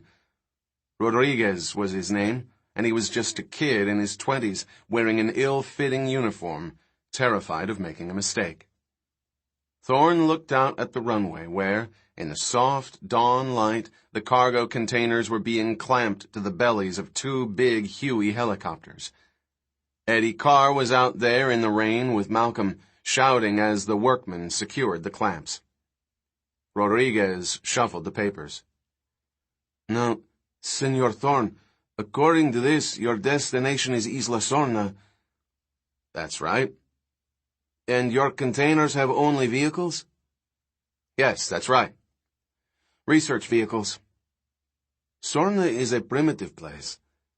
There is no petrol, no supplies, not even any roads to speak of. Have you been there? Myself, no. People here have no interest in this island. It is a wild spot, rock and jungle. And there is no place for a boat to land except in very special weather conditions. For example, today one cannot go there. I understand, Thorne said. I just wish that you will be prepared, Rodriguez said, for the difficulties you will find there. I think we're prepared. You are taking adequate petrol for your vehicles? Thorne sighed. Why bother to explain? Yes, we are. And there are just 3 of you, Dr. Malcolm, yourself, and your assistant, Senor Carr? Correct. And your intended stay is less than 1 week? That's correct. More like 2 days. With any luck, we expect to be off the island sometime tomorrow. Rodriguez shuffled the papers again, as if looking for a hidden clue. Well, is there a problem? Thorne said, glancing at his watch. No problem, senor. Your permits are signed by the Director General of the Biological Preserves. They are in order. Rodriguez hesitated. But it is very unusual that such a permit would be granted at all. Why is that? I do not know the details, but there was some trouble on one of the islands a few years ago, and since then the Department of Biological Preserves has closed all the Pacific Islands to tourists. We're not tourists, Thorne said. I understand that, Senor Thorne. More shuffling of papers. Thorne waited. Out on the runway, the container clamps locked in place, and the containers lifted off the ground. Very well, Senor Thorne, Rodriguez said finally, stamping the papers. I wish you good luck. Thank you, Thorne said. He tucked the papers in his pocket, ducked his head against the rain, and ran back out on the runway. 3 miles offshore, the helicopters broke through the coastal cloud layer into early morning sunlight. From the cockpit of the lead Huey, Thorne could look up and down the coast. He saw 5 islands at various distances offshore, harsh, rocky pinnacles rising out of rough blue sea. The islands were each several miles apart, undoubtedly part of an old volcanic chain. He pressed the speaker button. Which is Sorna? The pilot pointed ahead. We call them the 5 deaths, he said. Isla Muerte, Isla Matanceros, Isla Pena, Isla Tacaño, and Isla Sorna, which is the big one farthest north. Have you been there? Never, senor. But I believe there will be a landing site. How do you know? Some years ago, there were some flights there. I have heard the Americans would come and fly there sometimes. Not Germans? No. There have been no Germans since... I do not know. The World War. They were Americans that came. When was that? I am not sure. Perhaps 10 years ago. The helicopter turned north, passing over the nearest island. Thorne glimpsed rugged volcanic terrain, overgrown with dense jungle. There was no sign of life or of human habitation.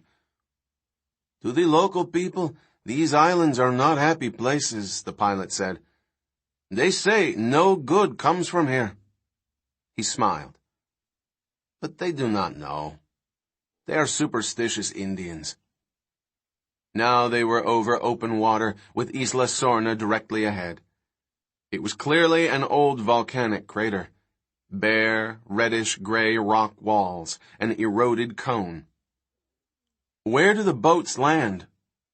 The pilot pointed to where the sea surged and crashed against the cliffs. On the east side of this island there are many caves made by the waves. Some of the local people call this Isla Gemido. It means groan from the sound of the waves inside the caves.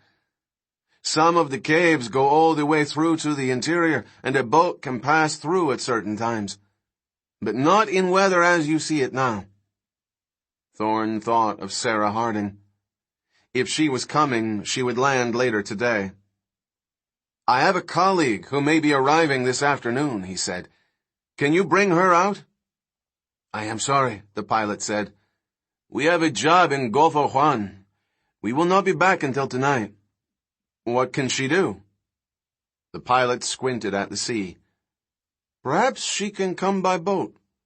The sea changes by the hour. She might have luck. And you will come back for us tomorrow? Yes, Senor Thorne. We will come in the early morning. It is the best time for the winds. The helicopter approached from the west, rising several hundred feet, moving over the rocky cliffs to reveal the interior of Isla Gemido. It appeared just like the others. Volcanic ridges and ravines, heavily overgrown with dense jungle. It was beautiful from the air, but Thorne knew it would be dauntingly difficult to move through that terrain. He stared down, looking for roads. The helicopter thumped lower, circling the central area of the island. Thorne saw no buildings, no roads.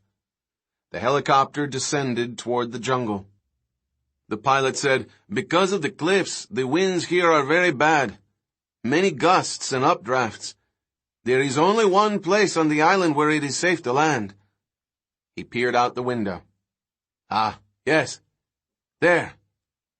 Thorne saw an open clearing, overgrown with tall grass. "We land there," the pilot said. Isla Sorna.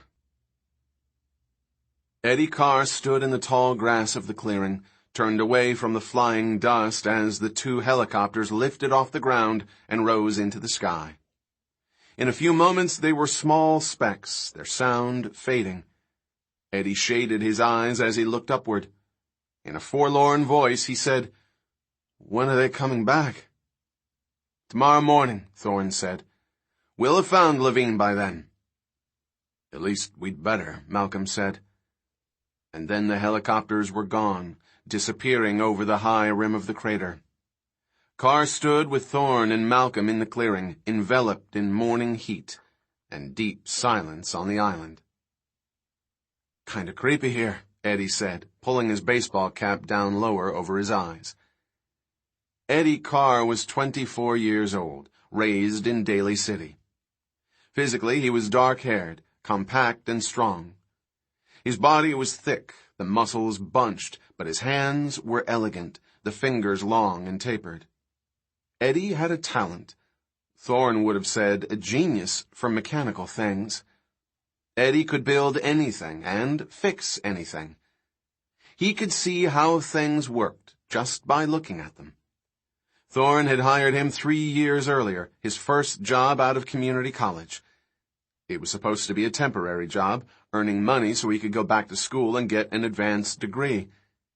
But Thorne had long since become dependent on Eddie, and Eddie, for his part, wasn't much interested in going back to the books.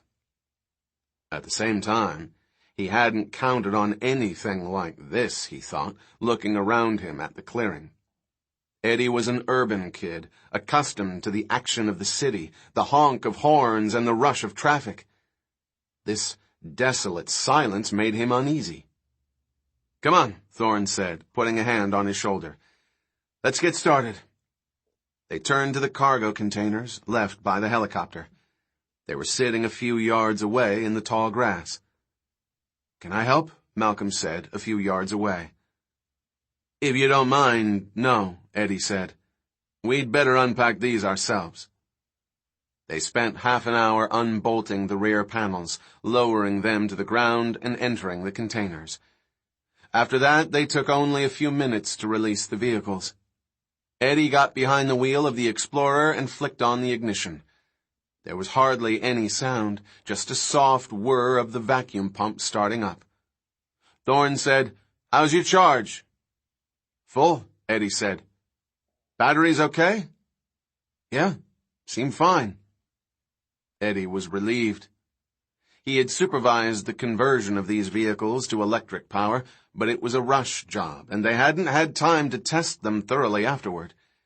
And though it was true that electric cars employed less complex technology than the internal combustion engine, that chugging relic of the 19th century, Eddie knew that taking untested equipment into the field was always risky, especially when that equipment also used the latest technology. That fact troubled Eddie more than he was willing to admit. Like most born mechanics, he was deeply conservative. He liked things to work no matter what, and to him that meant using established, proven technology. Unfortunately, he had been voted down this time. Eddie had two particular areas of concern. One was the black photovoltaic panels, with their rows of octagonal silicon wafers mounted on the roof and hood of the vehicles. These panels were efficient and much less fragile than the old photovoltaics. Eddie had mounted them with special vibration damping units of his own design. But the fact remained, If the panels were injured in any way, they would no longer be able to charge the vehicles or run the electronics. All their systems would stop dead. His other concern was the batteries themselves. Thorne had selected the new lithium-ion batteries from Nissan, which were extremely efficient on a weight basis. But they were still experimental, which to Eddie was just a polite word for unreliable. Eddie had argued for backups. He had argued for a little gasoline generator just in case. He had argued for lots of things. And he had always been voted down. Under the circumstances, Eddie did the only sensible thing. He built in a few extras and didn't tell anybody about it. He was pretty sure Thorne knew he had done that, but Thorne never said anything, and Eddie never brought it up. But now that he was here, on this island in the middle of nowhere, he was glad he had. Because the fact was, you never knew. Thorne watched as Eddie backed the Explorer out of the container and into the high grass. Eddie left the car in the middle of the clearing where the sunlight would strike the panels and top up the charge. Thorne got behind the wheel of the first trailer and backed it out. It was odd to drive a vehicle which was so quiet. The loudest sound was the tires on the metal container. And once it was on the grass, there was hardly any sound at all. Thorne climbed out and linked up the two trailers, locking them together with the flexible steel accordion connector. Finally, he turned to the motorcycle. It, too, was electric. Thorne rolled it to the rear of the Explorer, lifted it onto brackets, hooked the power cord into the same system that ran the vehicle, and recharged the battery. He stepped back. That does it. In the hot, quiet clearing, Eddie stared toward the high circular rim of the crater, rising in the distance above the dense jungle. The bare rock shimmered in the morning heat, the walls forbidding and harsh. He had a sense of desolation, of entrapment. Why would anyone ever come here, he said. Malcolm, leaning on his cane, smiled. To get away from it all, Eddie. Don't you ever want to get away from it all? Not if I can help it, Eddie said. Me, I always like a Pizza Hut nearby, you know what I mean? Well, you're a ways from one now. Thorne returned to the back panel of the trailer and pulled out a pair of heavy rifles. Beneath the barrel of each hung 2 aluminum canisters, side by side. He handed one rifle to Eddie, showed the other to Malcolm. You ever seen these? Read about them, Malcolm said. This is the Swedish thing? Right. Lindstrat air gun. Most expensive rifle in the world. Rugged, simple, accurate, and reliable. Fires a subsonic Fluger impact delivery dart containing whatever compound you want. Thorne cracked open the cartridge bank, revealing a row of plastic containers filled with straw-colored liquid. Each cartridge was tipped with a 3-inch needle. We've loaded the enhanced venom of Conus purpurascens, the South Sea cone shell. It's the most powerful neurotoxin in the world. Acts within a 2,000th of a second. It's faster than the nerve conduction velocity. The animal's down before it feels the prick of the dart. Lethal? Thorne nodded. No screwing around here. Just remember, you don't want to shoot yourself in the foot with this, because you'll be dead before you realize that you've pulled the trigger. Malcolm nodded. Is there an antidote? No. But what's the point? There'd be no time to administer it if there was. That makes things simple, Malcolm said, taking the gun. Just thought you ought to know, Thorne said. Eddie, let's get going. The stream. Eddie climbed into the Explorer. Thorne and Malcolm climbed into the cab of the trailer. A moment later, the radio clicked. Eddie said, You putting up the database, Doc? Right now, Thorne said. He plugged the optical disc into the dashboard slot. On the small monitor facing him, he saw the island appear, but it was largely obscured behind patches of cloud. "What good is that?" Malcolm said. "Just wait," Thorne said. "It's a system. It's going to some data." "Data from what?" "Radar." In a moment, a satellite radar image overlaid the photograph. The radar could penetrate the clouds. Thorne pressed a button, and the computer traced the edges, enhancing details, highlighting the faint, spidery track of the road system. "Pretty slick," Malcolm said. But to Thorne, he seemed tense. "I've got it," Eddie said on the radio. Malcolm said, "He can see the same thing?" "Yes, on his dashboard." "But I don't have the GPS," Eddie said anxiously. "Isn't it working?" "You guys," Thorne said, "give it a minute. It's reading the optical. Way stations are coming up." There was a cone-shaped global positioning sensor mounted in the roof of the trailer. Taking radio data from orbiting navigation satellites thousands of miles overhead, the GPS could calculate the position of the vehicles within a few yards. In a moment, a flashing red X appeared on the map of the island. "Okay," Eddie said on the radio. "I got it. Looks like a road leading out of the clearing to the north.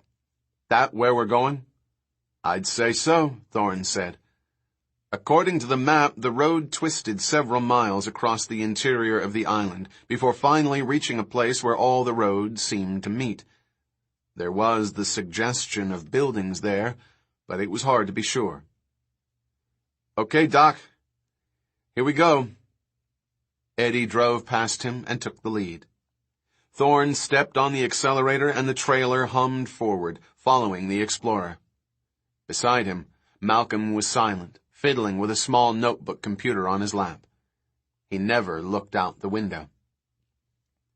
In a few moments, they had left the clearing behind and were moving through dense jungle. Thorne's panel lights flashed. The vehicle switched to its batteries. There wasn't enough sunlight coming through the trees to power the trailer anymore. They drove on. "How you doing, Doc?" Eddie said. "You holding charge?"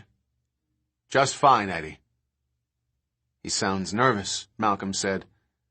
"Just worried about the equipment." "The hell," Eddie said. "I'm worried about me." Although the road was overgrown and in poor condition, they made good progress. After about 10 minutes, they came to a small stream with muddy banks. The Explorer started across it, then stopped. Eddie got out, stepping over rocks in the water, walking back. "What is it?" "I saw something, Doc." Thorne and Malcolm got out of the trailer and stood on the banks of the stream. They heard the distant cries of what sounded like birds. Malcolm looked up, frowning. "Birds?" Thorne said. Malcolm shook his head, no. Eddie bent over and plucked a strip of cloth out of the mud. It was dark green Gore-Tex with a strip of leather sewn along one edge. "That's from one of our expedition packs," he said. "The one we made for Levine?" "Yes, Doc." "You put a sensor in the pack?" Thorne asked. They usually sewed location sensors inside their expedition packs. "Yes." "May I see that?" Malcolm asked. He took the strip of cloth and held it up to the light. He fingered the torn edge thoughtfully. Thorne unclipped a small receiver from his belt. It looked like an oversized pager. He stared at the liquid crystal readout. "I'm not getting any signal." Eddie stared at the muddy bank. He bent over again. "Here's another piece of cloth. And another. Seems like the pack was ripped into shreds, Doc." Another bird cry floated toward them, distant, unworldly.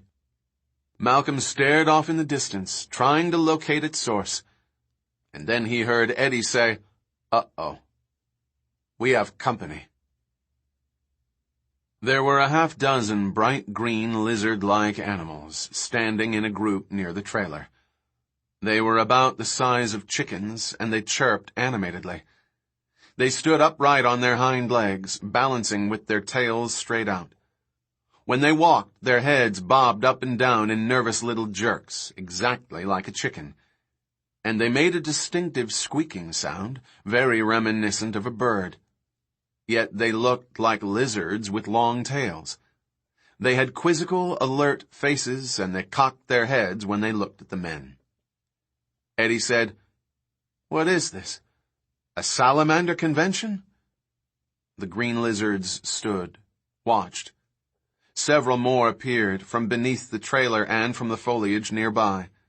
Soon there were a dozen lizards, watching and chittering. "Compies," Malcolm said.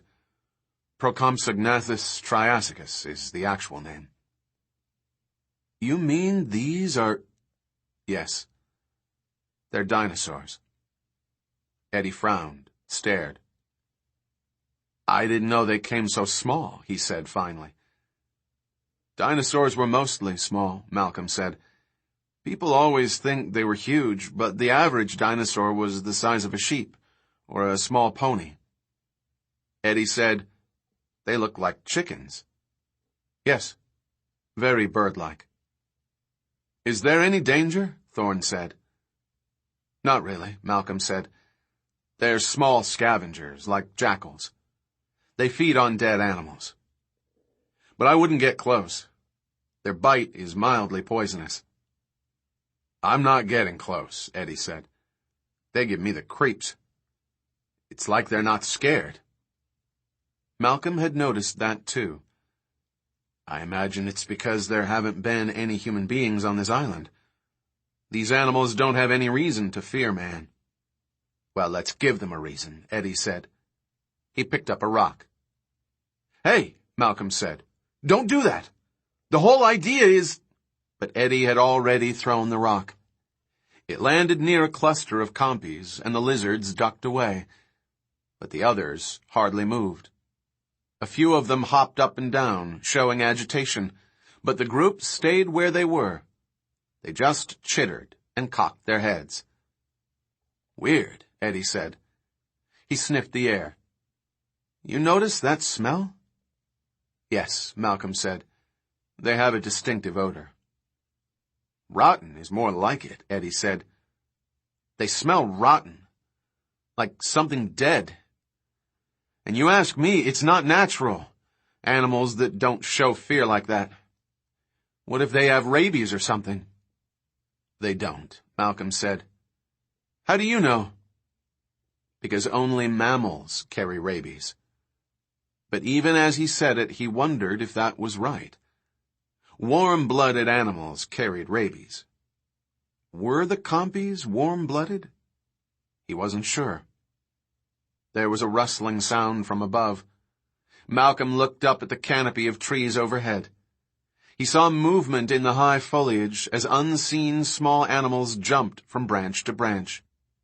He heard squeaks and chirps, distinctly animal sounds. "Those aren't birds up there," Thorne said. "Monkeys?" "Maybe," Malcolm said. "I doubt it." Eddie shivered. "I say we get out of here." He returned to the stream and climbed into the Explorer. Malcolm walked cautiously with Thorne back to the trailer entrance. The compies parted around them, but still did not run away. They stood all around their legs, chittering excitedly. Malcolm and Thorne climbed into the trailer and closed the doors, being careful not to shut them on the little creatures. Thorne sat behind the wheel and turned on the motor. Ahead, they saw that Eddie was already driving the Explorer through the stream and heading up the sloping ridge on the far side. "The, Procompso-whatevers," Eddie said over the radio. "They're real, aren't they?" "Oh, yes," Malcolm said softly. "They're real." The road. Thorne was uneasy. He was beginning to understand how Eddie felt. He had built these vehicles, and he had an uncomfortable sense of isolation, of being in this faraway place with untested equipment. The road continued steeply upward through dark jungle for the next 15 minutes. Inside the trailer, it grew uncomfortably warm. Sitting beside him, Malcolm said, "Air conditioning?" "I don't want to drain the battery." "Mind if I open the window?" "If you think it's all right," Thorne said. Malcolm shrugged. "Why not?" He pushed the button and the power window rolled down. Warm air blew into the car. He glanced back at Thorne. "Nervous, Doc?" "Sure," Thorne said. "Damn right I am." Even with the window open, he felt sweat running down his chest as he drove. Over the radio, Eddie was saying, "I'm telling you, we should have tested first, Doc. Should have done it by the book. You don't come to a place with poisonous chickens if you're not sure your vehicles will hold up." "The cars are fine," Thorne said. "How's your levels?" "High normal," Eddie said. "Just great. Of course, we've only gone 5 miles. It's 9 in the morning, Doc." The road swung right, then left, following a series of switchbacks as the terrain became steeper. Hauling the big trailers, Thorne had to concentrate on his driving. It was a relief to focus his attention. Ahead of them, the Explorer turned left, going higher up the road. "I don't see any more animals," Eddie said. He sounded relieved. Finally, the road flattened out as it turned, following the crest of the ridge. According to the GPS display, they were now heading northwest, toward the interior of the island. But the jungle still hemmed them in on all sides. They could not see much beyond the dense walls of foliage. They came to a Y intersection in the road, and Eddie pulled over to the side. Thorne saw that in the crook of the Y was a faded wooden sign, with arrows pointing in both directions. To the left, the sign said, "To Swamp." To the right was another arrow and the words, "To Site B." Eddie said, "Guys? Which way?" "Go to Site B," Malcolm said. "You got it." The Explorer started down the right fork. Thorne followed. Off to the right, sulphurous yellow steam issued from the ground, bleaching the nearby foliage white. The smell was strong. "Volcanic," Thorne said to Malcolm, "just as you predicted." Driving past, they glimpsed a bubbling pool in the earth, crusted thick yellow around the edges. "Yeah," Eddie said, "but that's active. In fact, I'd say that—" "Holy shit!" Eddie's brake lights flashed on, and his car slammed to a stop. Thorne had to swerve, scraping jungle ferns on the side of the trailer to miss him. He pulled up alongside the Explorer and glared at Eddie. "Eddie, for Pete's sake, will you—" But Eddie wasn't listening. He was staring straight forward, his mouth wide open. Thorne turned to look. Directly ahead, the trees along the road had been beaten down, creating a gap in the foliage. They could see all the way from the ridge road across the entire island to the west. But Thorne hardly registered the panoramic view, because all he saw was a large animal, the size of a hippopotamus, ambling across the road. Except it wasn't a hippopotamus. This animal was pale brown, its skin covered with large plate-like scales. Around its head, it had a curving, bony crest, and rising from this crest were 2 blunted horns. A third horn protruded above its snout. Over the radio, he heard Eddie breathing in shallow gasps. "You know what that is?" "That's a triceratops," Malcolm said. "A young one, by the looks of it." "Must be," Eddie said. Ahead of them, a much larger animal now crossed the road. It was easily twice the size of the first, and its horns were long, curving, and sharp. "Because that's his mom." A third triceratops appeared, then a fourth. There was a whole herd of creatures ambling slowly across the road. They paid no attention to the vehicles as they crossed, passed through the gap, and descended down the hill, disappearing from view. Only then were the men able to see through the gap itself. Thorn had a view across a vast marshy plain with a broad river coursing through the center. On either side of the river, animals grazed. There was a herd of perhaps 20 medium-sized, dark green dinosaurs to the south, their large heads intermittently poking up above the grass along the river. Nearby, Thorn saw 8 duck-billed dinosaurs with large, tube-like crests rising above their heads. They drank and lifted their heads, honking mournfully. Directly ahead, he saw a lone stegosaurus with its curved back and its vertical rows of plates. The Triceratops herd moved slowly past the stegosaur, which paid no attention to them. And to the west, rising above a clump of trees, they saw a dozen long, graceful necks of apatosaurs, their bodies hidden by the foliage that they lazily ate. It was a tranquil scene, but it was a scene from another world. "Doc," Eddie said, "what is this place?" Site B. Sitting in the cars, they stared out over the plain. They watched the dinosaurs move slowly through the deep grass. They heard the soft cry of the duckbills. The separate herds moved peacefully beside the river. Eddie said, "So, what are we saying? This is a place that got bypassed by evolution? One of those places where time stands still?" "Not at all," Malcolm said. "There's a perfectly rational explanation for what you are seeing. And we are going to—" From the dashboard there was a high-pitched beeping. On the GPS map, a blue grid was overlaid with a flashing triangular point marked LEVN. "It's him," Eddie said.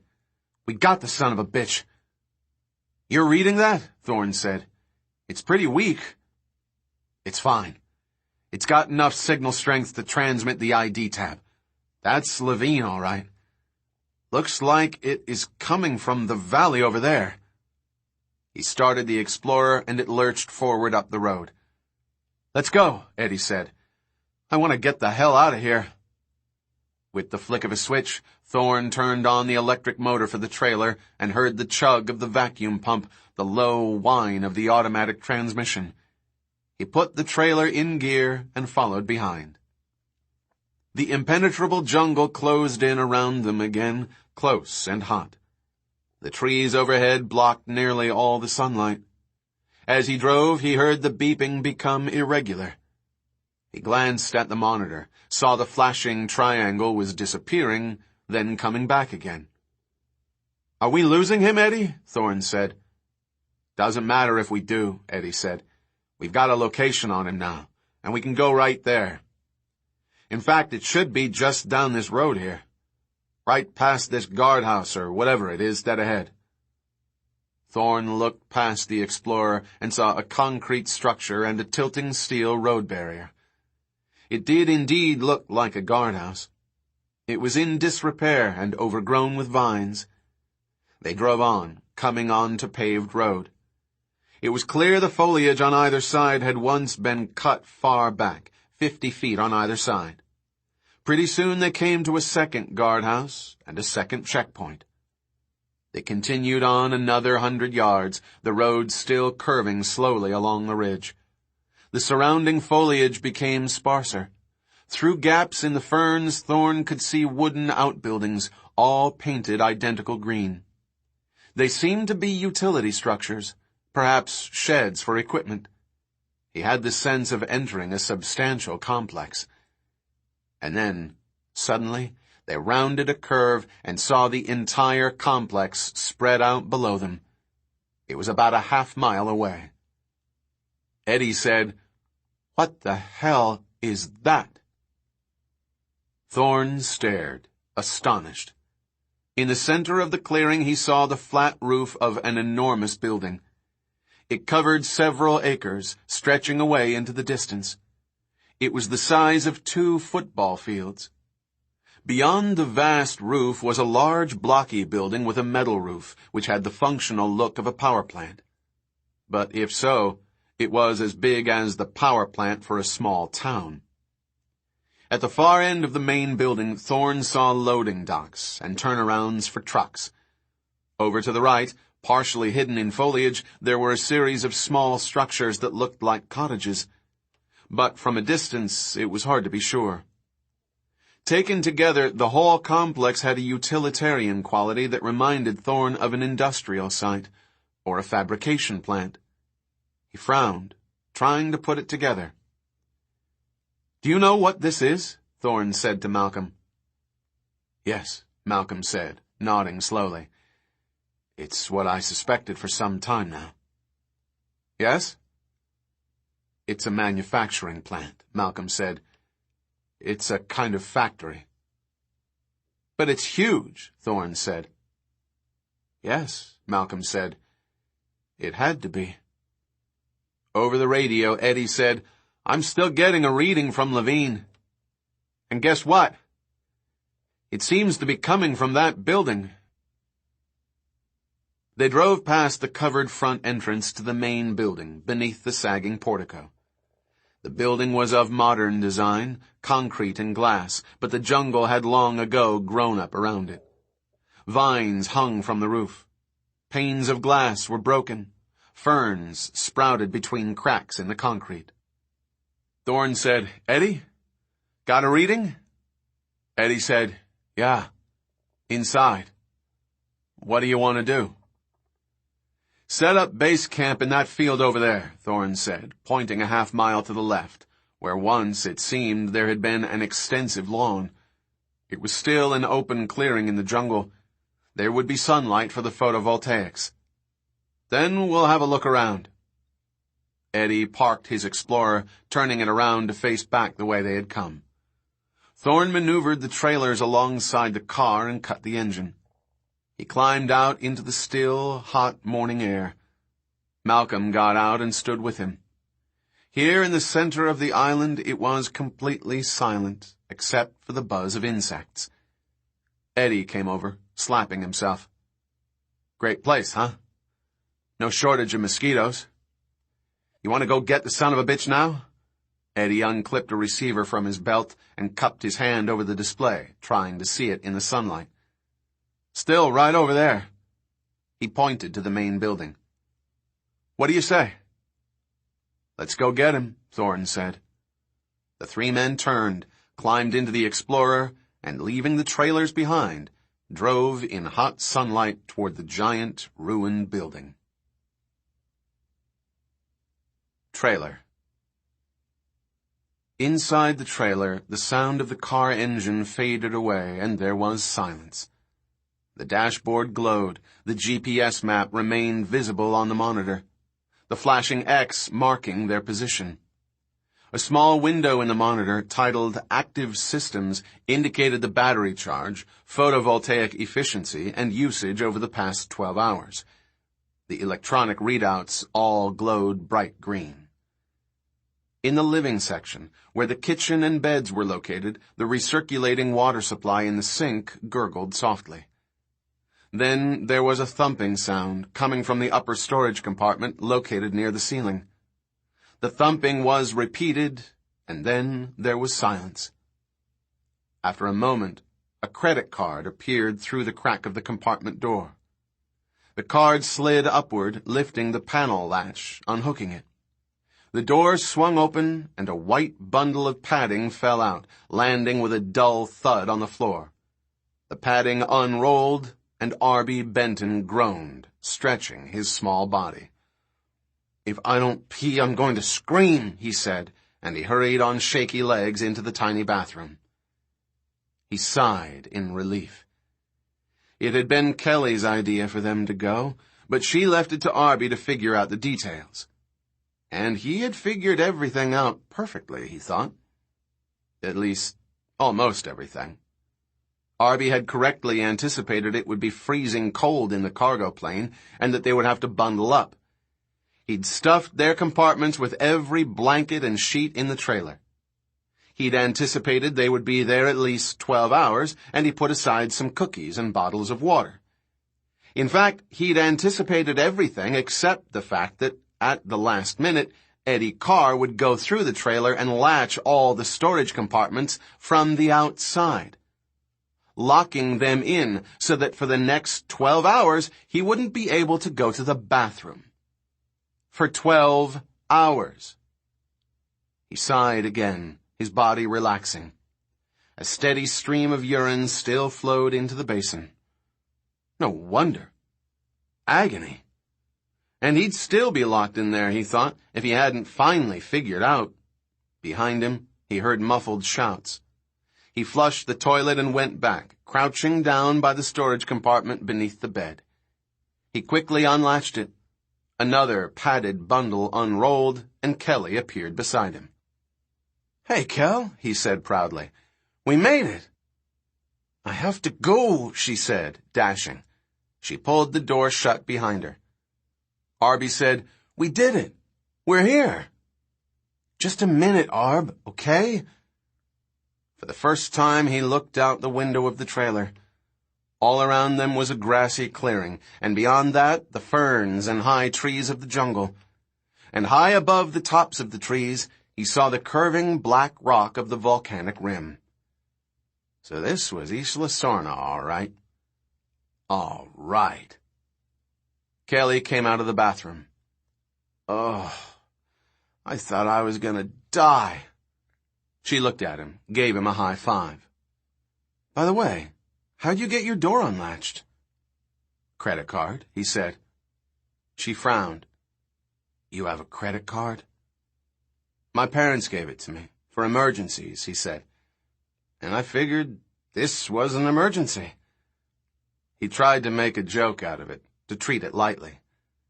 Arby knew Kelly was sensitive about anything to do with money. She was always making comments about his clothes and things like that, and how he always had money for a taxi or a Coke at Larson's Deli after school or whatever. Once he said to her that he didn't think money was so important, and she said, "Why would you?" in a funny voice. And ever since then, he had tried to avoid the subject. Arby wasn't always clear about the right thing to do around people. Everyone treated him so weird anyway. Because he was younger, of course. And because he was black. And because he was what the other kids called a brainer. He found himself engaged in a constant effort to be accepted, to blend in. Except he couldn't. He wasn't white. He wasn't big. He wasn't good at sports. And he wasn't dumb. Most of his classes at school were so boring Arby could hardly stay awake in them. His teachers sometimes got annoyed with him, but what could he do? School was like a video played at super slow speed. You could glance at it once an hour and not miss anything. And when he was around the other kids, how could he be expected to show interest in TV shows like Melrose Place, or the San Francisco 49ers, or Shaq's new commercial? He couldn't. That stuff wasn't important. But Arby had long ago discovered it was unpopular to say so. It was better to keep your mouth shut, because nobody understood him except Kelly. She seemed to know what he was talking about most of the time. And Dr. Levine. At least the school had an advanced placement track, which was moderately interesting to Arby. Not very interesting, of course, but better than the other classes. And when Dr. Levine had decided to teach the class, Arby had found himself excited by school for the first time in his life. In fact, "So this is Isla Sorna, huh?" Kelly said, looking out the window at the jungle. "Yeah," Arby said. "I guess so." "You know, when they stopped the car earlier," Kelly said, "could you hear what they were talking about?" "Not really. All the padding." "Me neither," Kelly said. "But they seemed pretty worked up about something." "Yeah, they did." "It sounded like they were talking about dinosaurs," Kelly said. "Did you hear anything like that?" Arby laughed, shaking his head. "No, Cal," he said. "Because I thought they did." "Come on, Cal." "I thought Thorne said Triceratops." "Cal," he said, "dinosaurs have been extinct for 65 million years." "I know that." He pointed out the window. "You see any dinosaurs out there?" Kelly didn't answer. She went to the other side of the trailer and looked out the opposite window. She saw Thorne, Malcolm, and Eddie disappearing into the main building. "They're going to be pretty annoyed when they find us," Arby said. "How do you think we should tell them?" "We can let it be a surprise." "They'll be mad," he said. "So? What can they do about it?" Kelly said. "Maybe they'll send us back." "How? They can't." "Yeah, I guess." Arby shrugged casually, but he was more troubled by this line of thought than he wanted to admit. This was all Kelly's idea. Arby had never liked to break the rules or to get into any kind of trouble. Whenever he had even had a mild reprimand from a teacher, he would get flushed and sweaty. And for the last 12 hours, he had been thinking about how Thorne and the others would react. "Look," Kelly said, "the thing is, we're here to help find our friend Dr. Levine, that's all. We've helped Dr. Thorne already." "Yes.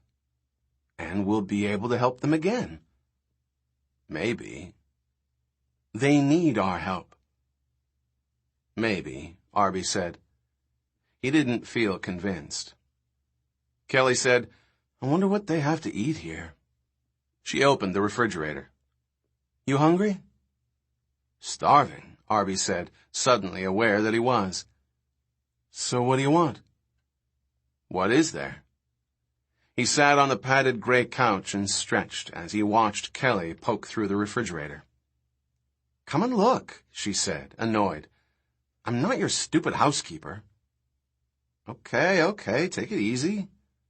"Well, you expect everybody to wait on you," she said.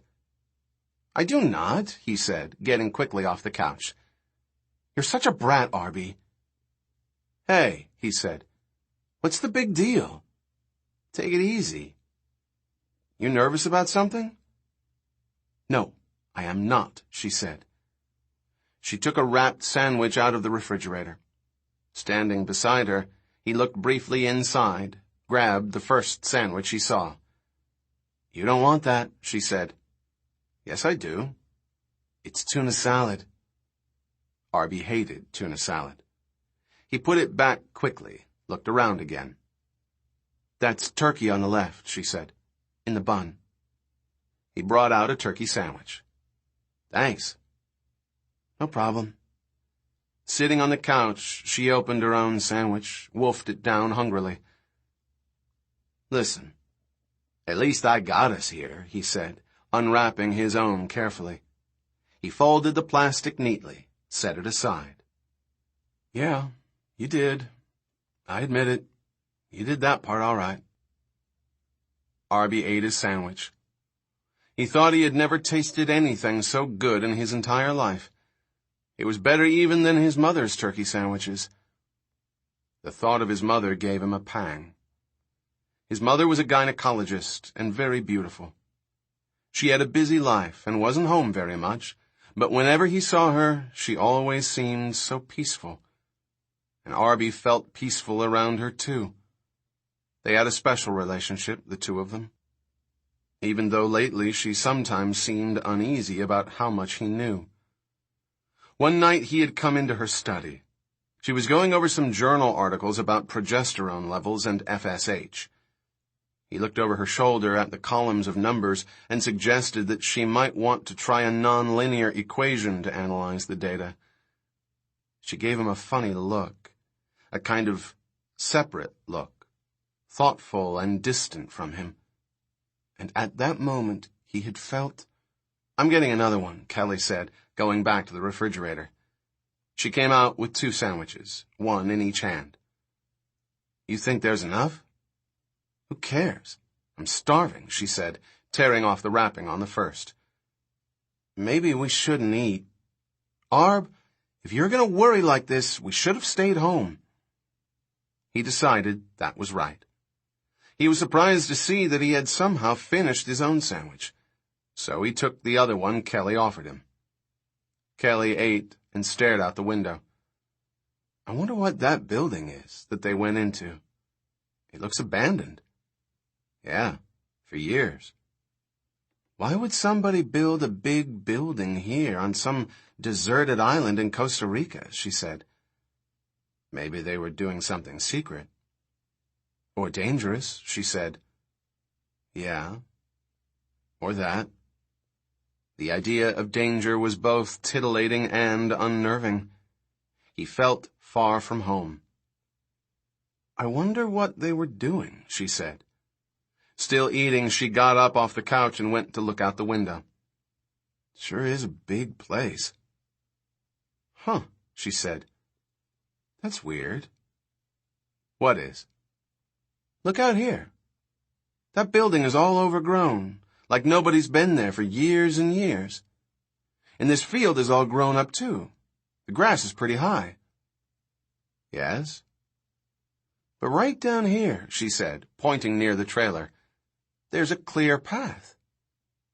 Chewing, Arby came over and looked. She was right.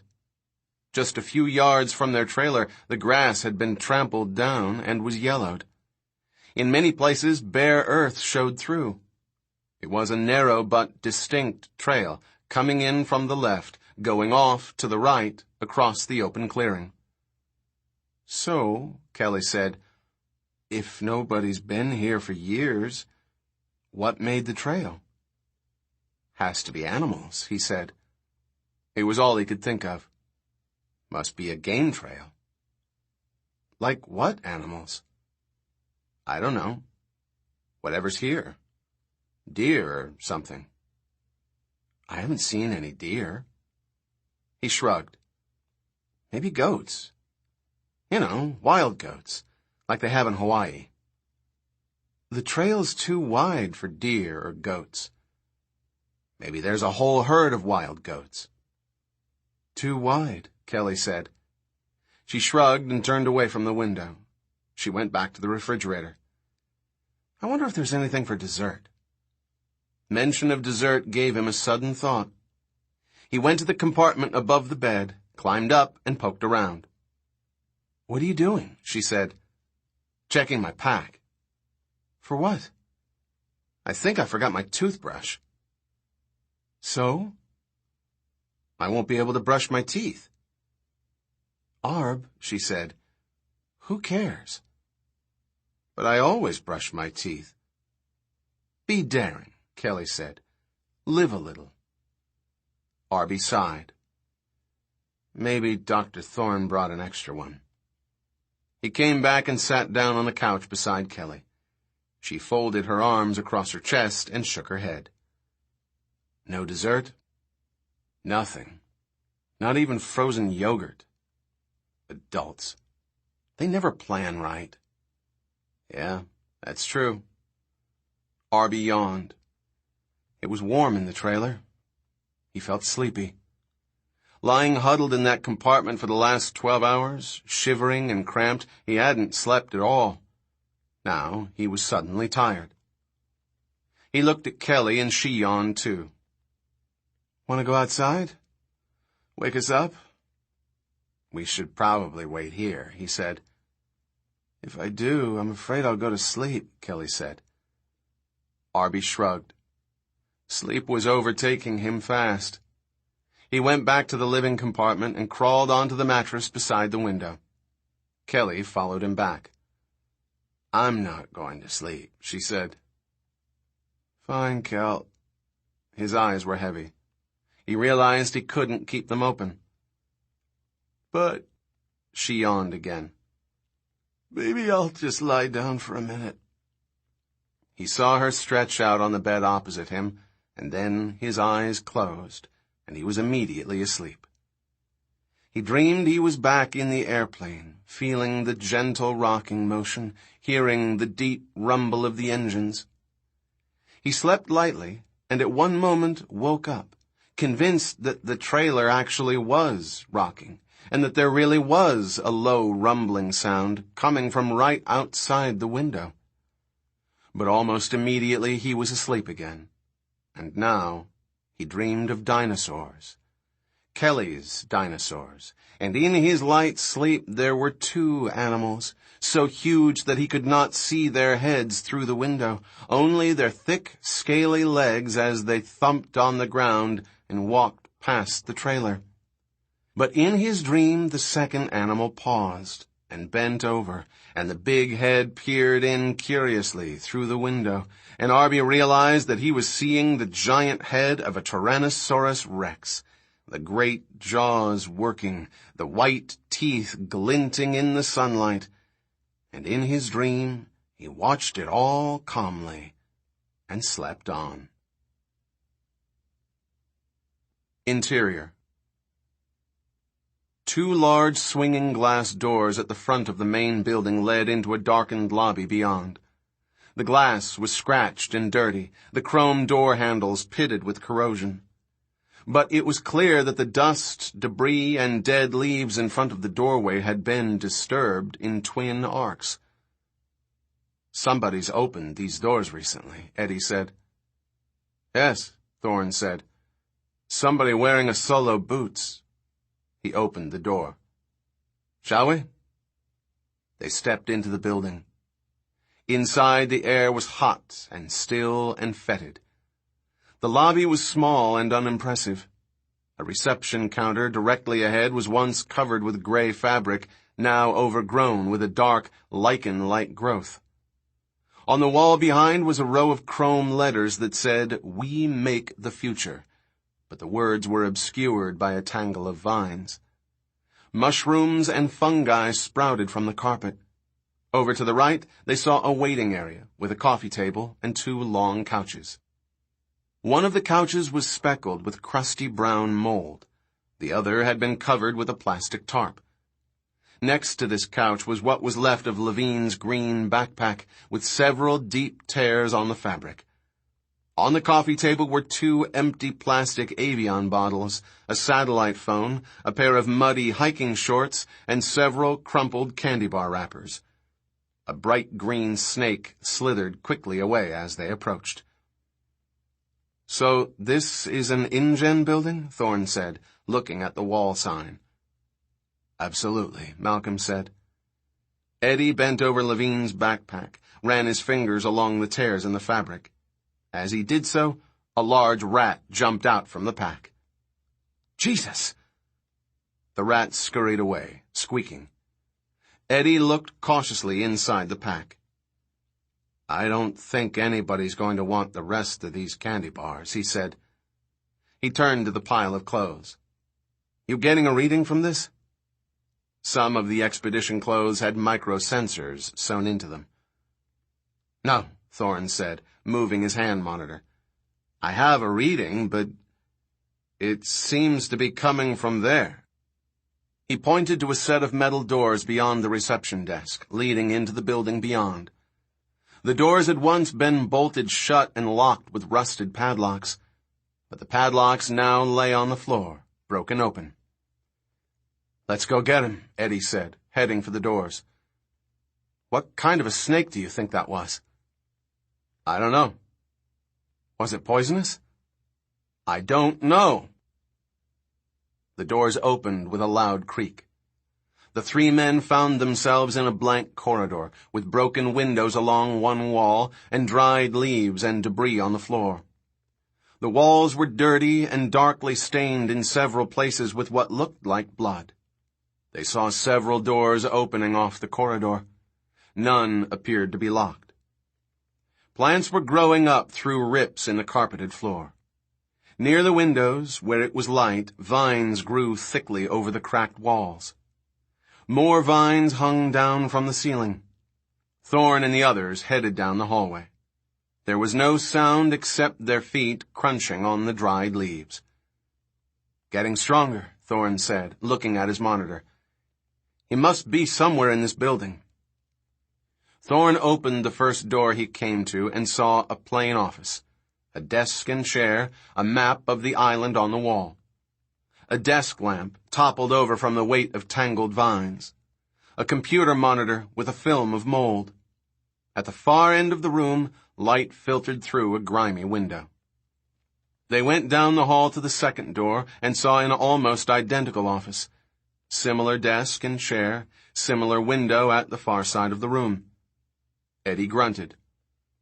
"Looks like we're in an office building," he said. Thorne went on. He opened the third door and then the fourth. More offices. Thorne opened the fifth door and paused. He was in a conference room, dirty with leaves and debris. There were animal droppings on the long wooden table in the center of the room. The window on the far side was dusty. Thorne was drawn to a large map which covered one whole wall of the conference room. There were push pins of various colors stuck in the map. Eddie came in and frowned. Beneath the map was a chest of drawers. Thorne tried to open them, but they were all locked. Malcolm walked slowly into the room, looking around, taking it in. "What's this map mean?" Eddie said. "You have any idea what the pins are?" Malcolm glanced at it. 20 pins in 4 different colors. 5 pins of each color, arranged in a pentagon, or anyway a 5-pronged pattern of some kind, going to all parts of the island. I'd say it looks like a network. Didn't Arby say there was a network on this island? Yes, he did. Interesting. Well, never mind that now, Thorne said. He went back into the hallway again, following the signal from his hand unit. Malcolm closed the door behind them, and they continued on. They saw more offices, but no longer opened the doors. They followed the signal from Levine. At the end of the corridor was a pair of sliding glass doors marked "No Admittance, Authorized Personnel Only." Thorne peered through the glass, but he could not see much beyond. He had the sense of a large space and complex machinery, but the glass was dusty and streaked with grime. It was difficult to see. Thorne said to Malcolm, "You really think you know what this building was for?" "I know exactly what it was for," Malcolm said. "It's a manufacturing plant for dinosaurs." "Why," Eddie said, "would anybody want that?" "Nobody would," Malcolm said. "That's why they kept it a secret." "I don't get it," Eddie said. Malcolm smiled. "Long story," he said. He slipped his hands between the doors and tried to pull them open, but they remained shut fast. He grunted, straining with effort. And then suddenly, with a metallic screech, they slid apart. They stepped into the darkness beyond. Their flashlights shone down an inky corridor as they moved forward. To understand this place, you have to go back 10 years to a man named John Hammond and an animal called the quagga. The what? The quagga, Malcolm said, is an African mammal, rather like a zebra. It became extinct in the last century. But in the 1980s, somebody used the latest DNA extraction techniques on a piece of quagga hide and recovered a lot of DNA. So much DNA that people began to talk about bringing the quagga back to life. And if you could bring the quagga back to life, why not other extinct animals? The dodo, the saber-toothed tiger, or even a dinosaur. Where could you get dinosaur DNA? Thorne said. Actually, Malcolm said, paleontologists have been finding fragments of dinosaur DNA for years. They never said much about it because they never had enough material to use it as a classification tool. So it didn't seem to have any value. It was just a curiosity. But to recreate an animal, you'd need more than DNA fragments, Thorne said. You'd need the whole strand. That's right, Malcolm said. And the man who figured out how to get it was a venture capitalist named John Hammond. He reasoned that when dinosaurs were alive, Insects probably bit them and sucked their blood, just as insects do today. And some of those insects would afterward land on a branch and be trapped in sticky sap. And some of that sap would harden into amber. Hammond decided that if you drilled into insects preserved in amber and extracted the stomach contents, you would eventually get some dino DNA. And did he? Yes, he did. And he started InGen to develop this discovery. Hammond was a hustler, and his true talent was raising money. He figured out how to get enough money to do the research to go from a DNA strand to a living animal. Sources of funding weren't immediately apparent, because although it would be exciting to recreate a dinosaur, it wasn't exactly a cure for cancer. So he decided to make a tourist attraction. He planned to recover the cost of the dinosaurs by putting them in a kind of zoo or theme park, where he would charge admission. "Are you joking?" Thorne said. No. Hammond actually did it. He built his park on an island called Isla Nublar, north of here, and he planned to open it to the public in late 1989. I went to see the place myself shortly before it was scheduled to open. But it turned out Hammond had problems, Malcolm said. The park systems broke down, and the dinosaurs got free. Some visitors were killed. Afterward, the park and all its dinosaurs were destroyed. They passed a window where they could look out over the plain at the herds of dinosaurs browsing by the river. Thorne said, if they were all destroyed, what's this island? This island, Malcolm said, is Hammond's dirty little secret.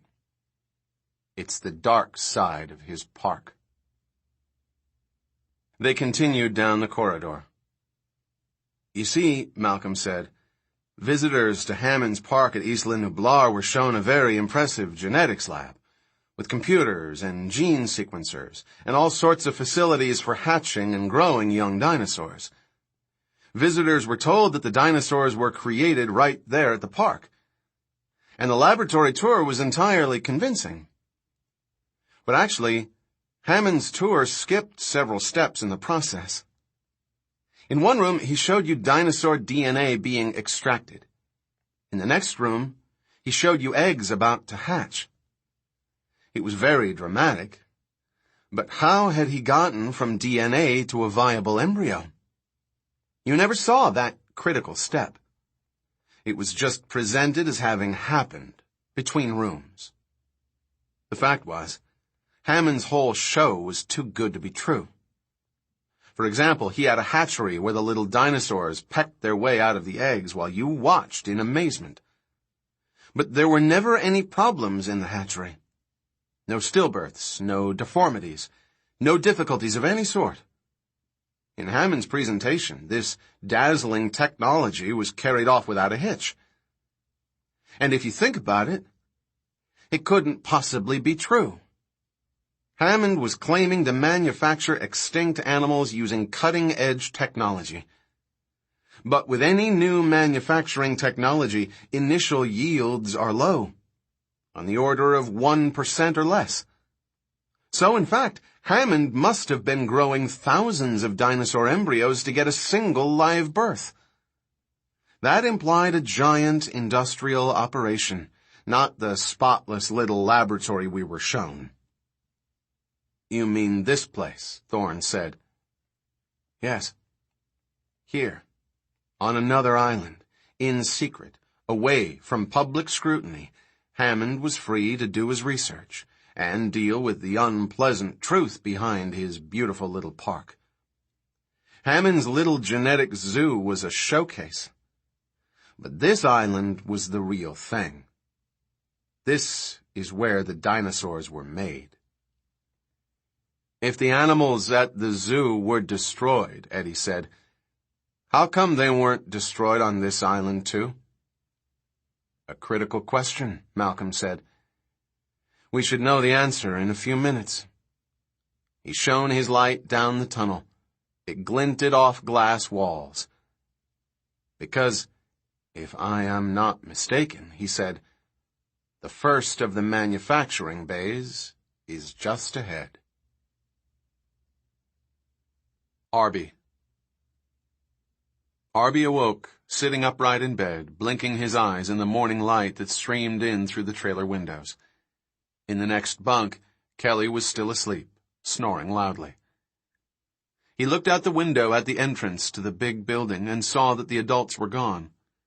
The Explorer was standing by the entrance, but there was no one inside the car. Their trailer sat isolated in the clearing of tall grass. Arby felt entirely alone, frighteningly alone, and a sudden sense of panic made his heart pound. He never should have come here, he thought. The whole idea was stupid. And worst of all, it had been his plan. The way they had huddled together in the trailer, and then had gone back to Thorne's office. And Kelly had talked to Thorne so that Arby could steal the key. The way he had set up a delayed radio message to be transmitted to Thorne so that Thorne would think they were still in Woodside. Arby had felt very clever at the time, but now he regretted it all. He decided that he had to call Thorne immediately. He had to turn himself in. He was filled with an overwhelming desire to confess. He needed to hear somebody's voice. That was the truth. He walked from the back of the trailer, where Kelly was sleeping, to the front and turned on the ignition key in the dashboard. He picked up the radio handset and said, "This is Arby. Is anybody there? Over. This is Arby." But nobody answered. After a moment, he looked at the dashboard systems monitor, which registered all the systems that were operative. He didn't see anything about communications. It occurred to him that the communication system was probably hooked into the computer. He decided to turn the computer on. So he went back to the middle of the trailer, unstrapped the keyboard, plugged it in, and turned the computer on. There was a menu screen that said Thorne Field Systems, and underneath that a listing of subsystems inside the trailer. One of them was radio communications, so he clicked on that and turned it on.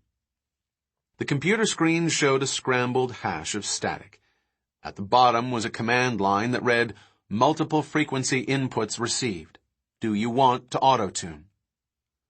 Arby didn't know what that meant, but he was fearless around computers. Auto-tune sounded interesting. Without hesitation, he typed yes. The static scramble remained on the screen while numbers rolled at the bottom. He guessed he was seeing frequencies in megahertz, but he didn't really know. And then, suddenly, the screen went blank, except for a single flashing word in the upper left corner. Login. He paused, frowning. That was odd. Apparently, he was required to log into the trailer's computer system. That meant he would need a password. He tried Thorne. Nothing happened.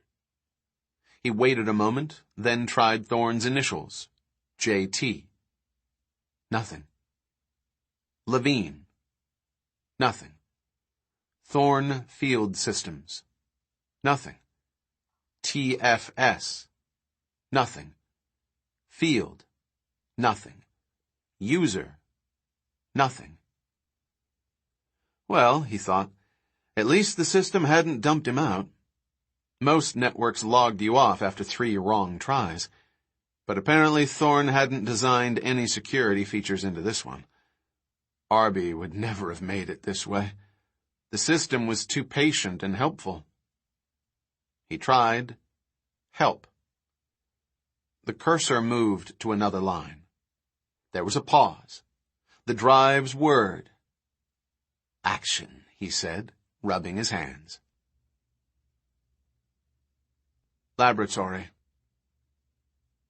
As Thorne's eyes adjusted to the low light, he saw they were standing inside an enormous space, consisting of row after row of rectangular stainless steel boxes, each fitted with a tangled maze of plastic tubing. Everything was dusty. Many of the boxes were knocked over. The first rows, Malcolm said, are Nishihara gene sequencers. And beyond are the automatic DNA synthesizers. It's a factory, Eddie said. It's like agribusiness or something. Yes, it is. At the corner of the room was a printer, with some loose sheets of yellowing paper lying beside it. Malcolm picked up one and glanced at it. It read, GALRERYF1, Gallimimus erythroid-specific transcription factor ERYF1, mRNA, complete CDS, GALRERYF1 1068 BPSS mRNA, VRT, 15 December 1989. Source, SRC. Gallimimus ballatus, male, 9-day embryonic blood, cDNA to mRNA, clone E1201. Organism, Gallimimus ballatus. Animalia, Chordata, Vertebrata, Archosauria, Dinosauria, Ornithomimosauria. Reference, REF. 1. Bases 1 to 1418. T.R. Evans, 17 July 1989. Features, FEA. Location, /qualifiers. /note equals ERYF1 protein GI, 212629. Codon _start equals 1. Translation equals, followed by a paragraph of scrambled letters, then base count, BAS, 206, A, 371, C, 342, G, 149, T. It's a reference to a computer database, Malcolm said. For some dinosaur blood factor. Something to do with red cells. And is that the sequence? No, Malcolm said. He started shuffling through the papers. No, the sequence should be a series of nucleotides. Here.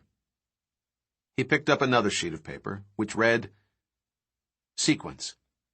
Down the left-hand side of the page, a column of numbers, starting at 1 and continuing in intervals of 60. 1, 61, 121, 181, and so on, up to 1,381. The rest of the page consisted of 6 columns of 10-letter groups made up of A's, C's, G's, and T's. Distribution, DIS. Wu, /HQ Ops.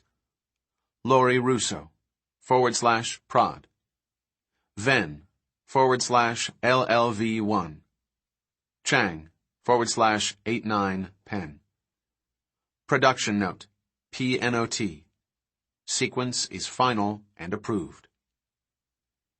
Does this have something to do with why the animals survived? Thorne said. I'm not sure, Malcolm said. Was this sheet related to the final days of the manufacturing facility?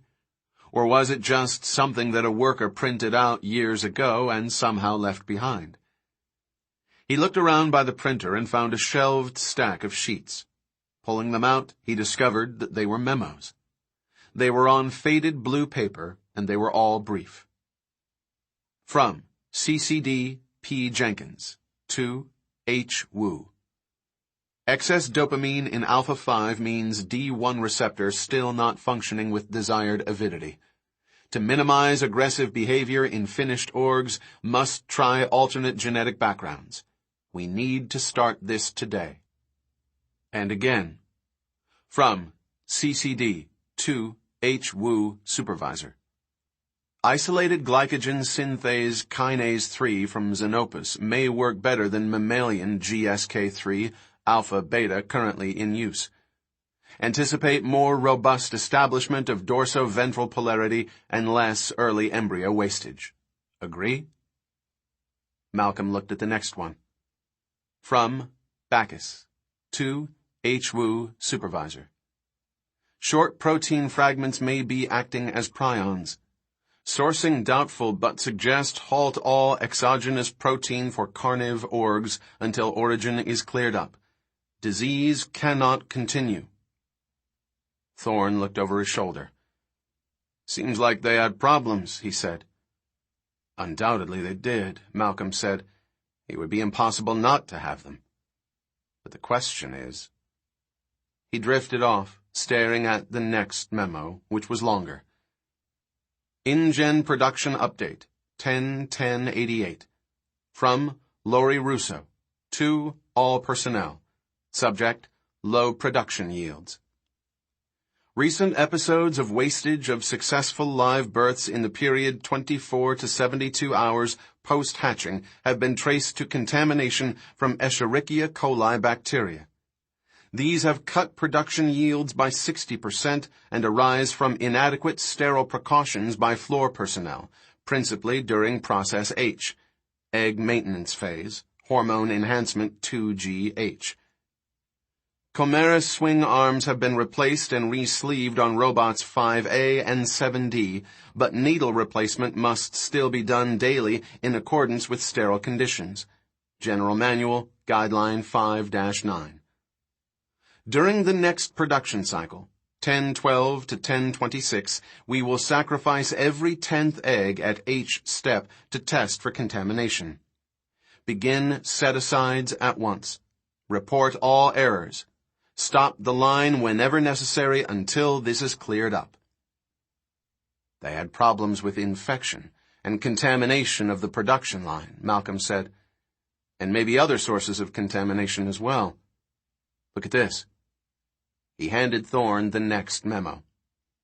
InGen Production Update, 12-18-88. From H. Wu. To all personnel. Subject, DX. Tag and release.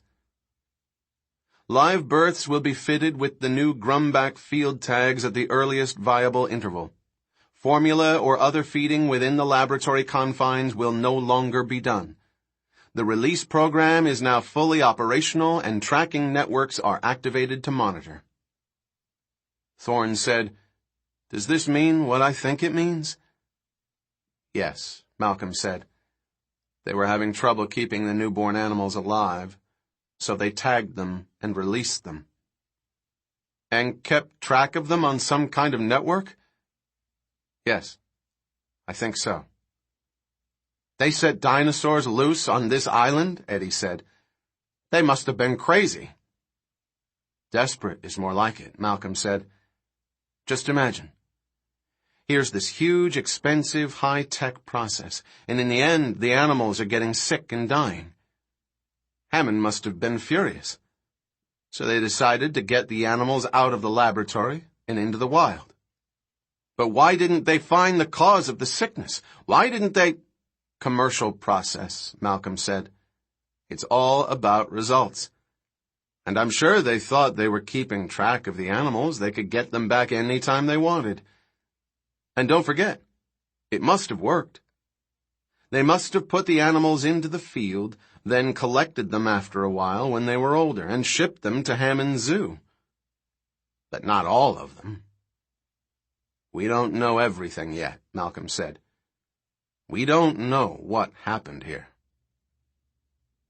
They went through the next doorway and found themselves in a small, bare room with a central bench and lockers on the walls.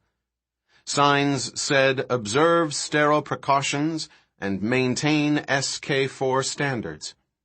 At the end of the room was a cabinet with stacks of yellowing gowns and caps. Eddie said, "It's a changing room." "Looks like it," Malcolm said. He opened a locker. It was empty except for a pair of men's shoes. He opened several other lockers. They were all empty. Inside one, a sheet of paper was taped. "Safety is everybody's business. Report genetic anomalies. Dispose of bio-waste properly. Halt the spread of DX now." "What's DX?" Eddie said. "I think," Malcolm said, "it's the name for this mysterious disease." At the far end of the changing room were two doors. The right-hand door was pneumatic, operated by a rubber foot panel set in the floor. But that door was locked, so they went through the left door, which opened freely. They found themselves in a long corridor with floor-to-ceiling glass panels along the right wall. The glass was scratched and dirty, but they peered through it into the room beyond, which was unlike anything Thorne had ever seen. The space was vast, the size of a football field. Conveyor belts crisscrossed the room at 2 levels, one very high, the other at waist level. At various stations around the room, clusters of large machinery with intricate tubing and swing arms stood beside the belts. Thorne shone his light on the conveyor belts. "An assembly line," he said. "But it looks untouched, like it's still ready to go," Malcolm said. "There are a couple of plants growing through the floor over there, but overall, remarkably clean." "Too clean," Eddie said. Thorne shrugged. "If it's a clean room environment, then it's probably air-sealed," he said. "I guess it just stayed the way it was years ago." Eddie shook his head. "For years? Doc, I don't think so." "Then what do you think explains it?" Malcolm frowned, peering through the glass. How was it possible for a room this size to remain clean after so many years? It didn't make any... "Hey," Eddie said. Malcolm saw it too. It was in the far corner of the room, a small blue box halfway up the wall, cables running into it. It was obviously some kind of electrical junction box. Mounted on the box was a tiny red light. It was glowing. "This place has power." Thorne moved close to the glass, looking through with them. "That's impossible. It must be some kind of stored charge or a battery." "After 5 years?"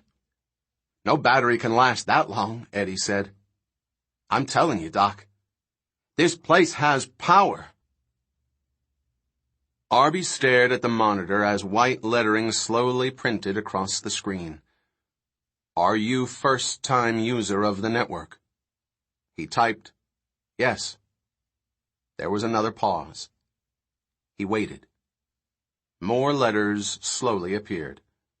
"Your full name?" He typed in his name. "Do you want a password issued to you?" You're kidding, he thought. This was going to be a snap. It was almost disappointing. He really thought Dr. Thorne would have been more clever. He typed, "Yes." After a moment, "Your new password is VIG /&*849 /.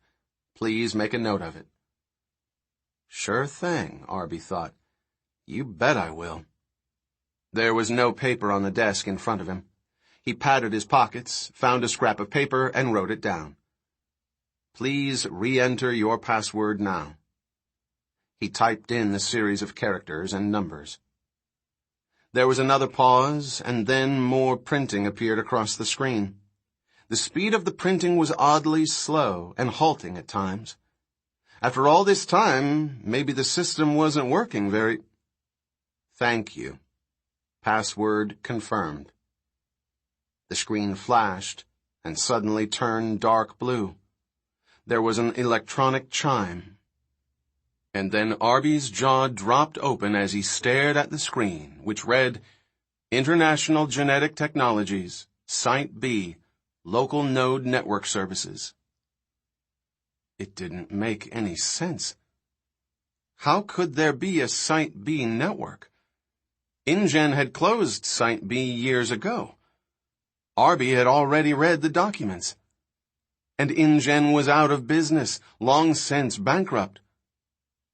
What network, he thought. And how had he managed to get on it?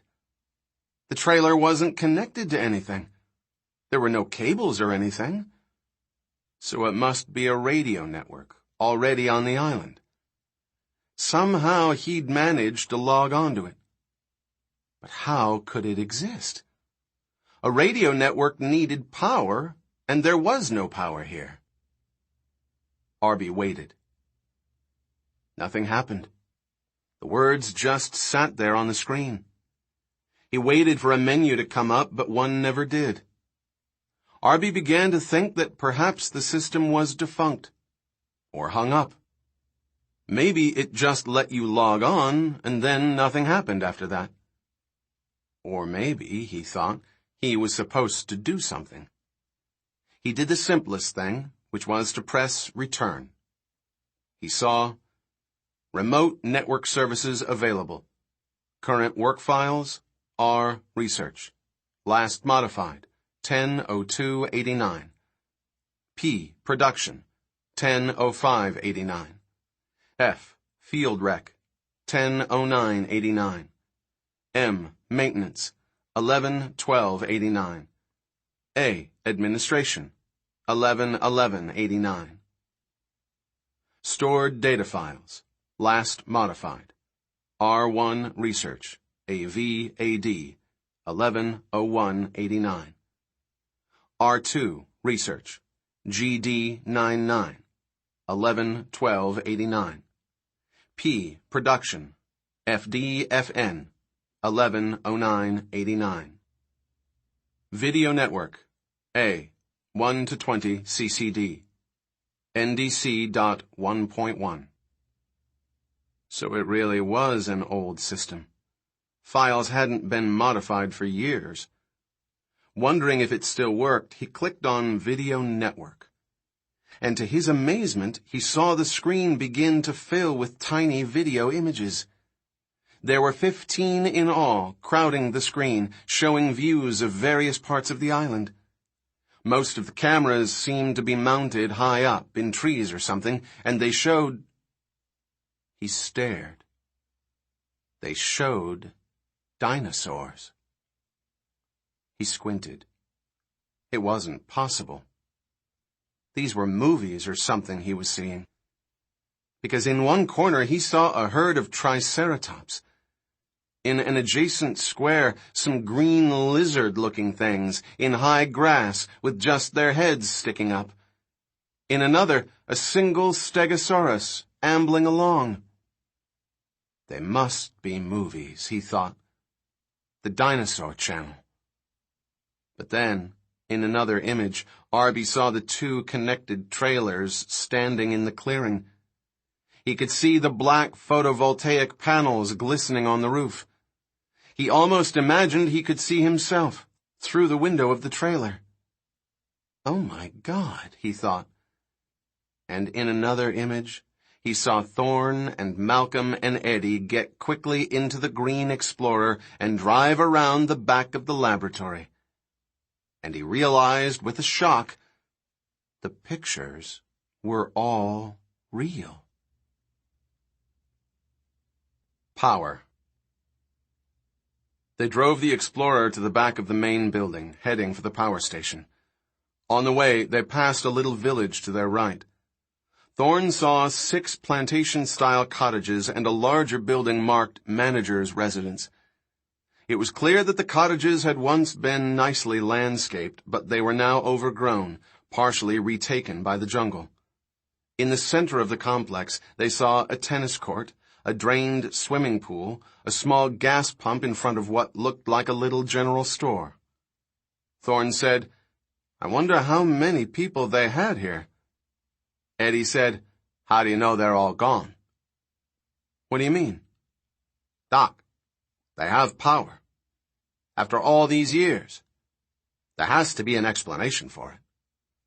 Eddie steered the car around the back of the loading bays and drove toward the power station directly ahead.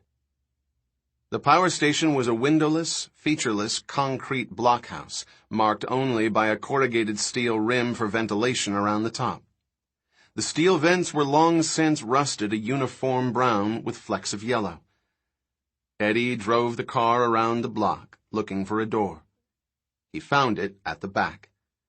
It was a heavy steel door with a peeling painted sign that said, "Caution, high voltage, do not enter." Eddie jumped out of the car and the others followed. Thorne sniffed the air. "Sulfur," he said. "Very strong," Malcolm said, nodding. Eddie tugged at the door. "Guys, I got a feeling." The door opened suddenly with a clang, banging against the concrete wall. Eddie peered into darkness inside. Thorne saw a dense maze of pipes, a trickle of steam coming out of the floor. The room was extremely hot. There was a loud, constant whirring sound. Eddie said, "I'll be damned." He walked forward, looking at the gauges, many of which were unreadable, the glass thickly coated with yellow. The joints of the pipes were also rimmed with yellow crust. Eddie wiped away some of the crust with his finger. "Amazing," he said. "Sulfur?" "Yeah, sulfur. Amazing." He turned toward the source of the sound, saw a large circular vent, a turbine inside. The turbine blades, spinning rapidly, were dull yellow. "And that's sulfur too?" Thorne said. "No," Eddie said. "That must be gold. Those turbine blades are gold alloy." "Gold?" "Yeah. He would have to be very inert." He turned to Thorne. "You realize what all this is? It's incredible. So compact and efficient. Nobody has figured out how to do this. This technology is—" "You're saying it's geothermal?" Malcolm said. "That's right," Eddie said. "They've tapped a heat source here, probably gas or steam, which is piped up through the floor over there. Then the heat is used to boil water in a closed cycle. That's the network of pipes up there, and turn the turbine there, which makes electric power. Whatever the heat source, geothermal is almost always corrosive as hell. Most places, maintenance is brutal. But this plant still works. Amazing." Along one wall was a main panel, which distributed power to the entire laboratory complex. The panel was flecked with mold and dented in several spots. "Doesn't look like anybody's been in here in years," he said. "And a lot of the power grid is dead. But the plant itself is still going. Incredible." Thorne coughed in the sulphurous air and walked back into the sunlight. He looked up at the rear of the laboratory. One of the loading bays seemed in good shape, but the other had collapsed. The glass at the rear of the building was shattered. Malcolm came to stand beside him. "I wonder if an animal hit the building." "You think an animal could do that much damage?" Malcolm nodded. "Some of these dinosaurs weigh 40, 50 tons. A single animal has the mass of a whole herd of elephants.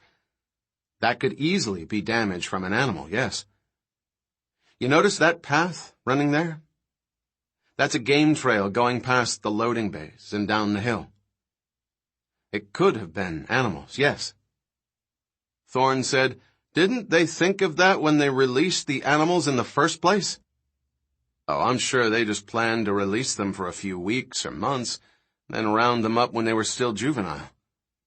I doubt they ever thought They were interrupted by a crackling electrical hiss, like static. It was coming from inside the Explorer. Behind them, Eddie hurried toward the car with a worried look. "I knew it," Eddie said. "Our communications module is frying. I knew we should have put in the other one." He opened the door to the Explorer and climbed in the passenger side, picked up the handset, pressed the automatic tuner. Through the windshield, he saw Thorne and Malcolm coming back toward the car. And then the transmission locked. "Into the car," said a scratchy voice. "Who is this?" "Dr. Thorne! Dr. Malcolm! Get in the car!" As Thorne arrived, Eddie said, "Doc, it's that damn kid." "What?" Thorne said. "It's Arby." Over the radio, Arby was saying, "Get in the car! I can see it coming!" "What's he talking about?" Thorne said, frowning. "He's not here, is he? Is he on this island?" The radio crackled. "Yes, I'm here. Dr. Thorne! But how the hell did he—" "Dr. Thorne, get in the car!" Thorne turned purple with anger. He bunched his fists. How did that little son of a bitch manage to do this? He grabbed the handset from Eddie. Arby, goddammit! It's coming! Eddie said, What's he talking about? He sounds completely hysterical. I can see it on the television. Dr. Thorne! Malcolm looked around at the jungle. Maybe we should get in the car, he said quietly.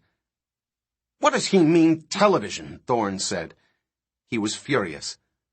Eddie said, I don't know, Doc. But if he's got a feed in the trailer, we can see it too. He flicked on the dashboard monitor. He watched as the screen glowed to life. That damn kid, Thorne said. I'm gonna wring his neck. I thought you liked that kid, Malcolm said. I do, but... Chaos at work, Malcolm said, shaking his head. Eddie was looking at the monitor. Oh, shit, he said. On the tiny dashboard monitor, they had a view looking straight down at the powerful body of a Tyrannosaurus Rex as it moved up the game trail toward them. Its skin was a mottled reddish-brown, the color of dried blood. In dappled sunlight, they could clearly see the powerful muscles of its haunches. The animal moved quickly, without any sign of fear or hesitation. Staring, Thorne said, Everybody in the car. The men climbed hurriedly in. On the monitor, the Tyrannosaur moved out of view of the camera. But sitting in the Explorer, they could hear it coming. The earth was shaking beneath them, swaying the car slightly. Thorne said, Ian, what do you think we should do? Malcolm didn't answer. He was frozen, staring forward, eyes blank.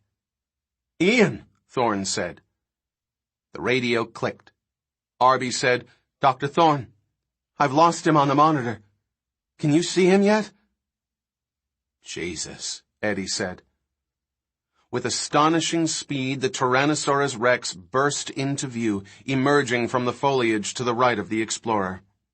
The animal was immense, the size of a 2-story building, its head rising high above them, out of sight.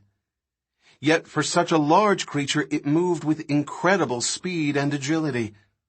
Thorne stared in stunned silence, waiting to see what would happen. He felt the car vibrate with each thundering footstep. Eddie moaned softly. But the Tyrannosaur ignored them. Continuing at the same rapid pace, it moved swiftly past the front of the Explorer. They hardly had a chance to see it before its big head and body disappeared into the foliage to the left. Now they saw only the thick, counterbalancing tail, some 7 feet in the air, swinging back and forth with each footstep as the animal moved on. So fast, Thorne thought. Fast!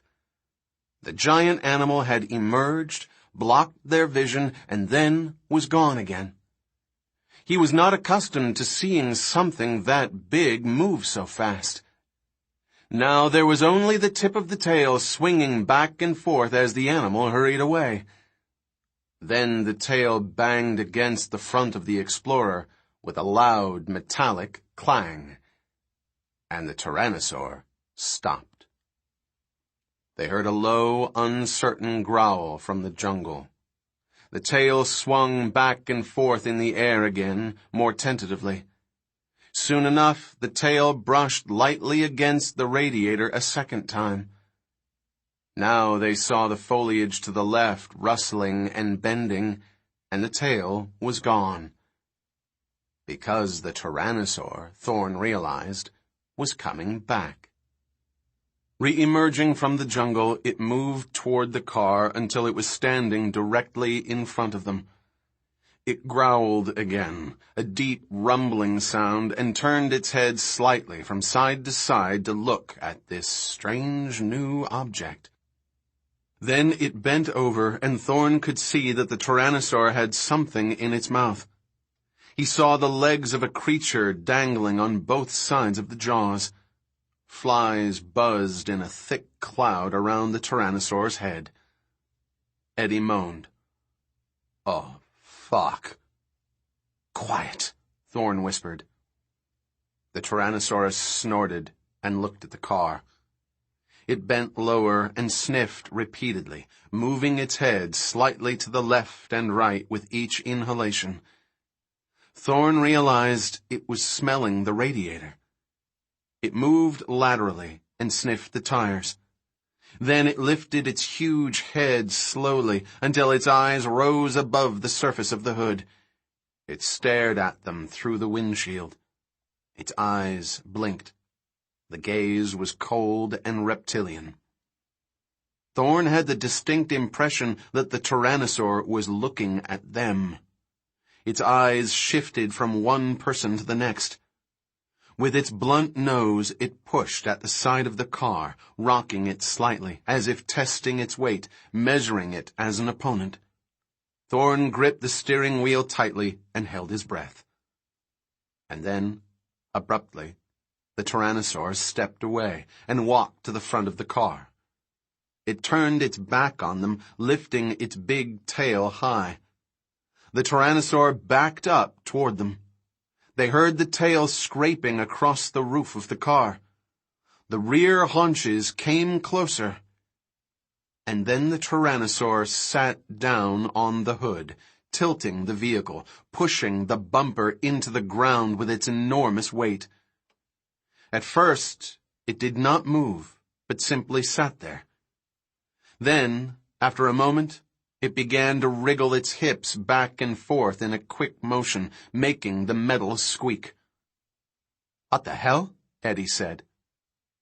The Tyrannosaur stood again. The car sprang back up, and Thorne saw thick white paste smeared across the hood. The Tyrannosaur immediately moved away, heading down the game trail, disappearing into the jungle. Behind them, they saw it emerge into the open again, stalk across the open compound. It lumbered behind the convenience store, passed between two of the cottages, and then disappeared from sight again. Thorne glanced at Eddie, who jerked his head toward Malcolm. Malcolm had not turned to watch the departing Tyrannosaur. He was still staring forward, his body tense. "Ian?" Thorne said. He touched him on the shoulder. Malcolm said, "Is he gone?" "Yes, he's gone." Ian Malcolm's body relaxed, his shoulders dropping. He exhaled slowly. His head sagged to his chest. He took a deep breath and raised his head again. "You've got to admit," he said, "you don't see that every day." "Are you okay?" Thorne said. "Yeah, sure. I'm fine." He put his hand on his chest, feeling his heart. "Of course I'm fine. After all, that was just a small one." "Small?" Eddie said. "You call that thing small?" "Yes, for a Tyrannosaur. Females are quite a bit larger. There's sexual dimorphism in Tyrannosaurs. The females are bigger than the males, and it's generally thought they did most of the hunting. But we may find that out for ourselves." "Wait a minute," Eddie said. "What makes you so sure he was a male?" Malcolm pointed to the hood of the car, where the white paste now gave off a pungent odor. "He scent-marked territory." "So? Maybe females can also mark—" "Very likely they can," Malcolm said. "But anal scent glands are found only among males. And you saw how he did it." Eddie stared unhappily at the hood. "I hope we can get that stuff off," he said. "I brought some solvents, but I wasn't expecting, dino musk." The radio clicked. "Dr. Thorne," Arby said. "Dr. Thorne? Is everything all right?" "Yes, Arby. Thanks to you," he said. "Then why are you waiting? Dr. Thorne, didn't you see Dr. Levine?" "Not yet, no." Thorne reached for his sensor unit, but it had fallen to the floor. He bent over and picked it up. Levine's coordinates had changed. He's moving. I know he's moving. Dr. Thorne? Yes, Arby, Thorne said. And then he said, Wait a minute. How do you know he's moving? Because I can see him, Arby said. He's riding a bicycle. Kelly came into the front of the trailer, yawning and pushing her hair back from her face. Who are you talking to, Arb? She stared at the monitor and said, Hey, pretty neat. I got onto the Site B network, he said.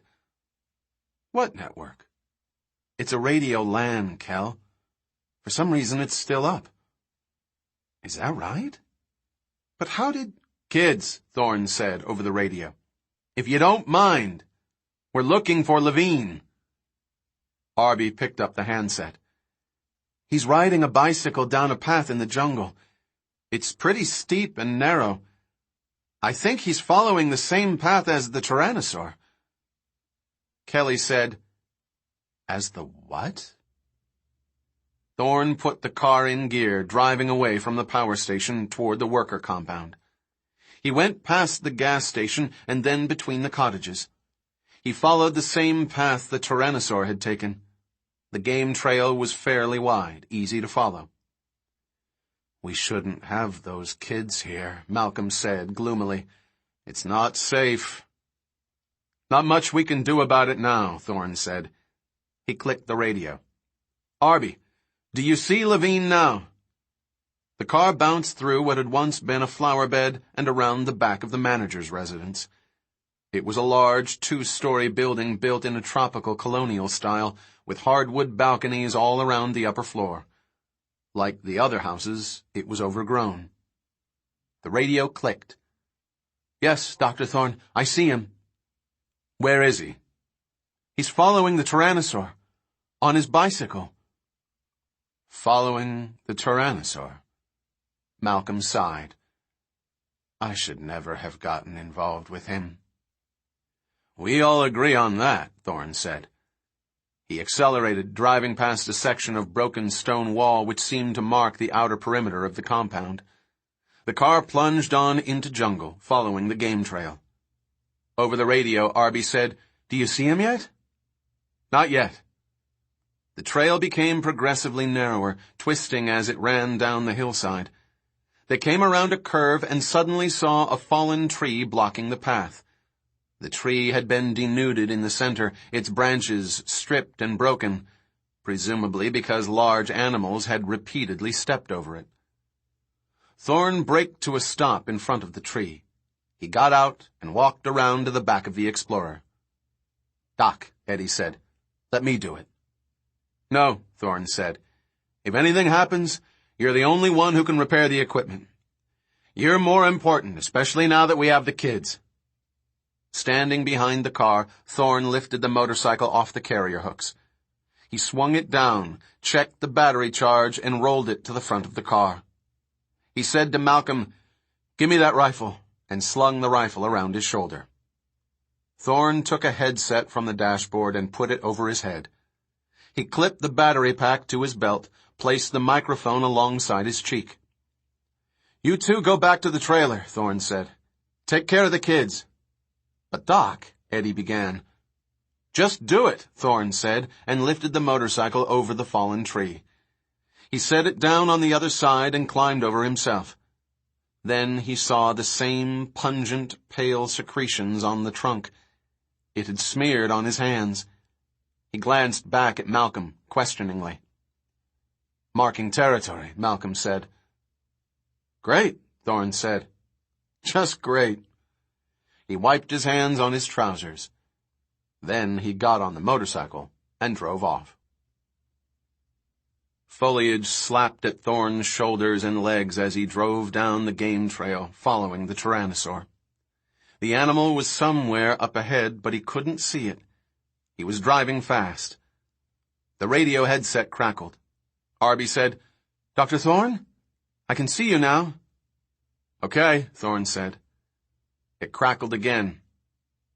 But I can't see Dr. Levine anymore, Arby said. He sounded worried. The electric motorcycle made hardly any noise, particularly going downhill. Up ahead, the game trail divided in two. Thorne stopped, leaned over the bike, looking at the muddy path. He saw the footprints of the Tyrannosaur going off to the left, and he saw the thin line of the bicycle tires, also going off to the left. He took the left fork, but now he drove more slowly. 10 yards ahead, Thorne passed the partially eaten leg of a creature which lay at the side of the path. The leg was old. It was crawling with white maggots and flies. In the morning heat, the sharp smell was nauseating.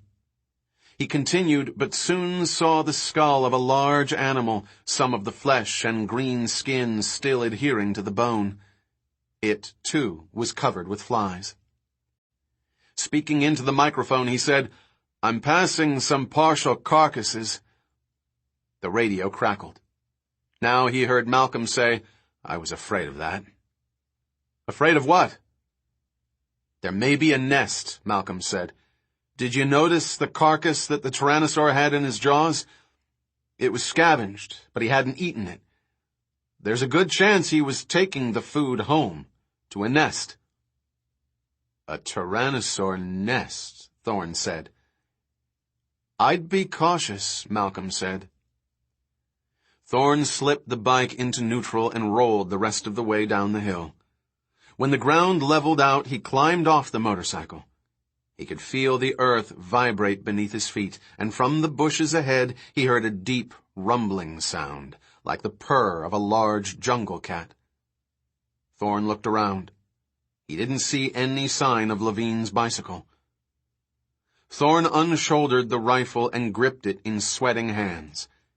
He heard the purring growl again, rising and falling. There was something odd about the sound. It took Thorne a moment to realize what it was.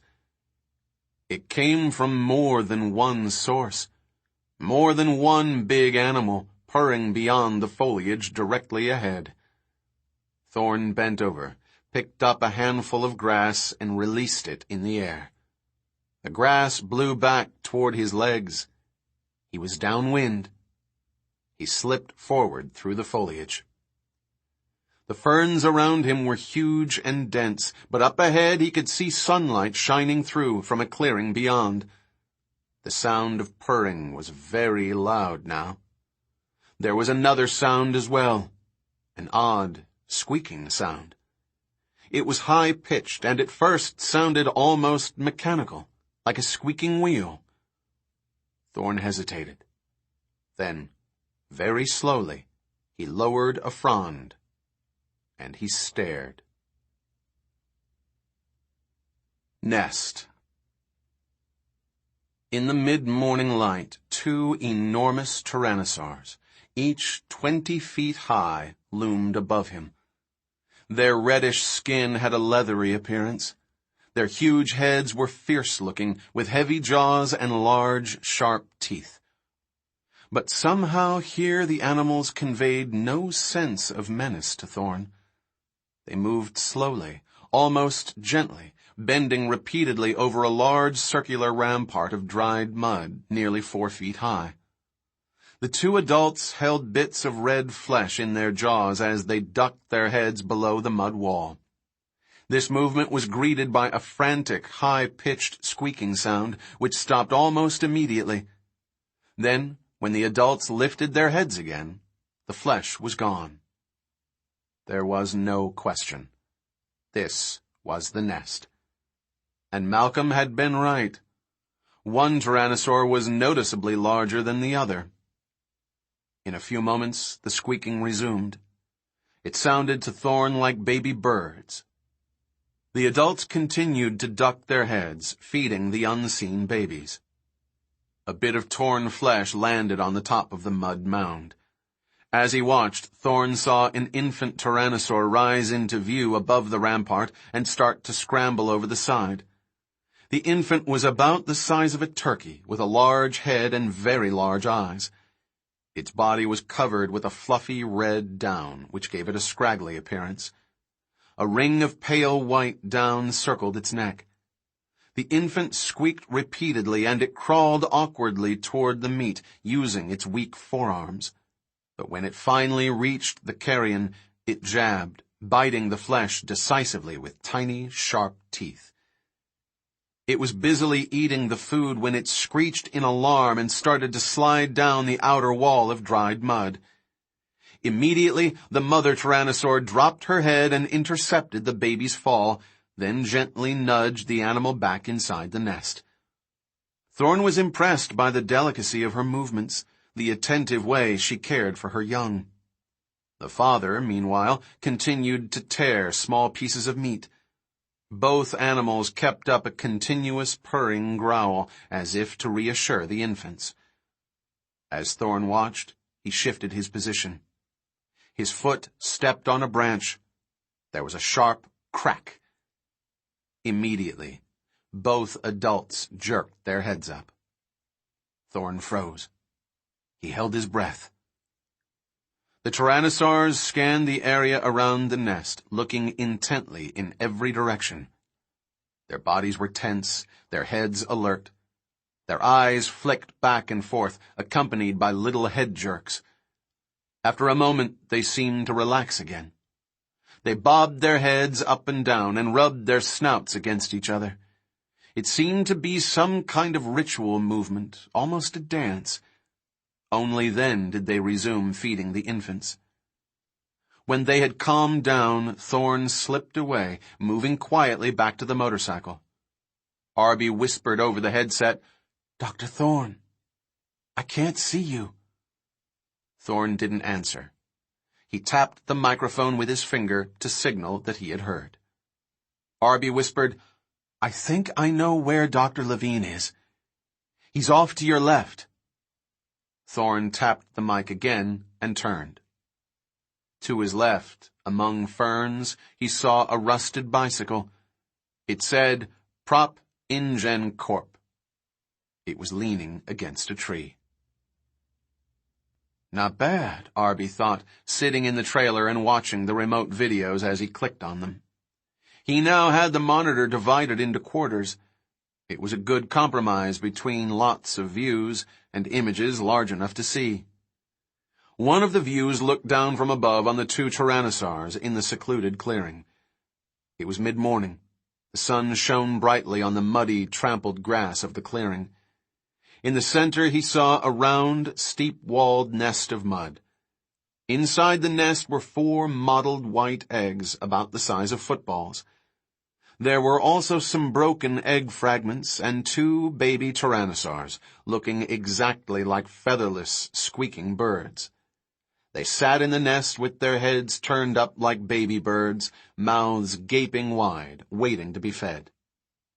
Kelly watched the screen and said, "Look how cute they are." And then she added, "We should be out there." Arby didn't answer her. He was not at all sure he wanted to be any closer. The adults were being very cool about it, but Arby found the idea of these dinosaurs very unnerving in some deep way that he couldn't analyze. Arby had always found it reassuring to organize, to create order in his life. Even arranging the images neatly on the computer monitor was calming to him. But this island was a place where everything was unknown and unexpected, where you didn't know what would happen. He found that troubling. On the other hand, Kelly was excited. She kept making comments about the tyrannosaurs, how big they were, the size of their teeth. She seemed entirely enthusiastic, without any fear at all. Arby felt annoyed with her.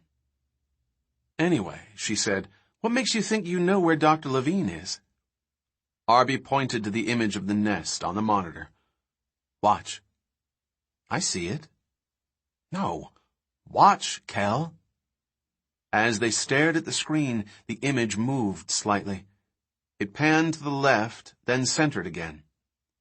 "See that?" Arby said. "So what? Maybe the wind is blowing the camera or something." Arby shook his head. "No, Kel. He's up in the tree. Levine's moving the camera." "Oh. A pause. She watched again. "You might be right." Arby grinned. That was about all he could expect to get from Kelly. "Yeah, I think so." "But what's Dr. Levine doing in the tree?" "Maybe he's adjusting the camera." They listened to Thorne's breathing over the radio. Kelly stared at the 4 video images, each showing a different view of the island. She sighed. "I can't wait to get out there," she said. "Yeah, me too," Arby said. But he didn't mean it. He glanced out the window of the trailer and saw the Explorer coming back with Eddie and Malcolm. Secretly, he was glad to see them return. Thorne stood at the base of the tree, looking up. He couldn't see Levine through the leaves, but he knew he must be somewhere up above, because he was making what seemed to Thorne like a lot of noise. Thorne glanced nervously back at the clearing, screened by intervening foliage. He could still hear the purring. It remained steady, uninterrupted. Thorne waited. What the hell was Levine doing up in a tree anyway? He heard rustling in the branches above, and then silence. A grunt, then more rustling. And then Levine said aloud, "Oh, shit!" Then a loud crashing sound, the crack of branches and a howl of pain. And then Levine crashed down on the ground in front of Thorne, landing hard on his back. He rolled over, clutching his shoulder. "Damn," he said. Levine wore muddy khakis that were torn in several places. Behind a 3-day growth of beard, his face was haggard and spattered with mud. He looked up as Thorne moved toward him and grinned. "You're the last person I expected to see, Doc," Levine said. "But your timing is flawless." Thorne extended his hand, and Levine started to reach for it when, from the clearing behind them, the tyrannosaurs gave a deafening roar. "Oh no," Kelly said. On the monitor, the tyrannosaurs were agitated, moving swiftly in circles, raising their heads and bellowing. "Dr. Thorne, what's happening?" Arby said. They heard Levine's voice, tinny and scratchy on the radio, but they couldn't make out the words. Eddie and Malcolm came into the trailer. Malcolm took one look at the monitor and said, "Tell them to get out of there right now." On the monitor, the 2 tyrannosaurs had turned their backs to each other, so they were facing outward in a posture of defense. The babies were protected in the center. The adults swung their heavy tails back and forth over the nest, above the babies' heads. But the tension was palpable. And then one of the adults bellowed and charged out of the clearing. "Dr. Thorne! Dr. Levine! Get out of there!" Thorne swung his leg over the bike and gripped the rubber handles. Levine jumped on behind, clutched him around the waist. Thorne heard a chilling roar and looked back to see one of the tyrannosaurs crash through the foliage and charge them. The animal was running at full speed, head low, jaws open in an unmistakable posture of attack. Thorne twisted the throttle. The electric motor whirred. The back wheel spun in the mud, not moving. "Go!" Levine shouted. "Go!" The tyrannosaur rushed toward them, roaring. Thorne could feel the ground shake. The roar was so loud it hurt his ears. The tyrannosaur was nearly on them, the big head lunging forward, jaws wide open. Thorne kicked back with his heels, pushing the bike forward. Suddenly the rear wheel caught, throwing up a plume of mud, and the bike roared up the muddy track. He accelerated fast. The motorcycle fished and swerved treacherously on the trail. Behind him, Levine was shouting something, but Thorne didn't listen. His heart was pounding. The bike jumped across a rut in the path, and they almost lost their balance, then regained it, accelerating again. Thorne did not dare look back. He could smell the odor of rotten flesh, could hear the rasping breath of the giant animal in pursuit. "Doc, take it easy," Levine shouted. Thorne ignored him. The bike roared up the hill. The foliage slapped at them. Mud spit up on their faces and chests. He was pulled over into a rut, then brought the bike back to the center of the trail. He heard another roar and imagined it was a bit fainter, but... "Doc!" Levine shouted, leaning close to his ear. "What are you trying to do, kill us? Doc! We're alone!" Thorne came to a flat part of the path and risked a glance back over his shoulder. Levine was right. They were alone. He saw no sign of the pursuing tyrannosaur, though he still heard it roaring somewhere in the distance. He slowed the bike. "Take it easy," Levine said, shaking his head. His face was ashen, frightened. "You're a terrible driver, do you know that? You ought to take some lessons. You almost got us killed there." "He was attacking us," Thorne said angrily. He was familiar with Levine's critical manner, but right now... "That's absurd," Levine said. "He wasn't attacking at all." "It sure as hell looked like it," Thorne said. No, Levine said. "He wasn't attacking us. The Rex was defending his nest. There's a big difference." "I didn't see any difference," Thorne said. He pulled the bike to a stop and glared at Levine. "In point of fact," Levine said, "if the Rex had decided to chase you, we'd be dead right now. But he stopped almost immediately." "He did?" Thorne said. "There's no question about it," Levine said, in his pedantic manner. "The Rex only intended to scare us off and defend his territory. He'd never leave the nest unguarded unless we took something or disrupted the nest. I'm sure he's back there with his mate right now, hovering over the eggs, not going anywhere." "Then I guess we're lucky he's a good parent," Thorne said, gunning the motor. "Of course he's a good parent," Levine continued. "Any fool could tell that. Didn't you see how thin he was? He's been neglecting his own nourishment to feed his offspring. Probably been doing it for weeks. A Tyrannosaurus rex is a complex animal, with complex hunting behavior. And he has complex childbearing behavior as well.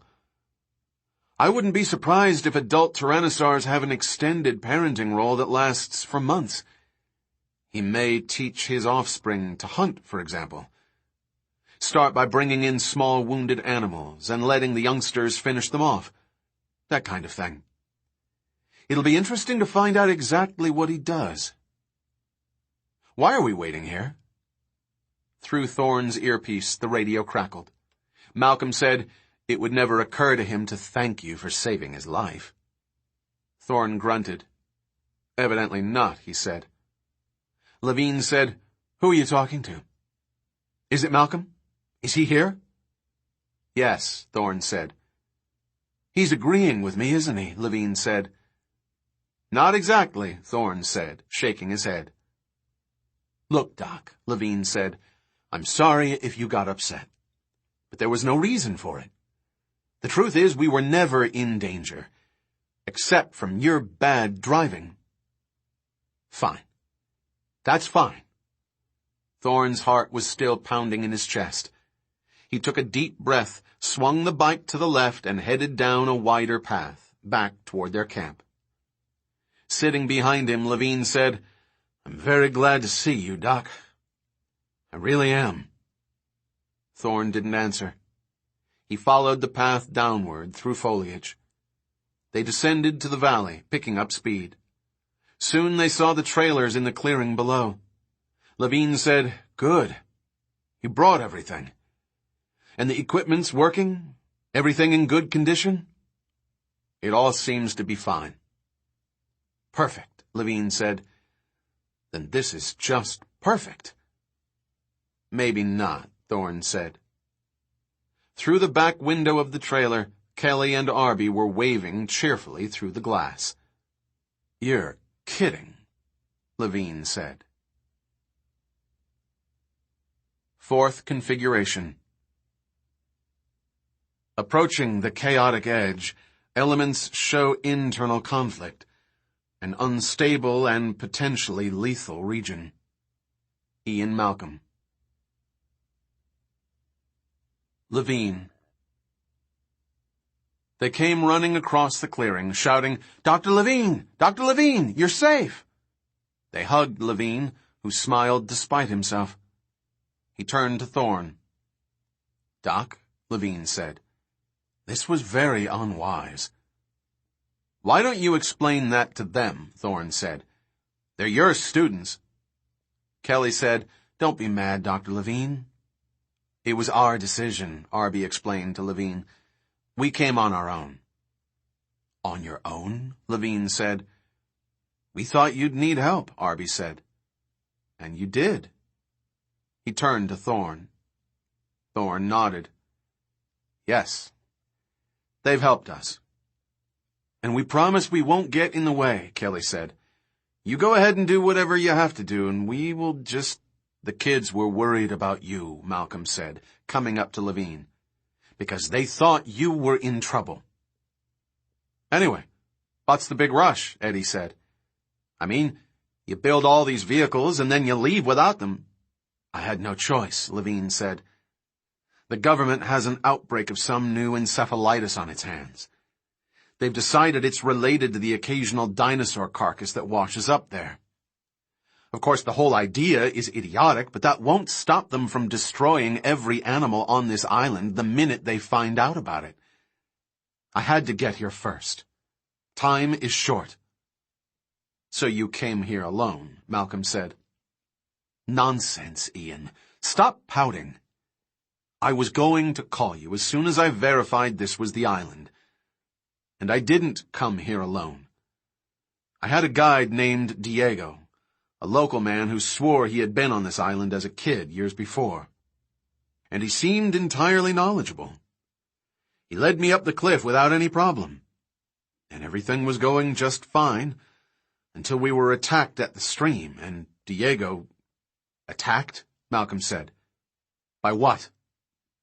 "I didn't really see what it was," Levine said. "It happened extremely fast. The animal knocked me down and tore the backpack, and I don't really know what happened after that.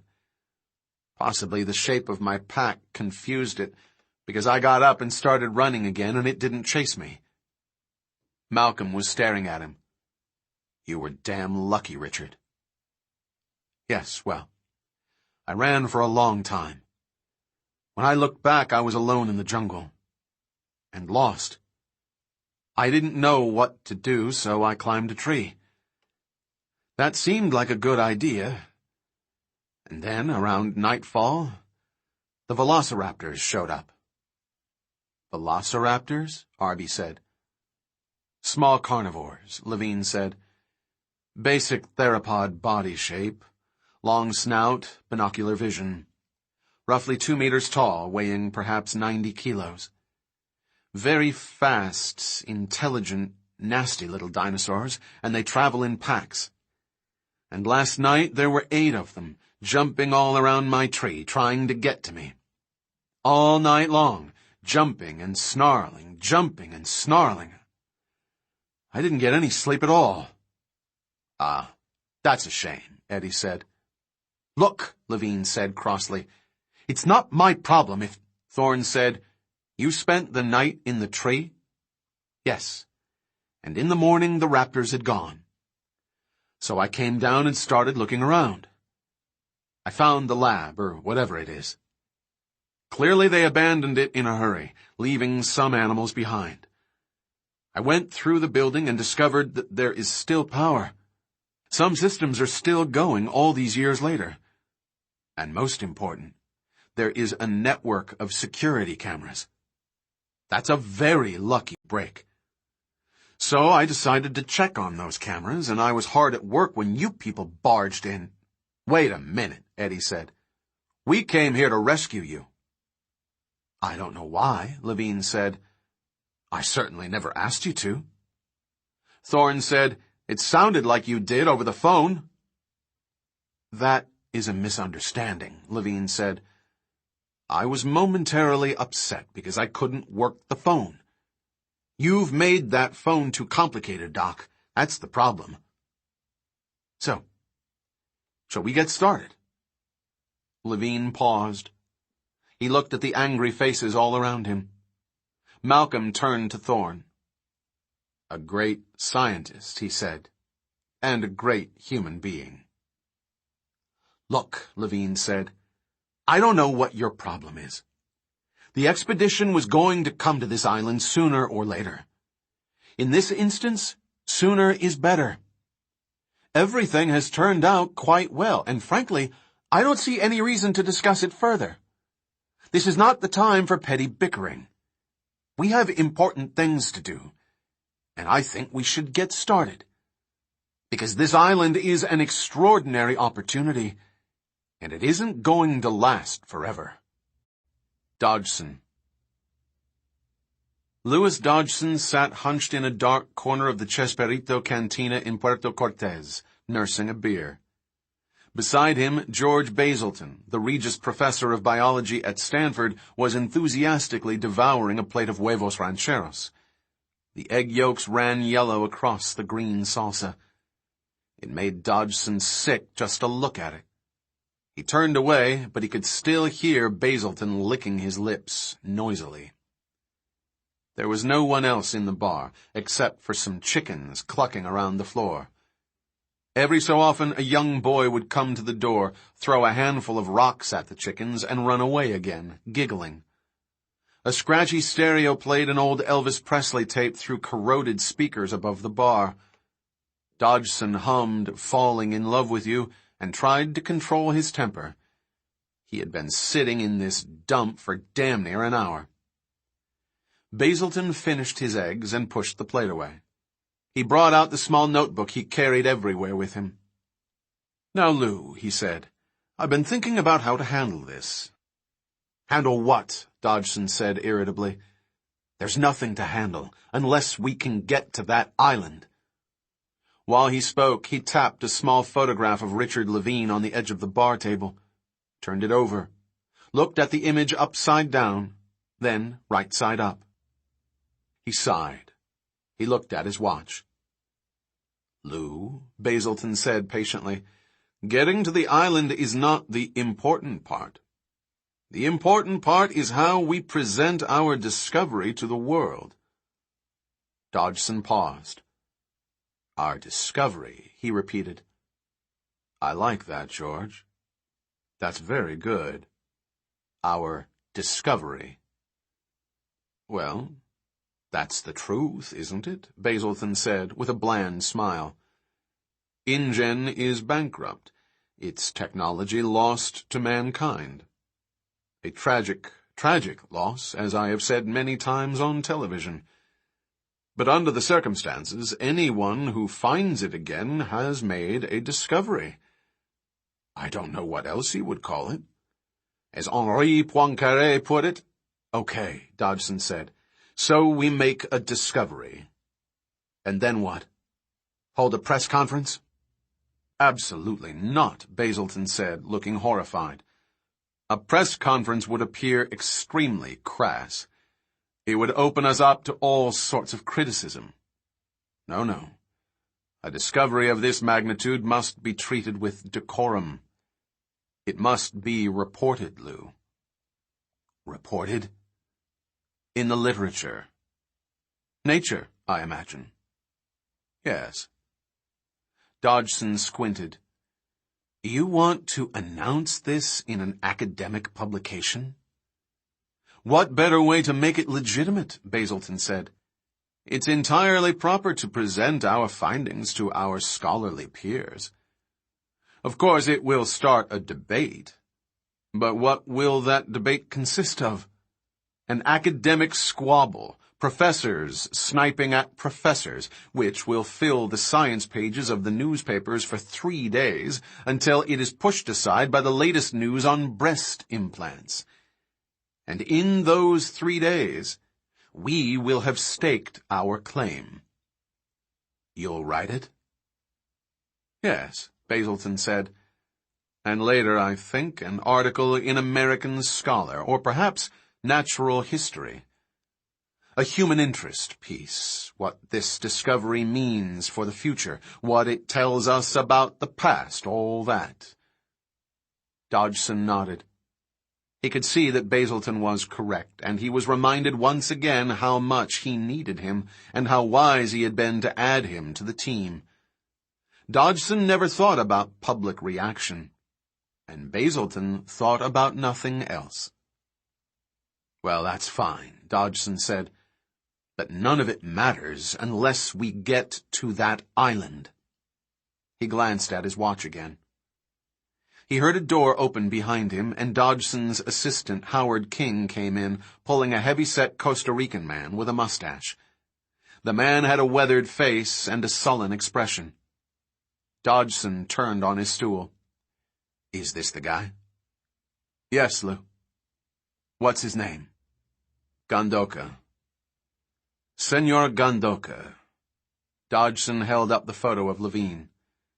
"You know this man?" Gandoka hardly glanced at the photo. He nodded. "Si, Senor Levine." "That's right. Senor fucking Levine. When was he here?" "A few days ago. He left with Dieguito, my cousin. They are not back yet." "And where did they go?" Dodgson asked. "Isla Sorna." "Good." Dodgson drained his beer, pushed the bottle away. "You have a boat?" He turned to King. "Does he have a boat?" King said, "He's a fisherman. He has a boat." Gandoka nodded. "A fishing boat? Si." "Good. I want to go to Isla Sorna, too." "Si, senor, but today the weather—" "I don't care about the weather," Dodgson said. "The weather will get better. I want to go now." "Perhaps later." "Now." Gandoka spread his hands. "I am very sorry, senor." Dodgson said, "Show him the money, Howard." King opened a briefcase. It was filled with 5,000 Colon notes. Gandoka looked, picked up one of the bills, inspected it. He put it back carefully, shifted on his feet a little. Dodgson said, "I want to go now." "Si, senor," Gandoka said. "We leave when you are ready." "That's more like it," Dodgson said. "How long to get to the island?" "Perhaps 2 hours, senor." "Fine," Dodgson said. "That'll be fine." The High Hide. "Here we go." There was a click as Levine connected the flexible cable to the Explorer's power winch and flicked it on. The cable turned slowly in the sunlight. They had all moved down onto the broad, grassy plain at the base of the cliff. The midday sun was high overhead, glaring off the rocky rim of the island. Below, the valley shimmered in midday heat. There was a herd of hypsilophodons a short distance away.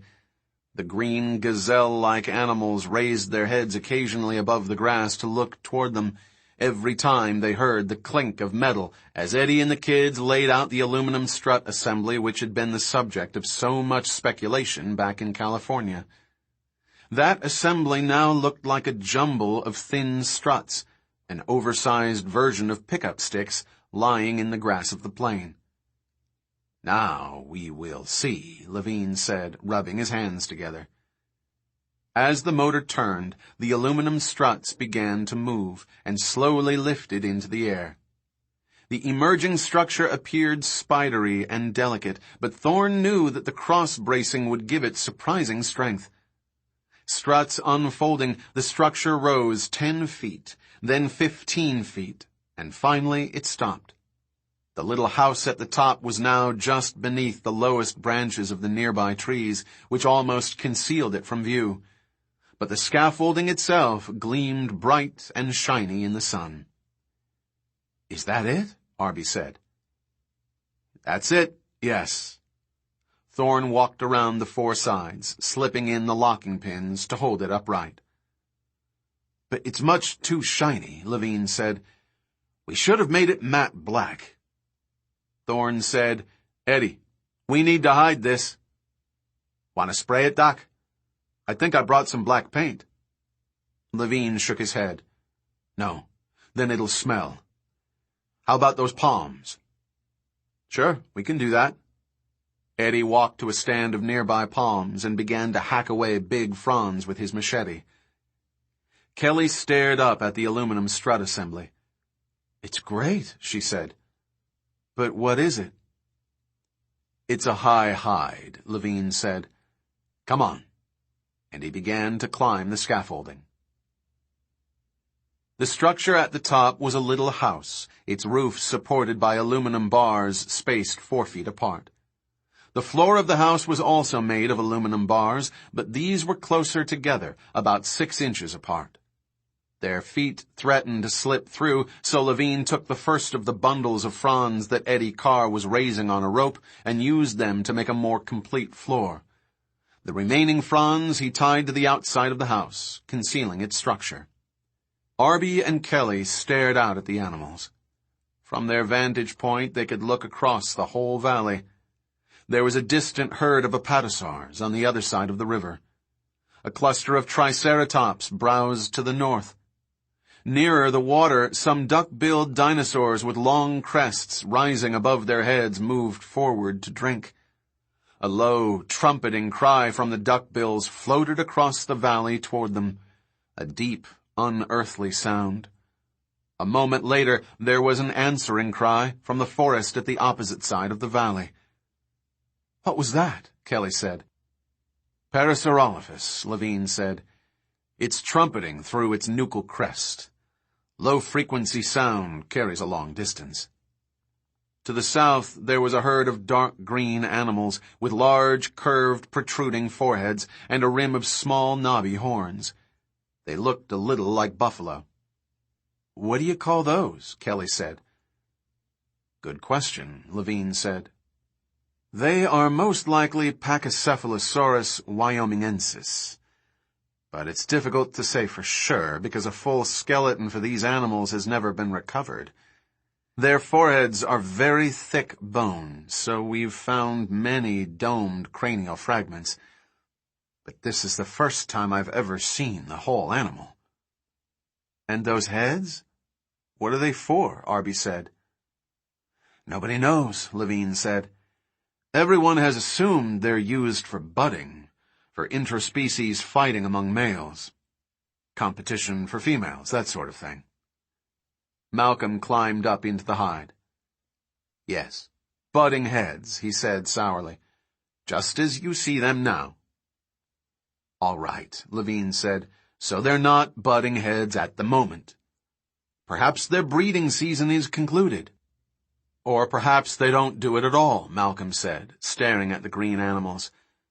They look pretty peaceful to me. Yes, Levine said, but of course that doesn't mean a thing. African buffalo appear peaceful most of the time, too. In fact, they usually just stand motionless. Yet they're unpredictable and dangerous animals. We have to presume these domes exist for a reason, even if we're not seeing it now. Levine turned to the kids. That's why we made this structure. We want to make round-the-clock observations on the animals, he said. To the extent possible, we want a full record of their activities. Why? Arby said. Because, Malcolm said, this island presents a unique opportunity to study the greatest mystery in the history of our planet. Extinction. You see, Malcolm said, when InGen shut down their facility, they did it hastily, and they left some live animals behind. That was 5 or 6 years ago. Dinosaurs mature rapidly. Most species attain adulthood in 4 or 5 years. By now, the first generation of InGen dinosaurs, bred in a laboratory, has attained maturity and has begun to breed a new generation entirely in the wild. There is now a complete ecological system on this island, with a dozen or so dinosaur species living in social groups for the first time in 65 million years. Arby said, So why is that an opportunity? Malcolm pointed across the plain. Well, think about it. Extinction is a very difficult research topic. There are dozens of competing theories. The fossil record is incomplete, and you can't perform experiments. Galileo could climb the Tower of Pisa and drop balls to test his theory of gravity. He never actually did it, but he could have. Newton used prisms to test his theory of light. Astronomers observed eclipses to test Einstein's theory of relativity. Testing occurs throughout science. But how can you test a theory of extinction? You can't. Arby said, "But here—" "Yes," Malcolm said. "What we have here is a population of extinct animals artificially introduced into a closed environment and allowed to evolve all over again. There's never been anything like it in all history. We already know these animals became extinct once, but nobody knows why. And you expect to find out in a few days?" "Yes," Malcolm said. "We do." "How? You don't expect them to become extinct again, do you?" "You mean right before our eyes?" Malcolm laughed. No, nothing like that. But the point is, for the first time, we aren't just studying bones. We're seeing live animals and observing their behavior. I have a theory, and I think that even in a short time, we will see evidence for that theory." "What evidence?" Kelly said. "What theory?" Arby said. Malcolm smiled at them. "Wait," he said. The Red Queen. The apatosaurs had come down to the river in the heat of the day. Their graceful, curving necks were reflected in the water as they bent to drink. Their long, whip-like tails swung back and forth lazily. Several younger apatosaurs, much smaller than the adults, scampered about in the center of the herd. "Beautiful, isn't it?" Levine said. "The way it all fits together. Just beautiful." He leaned over the side and shouted to Thorne, "Where's my mount?" "Coming up," Thorne said. The rope now brought up a heavy, wide-based tripod and a circular mount on top. There were 5 video cameras atop the mount and dangling wires leading to solar panels. Levine and Malcolm began to set it up. "What happens to the video?" Arby said. "The data gets multiplexed, and we uplink it back to California. By satellite. We'll also hook into the security network. So we'll have lots of observation points." "And we don't have to be here?" "Right." "And this is what you call a high hide?" "Yes. At least that's what scientists like Sarah Harding call it." Thorne climbed up to join them. The little shelter was now quite crowded, but Levine didn't seem to notice. He was entirely focused on the dinosaurs. He turned a pair of binoculars on the animals spread across the plain. "Just as we thought," he said to Malcolm. "Spatial organization. Infants and juveniles in the center of the herd, protective adults on the periphery. The apatosaurs use their tails as defense." "That's the way it looks." "Oh, there's no question about it," Levine said. He sighed. "It's so agreeable to be proven right."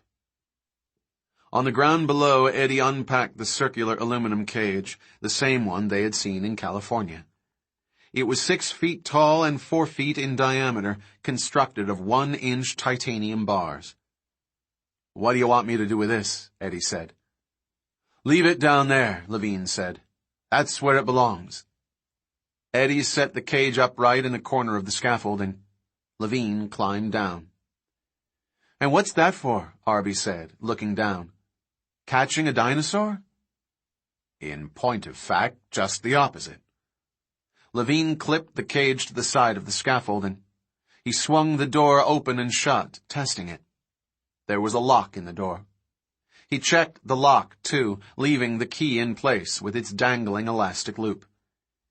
"It's a predator cage. Like a shark cage," Levine said. If you're down here walking around and anything happens, you can climb in here and you'll be safe." "In case what happens?" Arby said, with a worried look. "Actually, I don't think anything will happen," Levine said, climbing back up. "Because I doubt the animals will pay any attention to us, or to this little house once the structure's been concealed." "You mean they won't see it?" "Oh, they'll see it," Levine said, "but they'll ignore it." "But if they smell us—" Levine shook his head.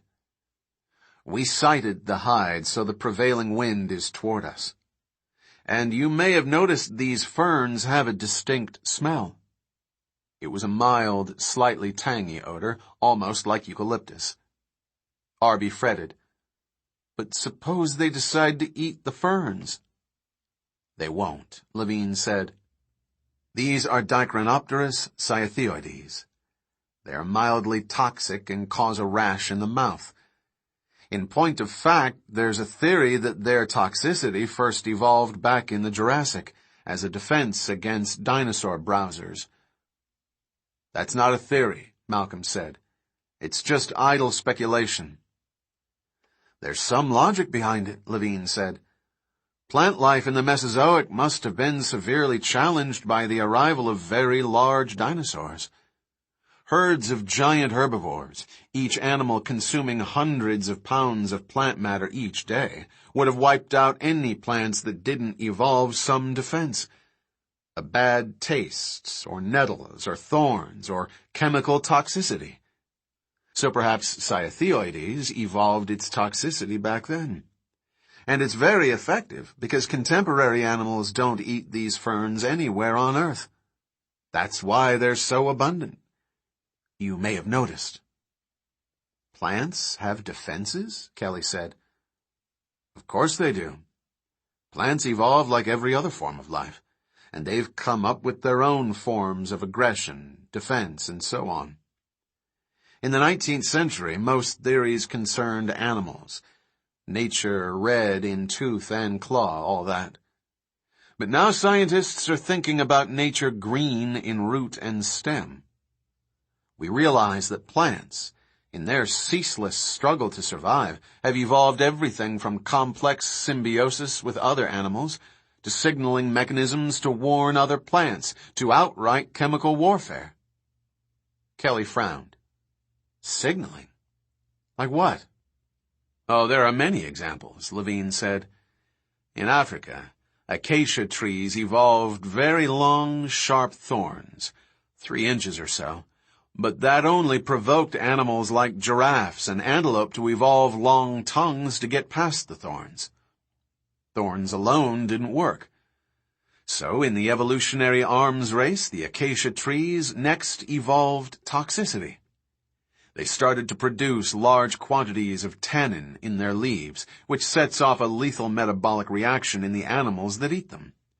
Literally kills them. At the same time, the acacias also evolved a kind of chemical warning system among themselves. If an antelope begins to eat one tree in a grove, that tree releases the chemical ethylene into the air, which causes other trees in the grove to step up the production of leaf tannin.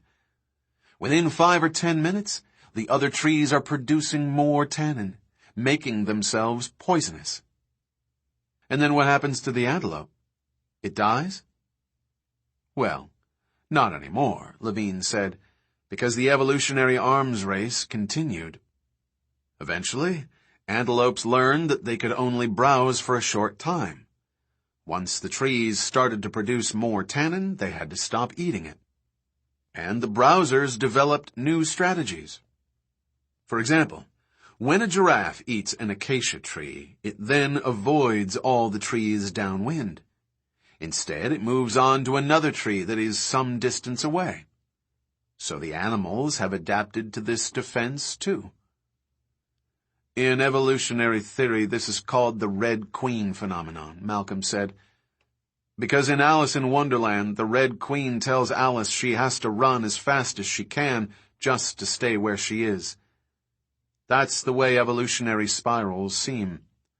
All the organisms are evolving at a furious pace just to stay in the same balance, to stay where they are. Arby said, "And this is common, even with plants?" "Oh yes," Levine said. "In their own way, plants are extremely active. Oak trees, for example, produce tannin and phenol as a defense when caterpillars attack them. A whole grove of trees is alerted as soon as one tree is infested. It's a way to protect the entire grove. A kind of cooperation among trees, you might say." Arby nodded and looked out from the high hide at the apatosaurs, still by the river below. "So," Arby said, "is that why the dinosaurs haven't eaten all the trees off this island? Because those big apatosaurs must eat a lot of plants. They have long necks to eat the high leaves, but the trees hardly look touched." "Very good," Levine said, nodding. "I noticed that myself." "Is that because of these plant defenses?" "Well, it might be," Levine said. "But I think there is a very simple explanation for why the trees are preserved." "What's that?" "Just look," Levine said. "It's right before your eyes." Arby picked up the binoculars and stared at the herds. "What's the simple explanation?" "Among paleontologists," Levine said, "there's been an interminable debate about why sauropods have long necks. Those animals you see have necks 20 feet long. The traditional belief has been that sauropods evolved long necks to eat high foliage that could not be reached by smaller animals." "So," Arby said, "what's the debate?" "Most animals on this planet have short necks," Levine said, "because a long neck is, well, a pain in the neck. It causes all sorts of problems. Structural problems. How to arrange muscles and ligaments to support a long neck. Behavioral problems. Nerve impulses must travel a long way from the brain to the body. Swallowing problems. Food has to go a long way from the mouth to the stomach. Breathing problems. Air has to be pulled down a long windpipe. Cardiac problems. Blood has to be pumped way up to the head, or the animal faints. In evolutionary terms, all this is very difficult to do." "But giraffes do it," Arby said. "Yes, they do. Although giraffe necks are nowhere near this long. Giraffes have evolved large hearts and very thick fascia around the neck. In effect, the neck of a giraffe is like a blood pressure cuff going all the way up." "Do dinosaurs have the same cuff?" "We don't know. We assume apatosaurs have huge hearts, perhaps 300 pounds or more. But there is another possible solution to the problem of pumping blood in a long neck." "Yes?" "You're looking at it right now," Levine said. Arby clapped his hands. "They don't raise their necks." "Correct," Levine said. "At least not very often, or for long periods. Of course, right now the animals are drinking, so their necks are down. But my guess is that if we watch them for an extended period, we'll find they don't spend much time with their necks raised high. And that's why they don't eat the leaves on the trees." "Right." Kelly frowned. "But if their long necks aren't used for eating, then why did they evolve them in the first place?" Levine smiled. "There must be a good reason," he said. "I believe it has to do with defense." "Defense? Long necks?" Arby stared. "I don't get it." "Keep looking," Levine said. "It's really rather obvious." Arby peered through binoculars. He said to Kelly, "I hate it when he tells us it's obvious." "I know," she said, with a sigh. Arby glanced over at Thorne and caught his eye. Thorne made a V with his fingers, and then pushed one finger, tilting it over. The movement forced the second finger to shift too, so the two fingers were connected. If it was a clue, He didn't get it. He didn't get it. He frowned. Thorne mouthed, "Bridge." Arby looked and watched the whip-like tails swing back and forth over the younger animals. "I get it," Arby said. "They use their tails for defense, and they need long necks to counterbalance the long tails. It's like a suspension bridge." Levine squinted at Arby. "You did that very fast," he said. Thorne turned away, hiding a smile. "But I'm right," Arby said.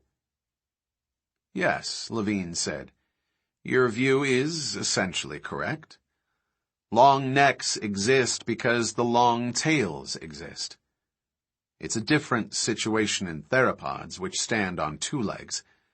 But in quadrupeds, there needs to be a counterbalance for the long tail, or the animal would simply tip over."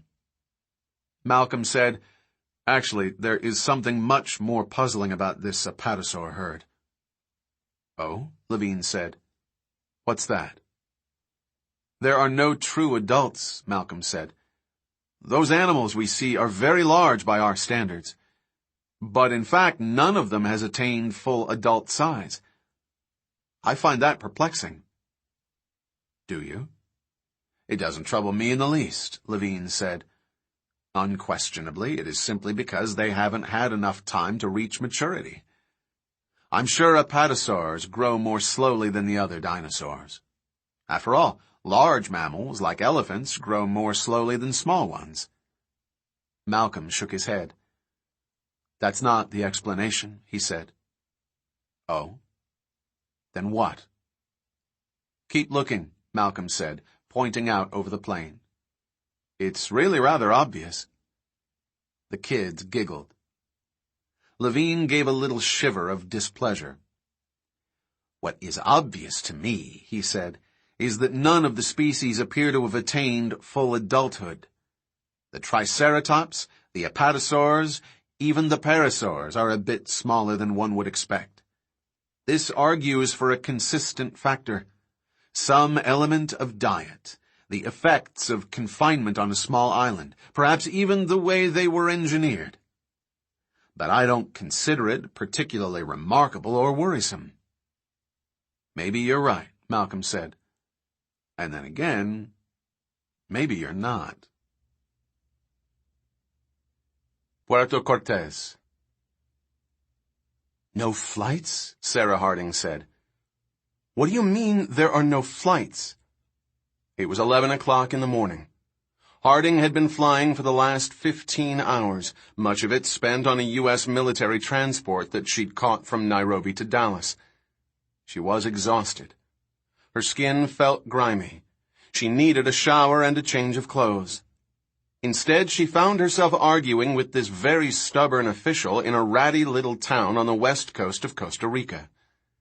Outside, the rain had stopped, but the sky was still gray, with low-hanging clouds over the deserted airfield.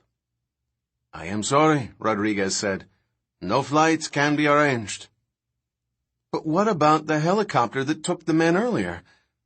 "There is a helicopter, yes." "Where is it?" "The helicopter is not here." "I can see that, but where is it?" Rodriguez spread his hands. "It has gone to San Cristobal." "When will it be back?" "I do not know. I think tomorrow, or perhaps the day after." "Senor Rodriguez," she said firmly, "I must get to that island today." "I understand your wish," Rodriguez said, "but I cannot do anything to help this." "What do you suggest?" Rodriguez shrugged. "I could not make a suggestion." "Is there a boat that will take me?" "I do not know of a boat." "This is a harbor," Harding said. She pointed out the window. "I see all sorts of boats out there." "I know, but I do not believe one will go to the islands. The weather is not so favorable." "But if I were to go down to—" "Yes, of course." Rodriguez sighed. "Of course you may ask." which was how she found herself, shortly after 11 o'clock on a rainy morning, walking down the rickety wooden dock with her backpack on her shoulder. 4 boats were tied up to the dock, which smelled strongly of fish. But all the boats seemed to be deserted. All the activity was at the far end of the dock, where a much larger boat was tied up. Beside the boat, a red Jeep Wrangler was being strapped for loading, along with several large steel drums and wooden crates of supplies. She admired the car in passing. It had been specially modified, enlarged to the size of the Land Rover Defender, the most desirable of all field vehicles. Changing this Jeep must have been an expensive alteration, she thought, only for researchers with lots of money. Standing on the dock, a pair of Americans in wide-brimmed sun hats were shouting and pointing as the Jeep lifted lopsidedly into the air and was swung onto the deck of the boat with an ancient crane. She heard one of the men shout, "Careful! Careful!" as the Jeep thudded down hard on the wooden deck. "Damn it, be careful!" Several workmen began to carry the boxes onto the ship. The crane swung back to pick up the steel drums. Harding went over to the nearest man and said politely, "Excuse me, but I wonder if you could help me." The man glanced at her. He was medium height, with reddish skin and bland features. He looked awkward in new khaki safari clothes. His manner was preoccupied and tense. "I'm busy now," he said, and turned away. "Manuel! Watch it! That's sensitive equipment!" "I'm sorry to bother you," she continued, "but my name is Sarah Harding, and I'm trying—" "I don't care if you're Sarah Bernhardt, Manuel! Damn it!" The man waved his arms. "You there! Yes, you! Hold that box upright!" "I'm trying to get to Isla Sorna," she said, finishing. At this, the man's entire demeanor changed. He turned back to her slowly. "Isla Sorna," he said. "You're not associated with Dr. Levine by any chance, are you?" "Yes, I am." "Well, I'll be damned," he said, suddenly breaking into a warm smile. "What do you know?" He extended his hand. "I'm Lou Dodgson from the Biosyn Corporation back in Cupertino.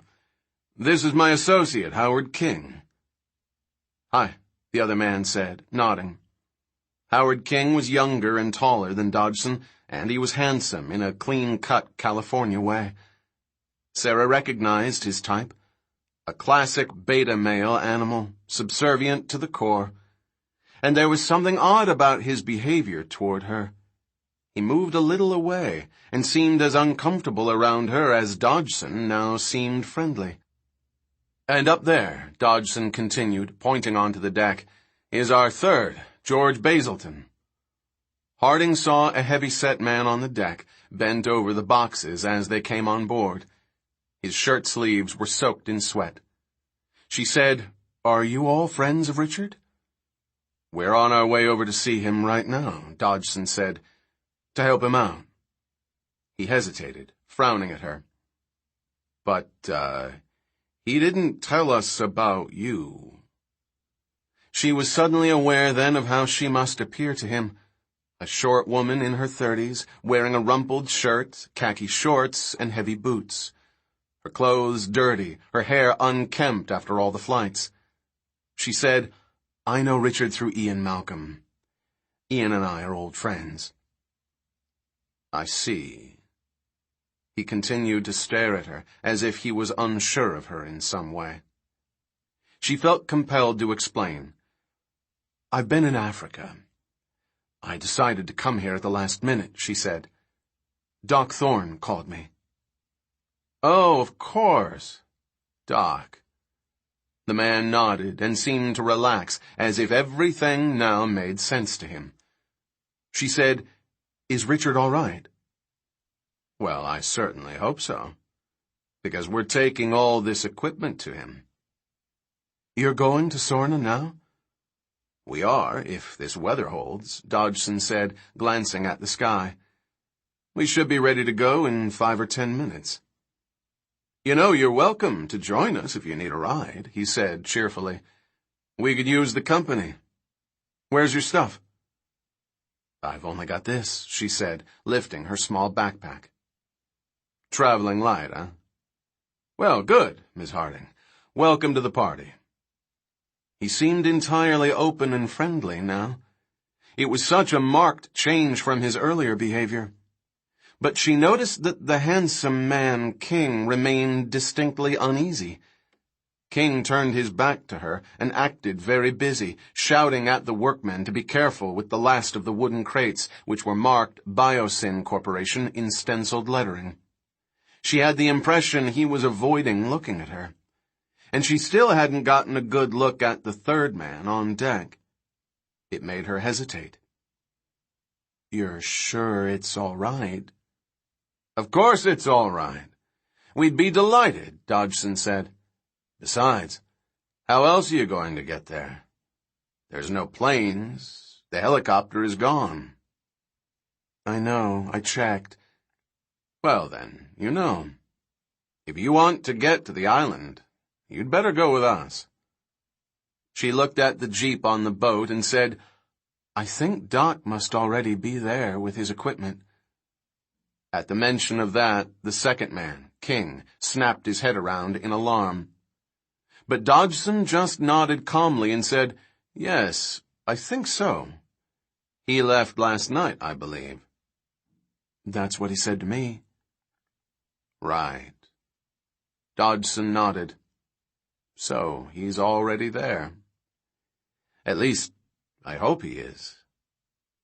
From on deck there were shouts in Spanish, and a captain in greasy overalls came and looked over the side. Senor Dodgson, we are ready. Good, Dodgson said. Excellent. Climb aboard, Miss Harding. Let's get going. King. Spewing black smoke, the fishing boat chugged out of the harbor, heading toward open sea. Howard King felt the rumble of the ship's engines beneath his feet, heard the creak of the wood. He listened to the shouts of the crewmen in Spanish. King looked back at the little town of Puerto Cortez, a jumble of little houses clustered around the water's edge. He hoped this damn boat was seaworthy, because they were out in the middle of nowhere. And Dodgson was cutting corners, taking chances again. It was the situation King feared most. Howard King had known Louis Dodgson for almost 10 years, ever since he had joined Biosyn as a young Berkeley Ph.D., a promising researcher with the energy to conquer the world. King had done his doctoral thesis on blood coagulation factors. He had joined Biosyn at a time of intense interest in those factors, which seemed to hold the key to dissolving clots in patients with heart attacks. There was a race among biotech companies to develop a new drug that would save lives, and make a fortune as well. Initially, King worked on a promising substance called hemagglutinin V5, or HGV5. In early tests, it dissolved platelet aggregation to an astonishing degree. King became the most promising young researcher at Biosyn. His picture was prominently featured in the annual report. He had his own lab and an operating budget of nearly $500,000. And then, without warning, the bottom fell out. In preliminary tests on human subjects, HGV5 failed to dissolve clots in either myocardial infarctions or pulmonary embolisms. Worse, it produced severe side effects: gastrointestinal bleeding, skin rashes, neurological problems. After one patient died from convulsions, the company halted further testing. Within weeks, King lost his lab. A newly arrived Danish researcher took it over. He was developing an extract from the saliva of the Sumatran yellow leech, which showed more promise. King moved to a smaller lab, decided he was tired of blood factors, and turned his attention to painkillers. He had an interesting compound, the L-isomer of a protein from the African horny toad, which seemed to have narcotic effects. But he had lost his former confidence, and when the company reviewed his work, they concluded that his research was insufficiently documented to warrant seeking FDA approvals for testing. His horny toad project was summarily cancelled. King was then 35 and twice a failure. His picture no longer graced the annual report. It was rumored that the company would probably let him go at the next review period. When he proposed a new research project, it was rejected at once. It was a dark time in his life. Then Louis Dodgson suggested they have lunch. Dodgson had an unsavory reputation among the researchers. He was known as the Undertaker because of the way he took over the work of others and prettied it up as his own. In earlier years, King never would have been seen with him. But now he allowed Dodgson to take him to an expensive seafood restaurant in San Francisco. "Research is hard," Dodgson said sympathetically. "You can say that again," King said.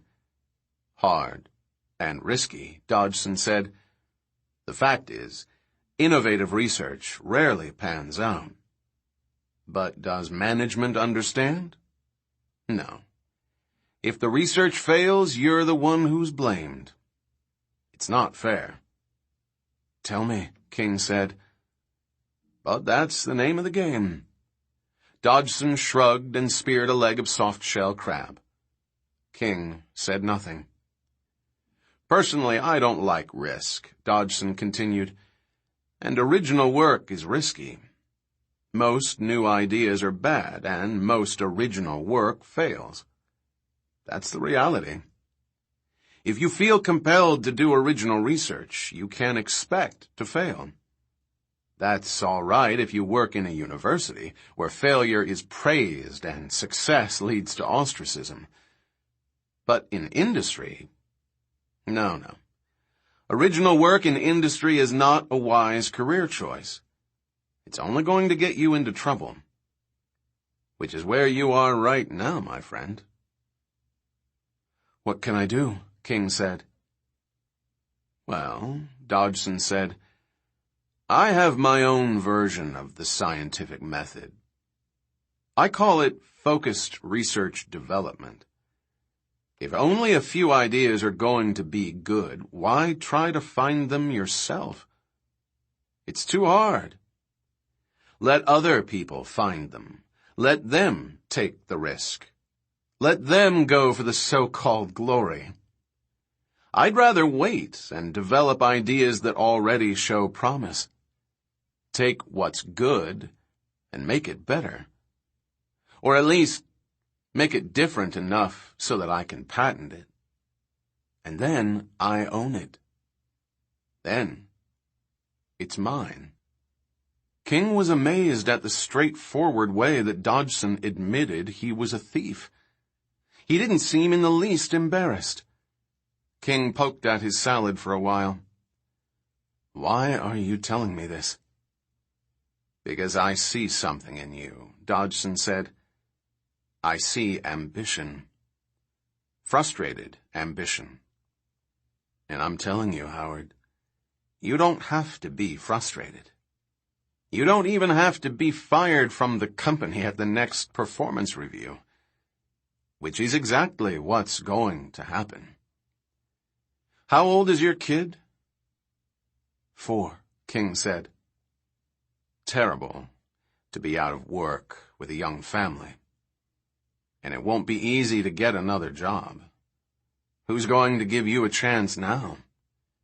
By 35, a research scientist has already made his mark, or he's not likely to. I don't say that's right, but that's how they think." King knew that's how they thought, at every biotechnology company in California.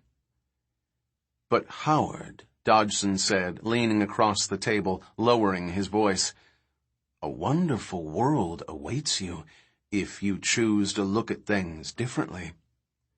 There's a whole other way to live your life. I really think you should consider what I'm saying."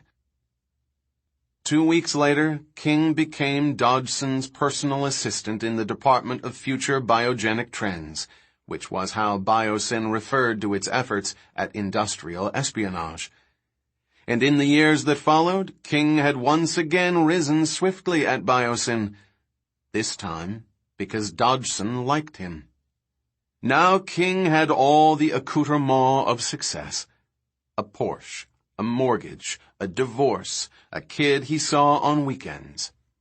All because King had proven to be the perfect second-in-command, working long hours, handling the details, keeping his fast-talking boss out of trouble. And in the process, King had come to know all the sides of Dodgson: his charismatic side, his visionary side, and his dark, ruthless side. King told himself that he could handle the ruthless side, that he could keep it in check, that over the years he had learned how to do that. But sometimes he was not so sure. Like now. Because here they were, in some rickety, stinking fishing boat, heading out into the ocean off some desolate village in Costa Rica, and in this tense moment, Dodgson had suddenly decided to play some kind of game, meeting this woman and deciding to take her along. King didn't know what Dodgson intended, but he could see the intense gleam in Dodgson's eyes that he had seen only a few times before, and it was a look that always alarmed him. The woman Harding was now up on the foredeck, standing near the bow. She was looking off at the ocean.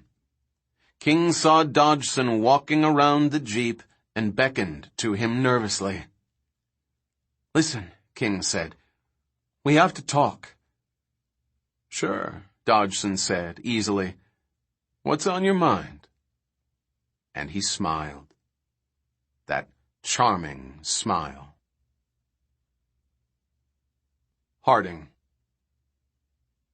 Sarah Harding stared at the gray, menacing sky. The boat rolled in the heavy offshore swell.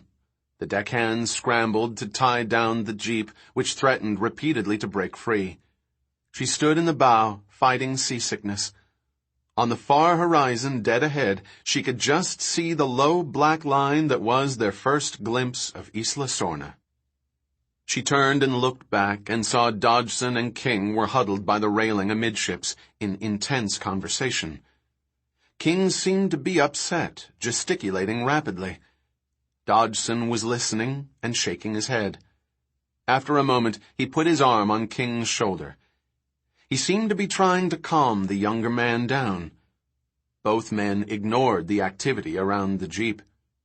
Which was odd, she thought, considering how worried they had been earlier about the equipment. Now they didn't seem to care. As for the third man, Basilton, she had, of course, recognized him, and she was surprised to find him here on this little fishing boat. Basilton had shaken her hand in a perfunctory way, and he had disappeared below decks as soon as the ship pulled away from the dock. He had not reappeared. But perhaps he was seasick too. As she continued to watch, she saw Dodgson break away from King and hurry over to supervise the deckhands. Left alone, King went to check on the straps that lashed the boxes and barrels to the deck farther aft. The boxes marked Biosyn. Harding had never heard of the Biosyn Corporation. She wondered what connection Ian and Richard had with it. Whenever Ian was around her, he had always been critical, even contemptuous of biotechnology companies.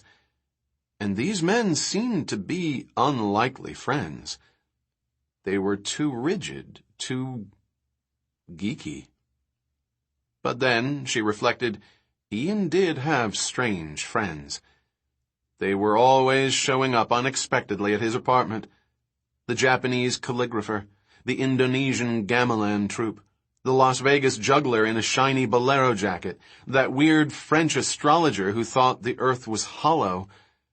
And then there were his mathematician friends. They were really crazy. Or so they seemed to Sarah. They were so wild-eyed, so wrapped up in their proofs. Pages and pages of proofs, sometimes hundreds of pages. It was all too abstract for her. Sarah Harding liked to touch the dirt, to see the animals, to experience the sounds and the smells. That was real to her. Everything else was just a bunch of theories, possibly right, possibly wrong. Waves began to crash over the bow, and she moved a little astern to keep dry. She yawned. She hadn't slept much in the last 24 hours. Dodgson finished working on the Jeep and came over to her. She said, "Everything all right?" "Oh, yes," Dodgson said, smiling cheerfully. "Your friend King seemed upset." "He doesn't like boats," Dodgson said. He nodded to the waves. "But we're making better time. It'll only be an hour or so until we land." "Tell me," she said, "what is the Biosyn Corporation? I've never heard of it." "It's a small company," Dodgson said. "We make what are called consumer biologicals. We specialize in recreational and sports organisms. For example, we engineered new kinds of trout and other game fish. We're making new kinds of dogs, smaller pets for apartment dwellers, that sort of thing." Exactly the sort of thing that Ian hated, she thought. "How do you know Ian?" "Oh, we go way back," Dodgson said. She noticed his vagueness. "How far?" "Back to the days of the park." "The park," she said. He nodded. "Did he ever tell you how he hurt his leg?" "No," she said. "He would never talk about it. He just said it happened on a consulting job that had, I don't know, some sort of trouble." "Was it a park?" "Yes, in a way," Dodgson said, staring out at the ocean. After a moment, he shrugged. "And what about you? How do you know him?"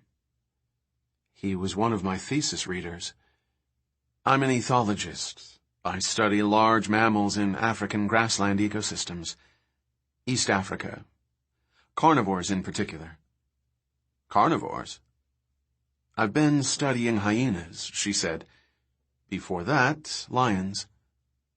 "For a long time?" "Almost 10 years now. 6 years continuously since my doctorate." "Interesting," Dodgson said, nodding. "And so did you come here all the way from Africa?" "Yes, from Serenera, in Tanzania." Dodgson nodded vaguely. He looked past her shoulder toward the island. "What do you know? Looks like the weather may clear after all." She turned and saw streaks of blue in the thinning clouds overhead. The sun was trying to break through. The sea was calmer. And she was surprised to see the island was much closer. She could clearly see the cliffs rising above the seas. The cliffs were reddish-gray volcanic rock, very sheer. "In Tanzania," Dodgson said, "you run a large research team?" "No, I work alone." "No students?" he said. "I'm afraid not. It's because my work just isn't very glamorous. The big savanna carnivores in Africa are primarily nocturnal, so my research is mostly conducted at night." "Must be hard on your husband." "Oh, I'm not married," she said with a little shrug. "I'm surprised," he said. "After all, a beautiful woman like you." "I never had time," she said quickly. To change the subject, she said, "Where do you land on this island?" Dodgson turned to look. They were now close enough to the island to see the waves crashing, high and white, against the base of the cliffs. They were only a mile or two away. "It's an unusual island," Dodgson said. "This whole region of Central America is volcanic. There are something like 30 active volcanoes between Mexico and Colombia. All these offshore islands were at one time active volcanoes, part of the central chain. But unlike the mainland, the islands are now dormant. haven't erupted for 1,000 years or so. So we're seeing the outside of the crater? Exactly. The cliffs are all the result of erosion from rainfall, but the ocean erodes the base of the cliffs, too. Those flat sections on the cliff you see are where the ocean cut in at the bottom, and huge areas of the cliff face were undermined and just cleaved, falling straight down into the sea. It's all soft volcanic rock. And so you land? There are several places on the windward side where the ocean has cut caves into the cliff. And at 2 of those places, the caves meet rivers flowing out from the interior. So they're passable. He pointed ahead. You see there? You can just now see one of the caves. Sarah Harding saw a dark, irregular opening cut into the base of the cliff. All around it, the waves crashed, plumes of white water rising 50 feet up into the air. You're going to take this boat into that cave there? If the weather holds, yes. Dodgson turned away. Don't worry, it's not as bad as it looks. Anyway, you were saying about Africa. When did you leave Africa? Right after Doc Thorne called. He said he was going with Ian to rescue Richard and asked if I wanted to come. And what did you say? I said I'd think about it. Dodgson frowned. You didn't tell him you were coming? No. Because I wasn't sure I wanted to. I mean, I'm busy. I have my work. And it's a long way. For an old lover, Dodgson said, nodding sympathetically. She sighed. Well, you know, Ian. Yes, I know Ian, Dodgson said. Quite a character. That's one way to put it, she said. There was an awkward silence. Dodgson cleared his throat. I'm confused, he said. Who exactly did you tell you were coming here? Nobody, she said. I just jumped on the next plane and came. But what about your university, your colleagues? She shrugged. There wasn't time. And as I said, I work alone. She looked again at the island. The cliffs rose high above the boat. They were only a few hundred yards away. The cave appeared much larger now, but the waves crashed high on either side. She shook her head. It looks pretty rough. Don't worry, Dodgson said. See? The captain's already making for it. We'll be perfectly safe once we're passing through. And then it should be very exciting. The boat rolled and dipped in the sea, an uncertain motion. She gripped the railing. Beside her, Dodgson grinned. See what I mean? Exciting, isn't it? He seemed suddenly energized, almost agitated. His body became tense. He rubbed his hands together. No need to worry, Miss Harding. I can't allow anything to happen to... She didn't know what he was talking about, but before she could reply, the nose of the boat dipped again, kicking up spray, and she stumbled a little. Dodgson bent over quickly, apparently to steady her, but it seemed as if something went wrong. His body struck against her legs, then lifted, and then another wave crashed over them, and she felt her body twist, and she screamed and clutched at the railing. But it was all happening too fast. The world upended and swirled around her. Her head clanged once on the railing, and then she was tumbling, falling through space. She saw the peeling paint on the hull of the boat sliding past her. She saw the green ocean rush up toward her, and then she was shocked with the sudden, stinging cold as she plunged into the rough, heaving sea and sank beneath the waves into darkness. The valley. This is going extremely well, Levine said, rubbing his hands together. Far beyond my expectations, I must say. I couldn't be more pleased. He was standing in the high hide with Thorne, Eddie, Malcolm, and the kids, looking down on the valley floor below. Everyone was sweating inside the little observation hut. The midday air was still and hot. Around them, the grassy meadow was deserted. Most of the dinosaurs had moved beneath the trees into the cool of the shade. The exception was the herd of apatosaurs, which had left the trees to return to the river, where they were now drinking once again. The huge animals clustered fairly tightly around the water's edge. In the same vicinity, but more spread out, were the high-crested parasaurolophosars. These somewhat smaller dinosaurs positioned themselves near the apatosaur herd. Thorne wiped sweat out of his eyes and said, "Why exactly are you pleased?" "Because of what we're seeing here," Malcolm said. He glanced at his watch and wrote an entry in his notebook. "We're getting the data that I hoped for. It's very exciting." Thorne yawned, sleepy in the heat. "Why is it exciting?" "The dinosaurs are drinking. What's the big deal?"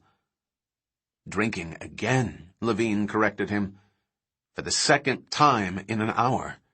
At midday. Such fluid intake is highly suggestive of the thermoregulatory strategies these large creatures employ." "You mean they drink a lot to stay cool," Thorne said, always impatient with jargon. "Yes, clearly they do. Drink a lot. But in my view, their return to the river may have another significance entirely." "Which is?" Come, Levine said, pointing. "Look at the herds. Look how they are arranged spatially. We are seeing something that no one has witnessed before, or even suspected for dinosaurs. We're seeing nothing less than interspecies symbiosis." "We are?" "Yes," Levine said. "The apatosaurs and the parasaurs are together. I saw them together yesterday, too. I'll bet that they're always together when they're out on the open plain." "Undoubtedly, you are wondering why." "Undoubtedly," Thorne said. "The reason," Levine said, "is that the apatosaurs are very strong but weak-sighted, whereas the parasaurs are smaller but have very sharp vision. So the two species stay together because they provide a mutual defense. Just the way zebras and baboons stay together on the African plain. Zebras have a good sense of smell, and baboons have good eyesight. Together they're more effective against predators than either is alone." "And you think this is true of the dinosaurs because—" "It's rather obvious," Levine said. "Just look at the behavior. When the two herds were alone, each clustered tightly among themselves. But when they're together, the parasaurs spread out, abandoning their former herd arrangement to form an outer ring around the apatosaurs, just as you see them now. That can only mean that individual paras are going to be protected by the apatosaur herd, and vice versa. It can only be a mutual predator defense." As they watched, one of the parasaurs lifted its head and stared across the river. It honked mournfully, a long, musical sound. All the other parasaurs looked up and stared too. The apatosaurs continued to drink at the river, although one or two adults raised their long necks. In the midday heat, insects buzzed around them.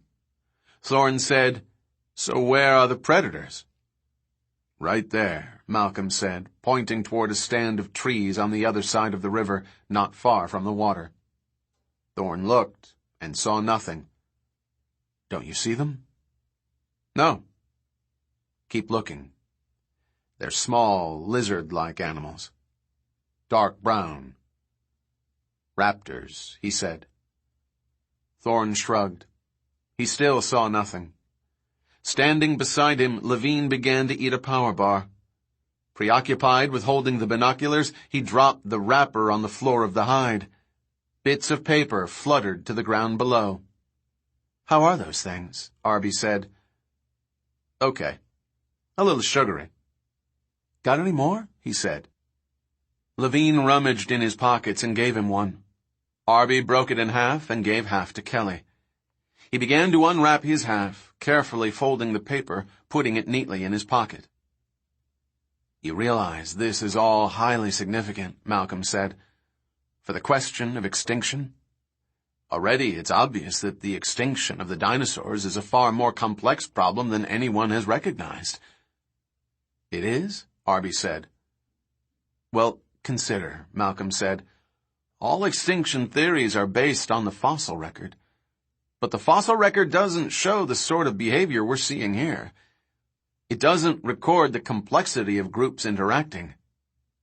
Because fossils are just bones, Arby said. Right. And bones are not behavior.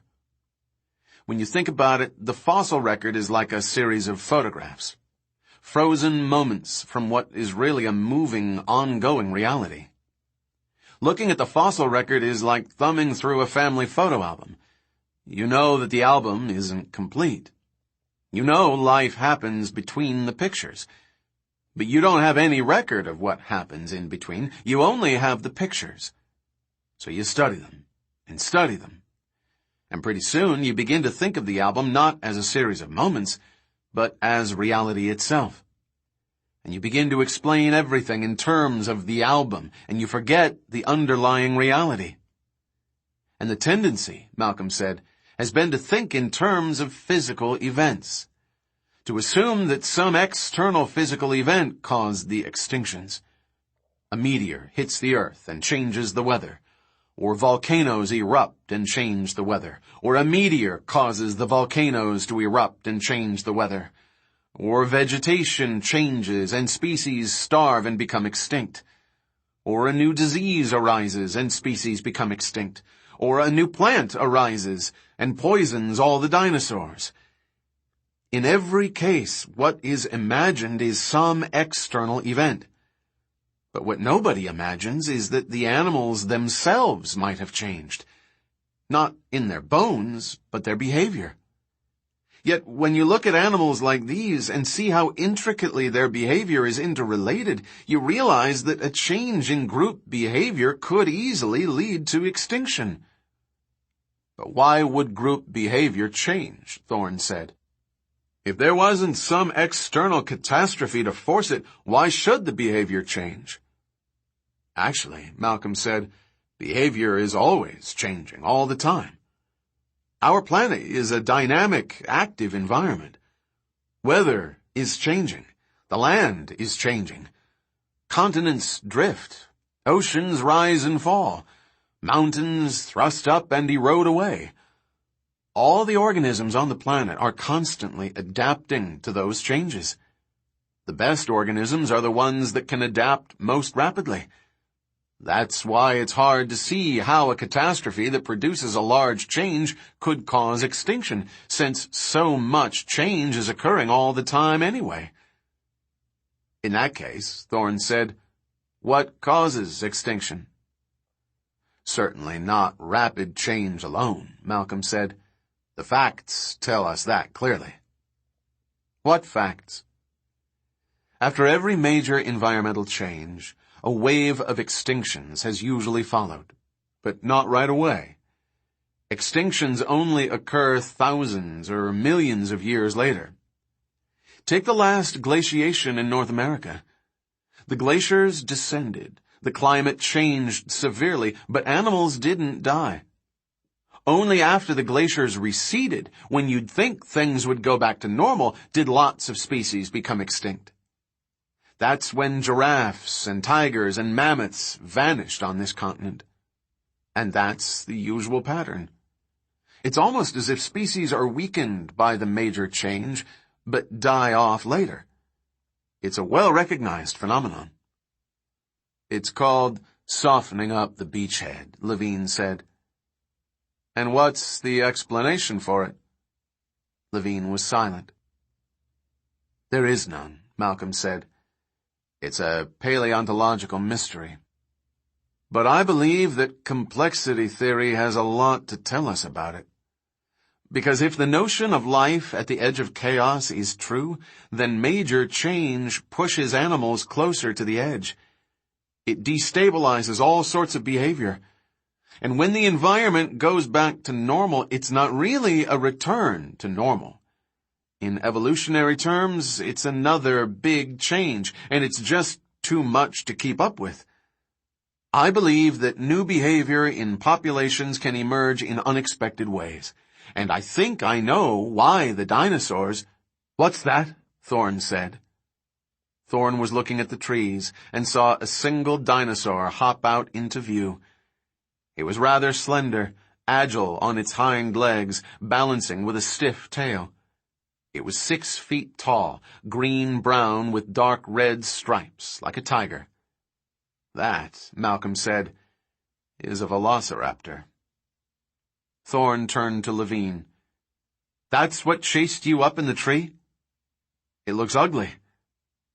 "Efficient," Levine said. "Those animals are brilliantly constructed killing machines. Arguably the most efficient predators in the history of the planet. The one that just stepped out will be the alpha animal. It leads the pack." Thorne saw other movement beneath the trees. "There's more." "Oh yes," Levine said. "This particular pack is very large." He picked up binoculars and peered through them. "I'd like to locate their nest," he said. "I haven't been able to find it anywhere on the island. Of course they're secretive, but even so." The parasaurs were all crying loudly, moving closer to the apatosaur herd as they did so. But the big apatosaurs seemed relatively indifferent. The adults nearest the water actually turned their backs to the approaching raptor.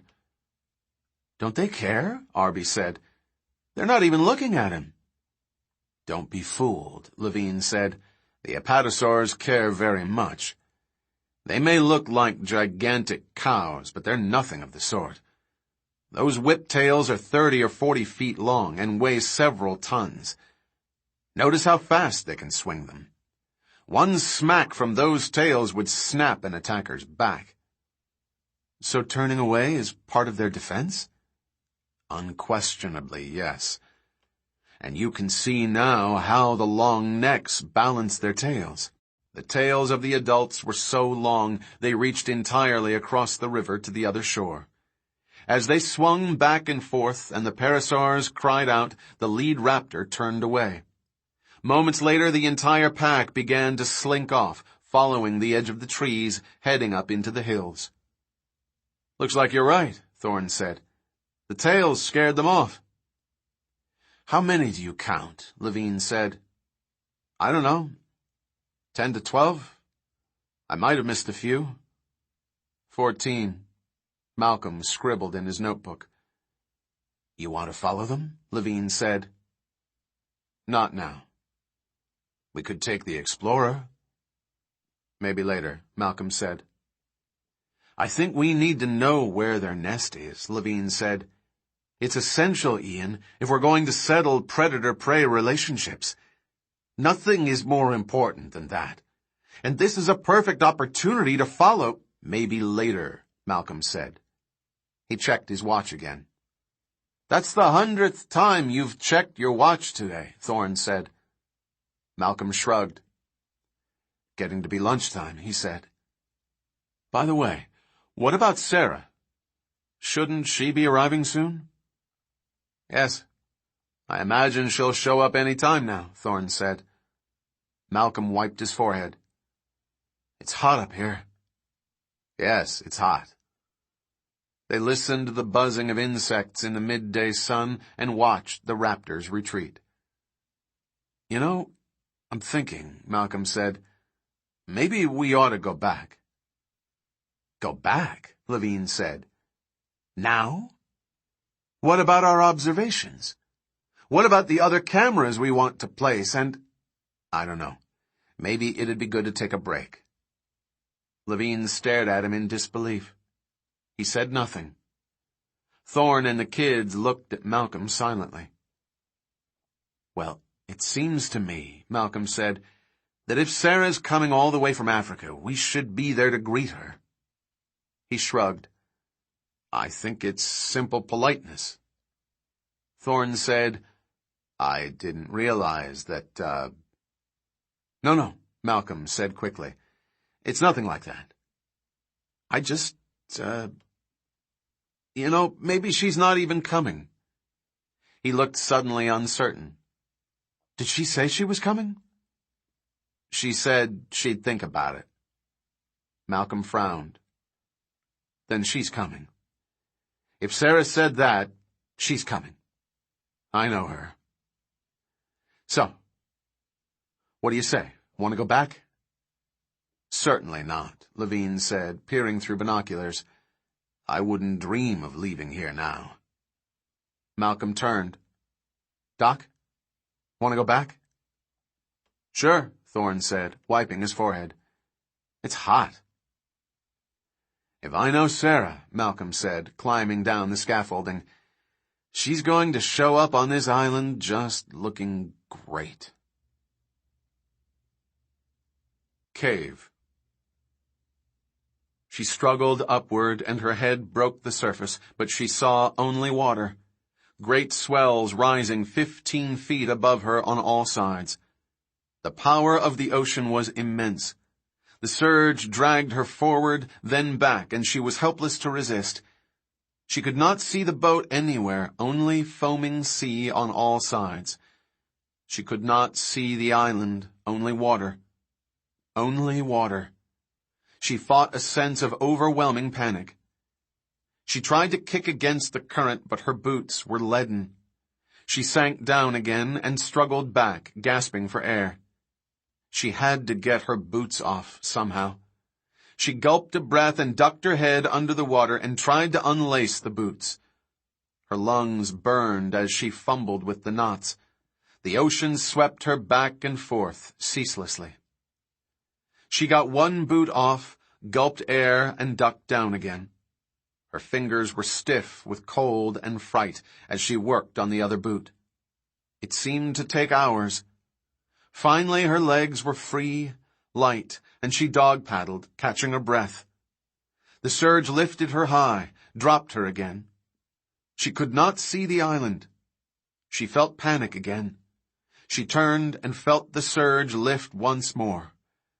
And then she saw the island. The sheer cliffs were close, frighteningly close. The waves boomed as they smashed against the rocks. She was no more than 50 yards offshore, being swept inexorably toward the crashing surf. On the next crest, she saw the cave, 100 yards to her right. She tried to swim toward it, but it was hopeless. She had no power at all to move in this gigantic surf. She felt only the strength of the sea sweeping her to the cliffs. Panic made her heart race. She knew she would be instantly killed. A wave crested over her. She gulped seawater and coughed. Her eyes blurred. She felt nausea and deep, deep terror. She put her head down and began to swim, arm over arm, kicking as hard as she could. She had no sense of movement, only the sideways pull of the surge. She dared not look up. She kicked harder. When she raised her head for another breath, she saw she had moved a little. Not much, but a little, to the north. She was a little nearer to the cave. She was encouraged, but she was terrified. She had so little strength. Her arms and legs ached with her effort. Her lungs burned. Her breath came in short, ragged, heaving gasps. She coughed again, grabbed another breath, put her head down, and kicked onward. Even with her head in the water, she heard the deep boom of the surf against the cliffs. She kicked with all her might. The currents and surge moved her left and right, forward and back. It was hopeless, but still she tried. Gradually, the ache in her muscles became a steady, dull pain. She felt she had lived with this pain all her life. She did not notice it anymore. She kicked on, oblivious. When she felt the surge lift her up again, she raised her head for a breath. She was startled to see that the cave was very close. A few more strokes and she would be swept inside it. She had thought the current might be less severe around the cave, but it wasn't. On either side of the opening, the waves crashed high, climbing the cliff walls and then falling back. The boat was nowhere in sight. She ducked her head down again, kicked forward, using the last of her strength. She could feel her entire body weakening. She could not last much longer. She knew she was being carried toward the cliffs. She heard the boom of the surf louder now, and she kicked again, and suddenly a huge swell swept her up, lifting her, carrying her toward the cliffs. She was powerless to resist it. She raised her head to look and saw darkness, inky darkness. In her exhaustion and pain, she realized that she was inside the cave. She had been swept into the cave. The booming sound was hollow, reverberating. It was too dark to see the walls on either side. The current was intense, sweeping her ever deeper. She gasped for breath and paddled ineffectually. Her body scraped against rock. She felt a moment of searing pain, and then she was swept farther into the depths of the cave. But now there was a difference. She saw faint light on the ceiling, and the water around her seemed to glow. The surge lessened. She found it easier to keep her head above water. She saw hot light ahead, brilliantly hot. The end of the cave. And suddenly, astonishingly, she was carried through and burst into sunlight and open air. She found herself in the middle of a broad, muddy river, surrounded by dense green foliage. The air was hot and still. She heard the distant cries of jungle birds. Up ahead, around a bend in the river, she saw the stern of Dodgson's boat already tied up to the shore. She could not see any of the people, and she didn't want to see them. Summoning her remaining strength, she kicked toward shore and clutched at a stand of mangroves, growing thickly along the water's edge. Too weak to hold on, she hooked her arm around a root and lay on her back in the gentle current, looking up at the sky, gasping for breath. She did not know how much time passed, but finally she felt strong enough to haul herself arm over arm along the mangrove roots at the water's edge until she came to a narrow break in the foliage, leading to a patch of muddy shore beyond. As she dragged herself out of the water and up on the slippery bank, she noticed several rather large animal footprints in the mud. They were curious, three-toed footprints, with each toe ending in a large claw. She bent to examine them more closely, and then she felt the earth vibrating, trembling beneath her hands. A large shadow fell over her, and she looked up in astonishment at the leathery, pale underbelly of an enormous animal. She was too weak to react, even to raise her head. The last thing she saw was a huge leathery foot landing beside her, squishing in the mud, and a soft, snorting sound. And then suddenly, abruptly, exhaustion overtook her, and Sarah Harding collapsed and fell onto her back. Her eyes rolled up into her head, and she lost consciousness. Dodgson. A few yards up from the shore of the river, Louis Dodgson climbed into the custom-made Jeep Wrangler and slammed the door shut. Beside him in the passenger seat, Howard King was wringing his hands. He said, "How could you have done that to her?" "Done what?" George Basilton said from the back seat. Dodgson did not reply. He turned the key in the ignition. The engine rumbled to life. He popped the four-wheel drive into gear and headed up the hill into the jungle, away from the boat at the shore. "How could you?" King said again, agitated. "I mean, Jesus!" "What happened was an accident," Dodgson said. "An accident? An accident?" "That's right. An accident," Dodgson said calmly. "She fell overboard." I didn't see anything, Basilton said. King was shaking his head. Jesus, what if somebody comes to investigate and— What if they do? Dodgson said, interrupting him. We were in rough seas. She was standing at the bow. A big wave hit us and she was washed overboard. She couldn't swim very well. We circled and looked for her, but there was no hope. A very unfortunate accident. So what are you concerned about? What am I concerned about? Yes, Howard. Exactly what the fuck are you concerned about? I saw it, for Christ's sake. No, you didn't, Dodgson said. I didn't see anything, Basilton said. I was down below the whole time. That's fine for you, Howard King said. But what if there's an investigation? The jeep bounced up the dirt track, moving deeper into the jungle. There won't be, Dodgson said. She left Africa in a hurry, and she didn't tell anybody where she was going. How do you know? King whined. Because she told me, Howard. That's how I know. Now get the map out and stop moaning. You knew the deal when you joined me. I didn't know you were going to kill somebody, for Christ's sake. Howard, Dodgson said with a sigh. Nothing's going to happen. Get the map out. How do you know? King said. Because I know what I'm doing, Dodgson said. That's why.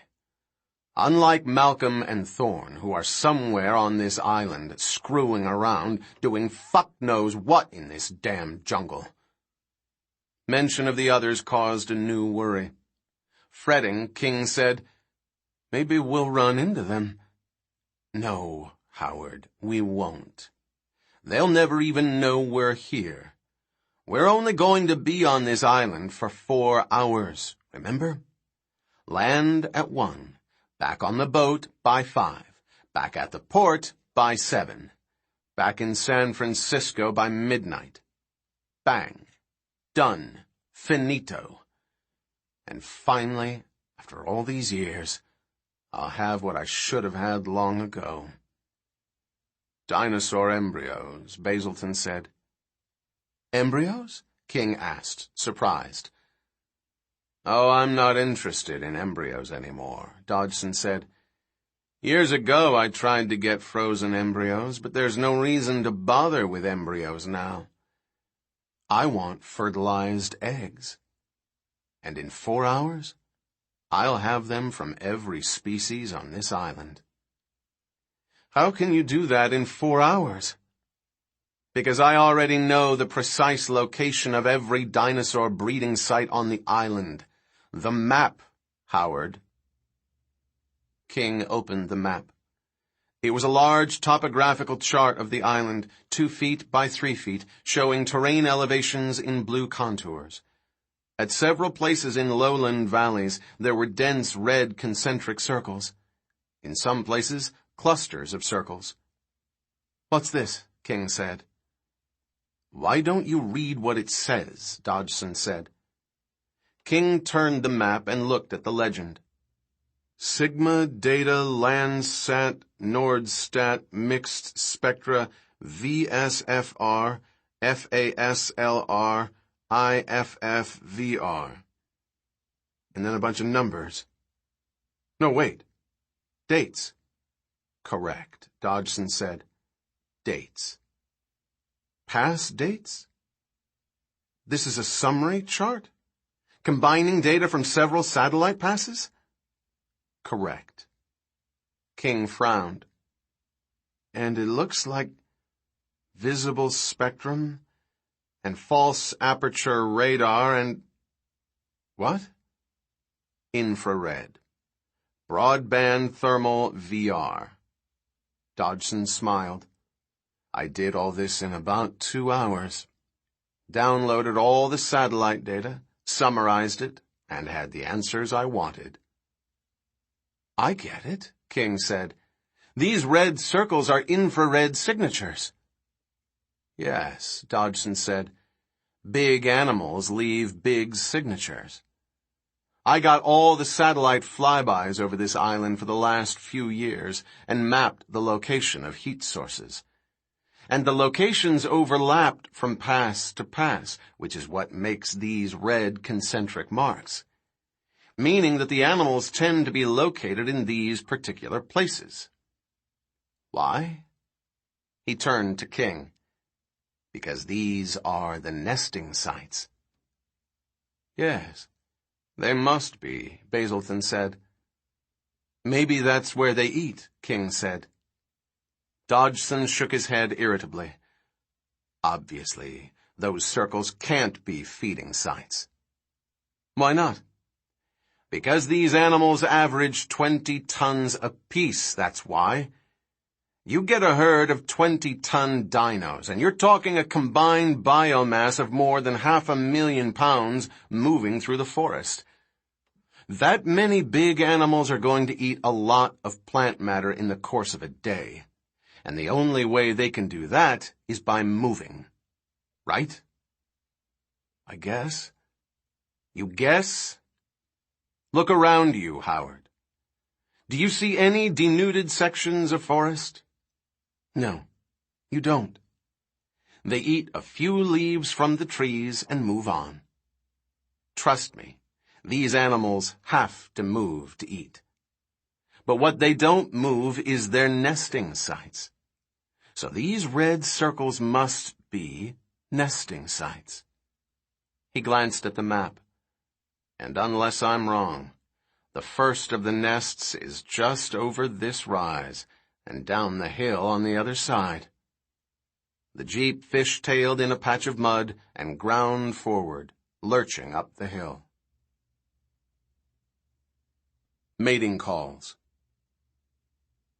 Richard Levine stood in the high hide, staring at the herds through binoculars. Malcolm had gone back to the trailer with the others, leaving Levine alone.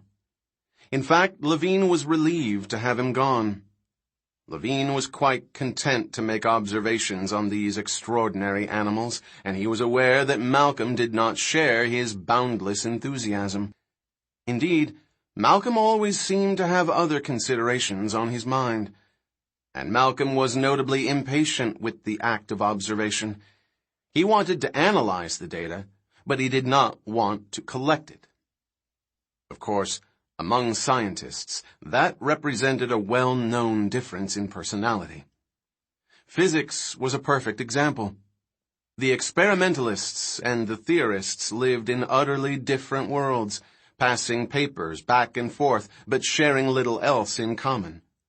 It was almost as if they were in different disciplines. And for Levine and Malcolm, the difference in their approach had surfaced early, back in the Santa Fe days. Both men were interested in extinction, but Malcolm approached the subject broadly, from a purely mathematical standpoint. His detachment, his inexorable formulas had fascinated Levine, and the two men began an informal exchange over frequent lunches. Levine taught Malcolm paleontology. Malcolm taught Levine nonlinear mathematics. They began to draw some tentative conclusions which both found exciting. But they also began to disagree. More than once they were asked to leave the restaurant. Then they would go out into the heat of Guadalupe Street and walk back toward the river, still shouting at each other, while approaching tourists hurried to the other side of the street. In the end, their differences came down to personalities. Malcolm considered Levine pedantic and fussy, preoccupied with petty details. Levine never saw the big picture. He never looked at the consequences of his actions.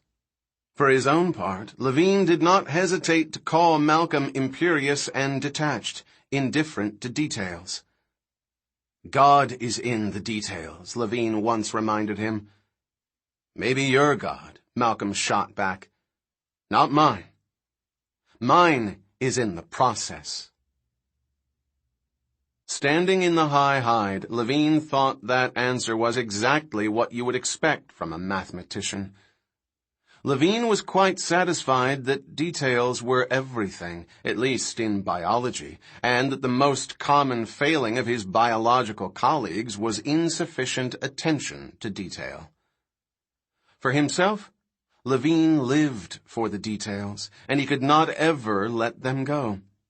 Like the animal that had attacked him with Diego, Levine thought of it often, turning it over and over again, reliving the events. Because there was something troubling, some impression that he could not get right. The animal had attacked quickly, and he had sensed it was a basic theropod form. Hind legs, stiff tail, large skull, the usual. But in the brief flash in which he had seen the creature, there seemed to be a peculiarity around the orbits, which made him think of Carnotaurus sastre, from the Goro Frigo formation in Argentina. And in addition, the skin was extremely unusual. It seemed to be a sort of bright mottled green, but there was something about it. He shrugged. The troubling idea hung in the back of his mind, but he couldn't get to it. He just couldn't get it. Reluctantly, Levine turned his attention to the parasaur herd, browsing by the river alongside the apatosaurs. He listened as the parasaurs made their distinctive, low trumpeting sounds. Levine noticed that most often the parasaurs made a sound of short duration, a kind of rumbling honk. Sometimes, several animals made this sound at once, or very nearly overlapping, so it seemed to be an audible way of indicating to the herd where all the members were. Then there was a much longer, more dramatic trumpeting call. This sound was made infrequently, and only by the two largest animals in the herd, which raised their heads and trumpeted loud and long. But what did the sound mean? Standing there in the hot sun, Levine decided to perform a little experiment. He cupped his hands around his mouth and imitated the parasaur's trumpeting cry. It wasn't a very good imitation, but immediately the lead parasaur looked up, turning its head this way and that, and it gave a low cry, answering Levine. Levine gave a second call. Again, the parasaur answered. Levine was pleased by this response and made an entry in his notebook. But when he looked up again, he was surprised to see that the parasaur herd was drifting away from the apatosaurs. They collected together, formed a single line, and began to walk directly toward the high hide. Levine started to sweat. What had he done? In some bizarre corner of his mind, he wondered if he had imitated a mating cry. That was all he needed to attract a randy dinosaur. Who knew how these animals behaved in mating? With growing anxiety, he watched them march forward. Probably he should call Malcolm and ask his advice. But as he thought about it, he realized that by imitating that cry, he had interfered with the environment, introduced a new variable. He had done exactly what he had told Thorne he did not intend to do. It was thoughtless, of course, and surely not very important in the scheme of things. But Malcolm was certain to give him hell about it. Levine lowered his binoculars and stared. A deep, trumpeting sound reverberated through the air, so loud it hurt his ears. The ground began to shake, making the high hide sway back and forth precariously. My God, he thought. They're coming right for me. He bent over and with fumbling fingers searched his backpack for the radio. Problems of evolution. In the trailer, Thorne took the rehydrated meals out of the microwave and passed the plates around the little table. Everyone unwrapped them and began to eat. Malcolm poked his fork into the food. What is this stuff? Herb-baked chicken breast, Thorne said. Malcolm took a bite and shook his head. Isn't technology wonderful? He said. They managed to make it taste just like cardboard. Malcolm looked at the two kids seated opposite him, who were eating energetically. Kelly glanced up at him and gestured with her fork at the books strapped into a shelf beside the table. "One thing I don't understand." "Only one?" Malcolm said. "All this business about evolution," she said. "Darwin wrote his book a long time ago, right?" "Darwin published The Origin of Species in 1859, Malcolm said. "And by now everybody believes it, isn't that right?" "I think it's fair to say that every scientist in the world agrees that evolution is a feature of life on Earth," Malcolm said.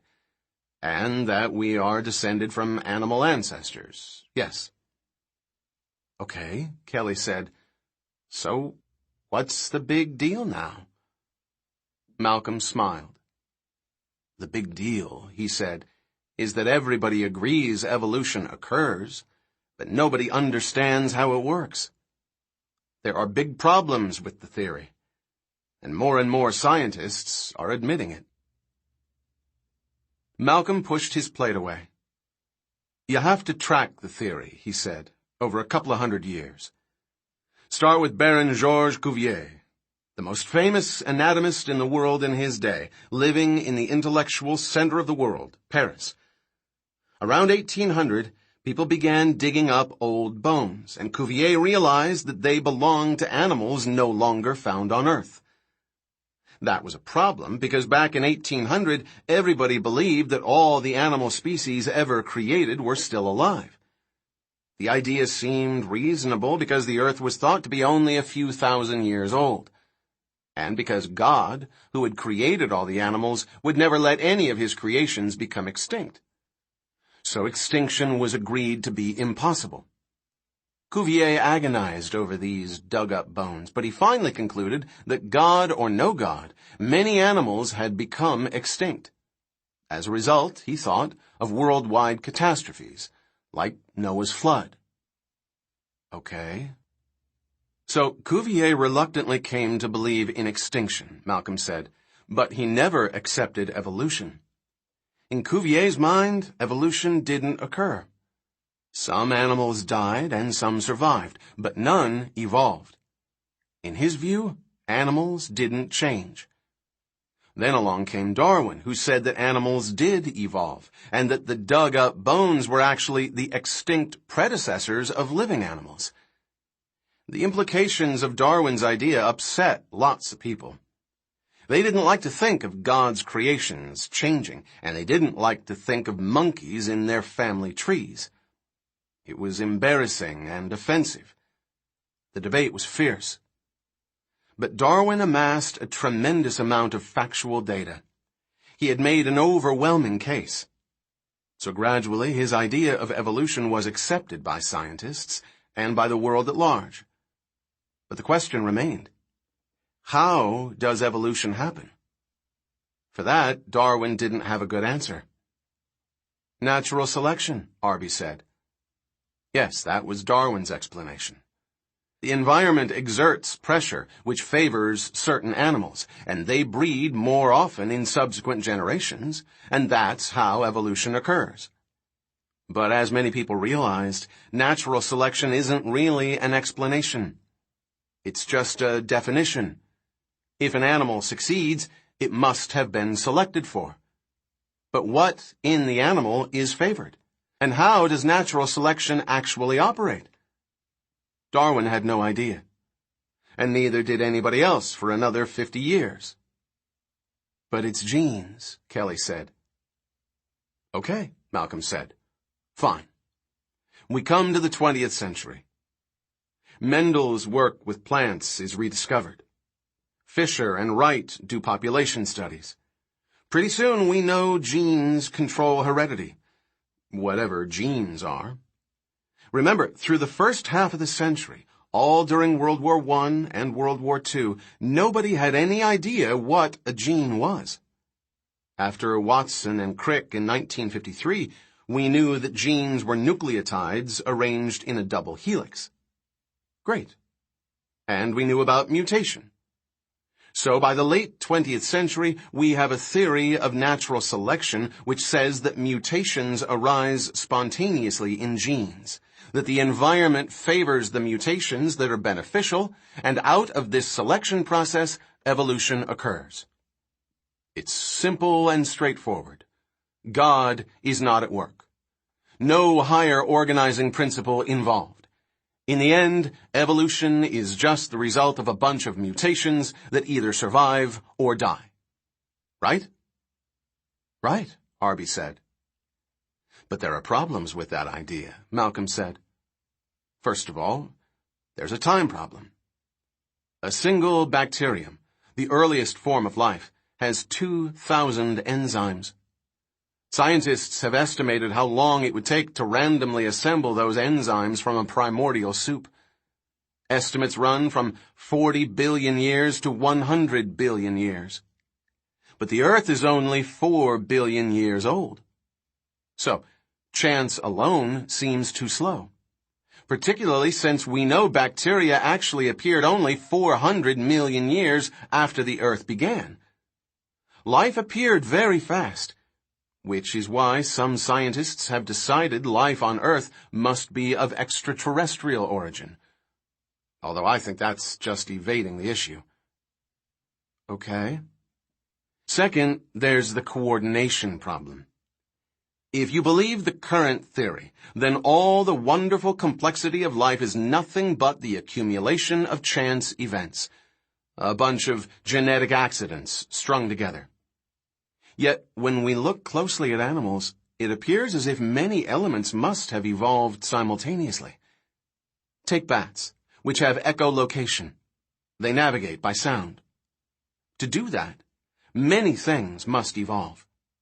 Bats need a specialized apparatus to make sounds. They need specialized ears to hear echoes. They need specialized brains to interpret the sounds. And they need specialized bodies to dive and swoop and catch insects. If all these things don't evolve simultaneously, there's no advantage. And to imagine all these things happen purely by chance is like imagining that a tornado can hit a junkyard and assemble the parts into a working 747 airplane. It's very hard to believe. Okay, Thorne said. I agree. Next problem. Evolution doesn't always act like a blind force should. Certain environmental niches don't get filled. Certain plants don't get eaten, and certain animals don't evolve much. Sharks haven't changed for 160 million years. Opossums haven't changed since dinosaurs became extinct 65 million years ago. The environments for these animals have changed dramatically, but the animals have remained almost the same. Not exactly the same, but almost. In other words, it appears they haven't responded to their environment. Maybe they're still well adapted, Arby said. Maybe. Or maybe there's something else going on that we don't understand. Like what? Like other rules that influence the outcome. Thorne said, Are you saying evolution is directed? No, Malcolm said. That's creationism, and it's wrong. Just plain wrong. But I am saying that natural selection acting on genes is probably not the whole story. It's too simple. Other forces are also at work. The hemoglobin molecule is a protein that is folded like a sandwich around a central iron atom that binds oxygen.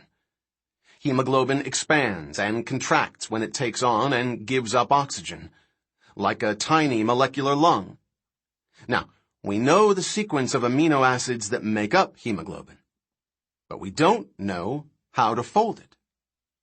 Fortunately, we don't need to know that, because if you make the molecule, it folds all by itself. It organizes itself.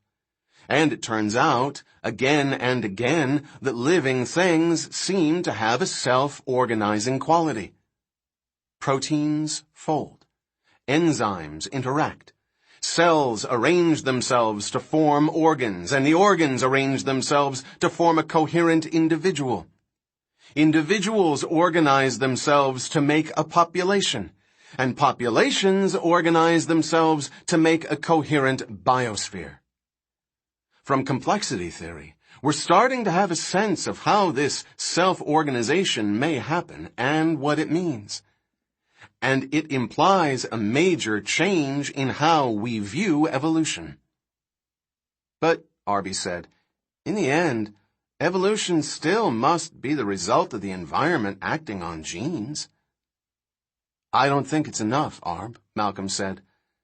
I think more is involved. I think there has to be more, even to explain how our own species arose. About 3 million years ago, Malcolm said, some African apes that had been living in trees came down to the ground. There was nothing special about these apes. Their brains were small, and they weren't especially smart. They didn't have claws or sharp teeth for weapons. They weren't particularly strong or fast. They were certainly no match for a leopard. But because they were short, they started standing upright on their hind legs to see over the tall African grass. That's how it began.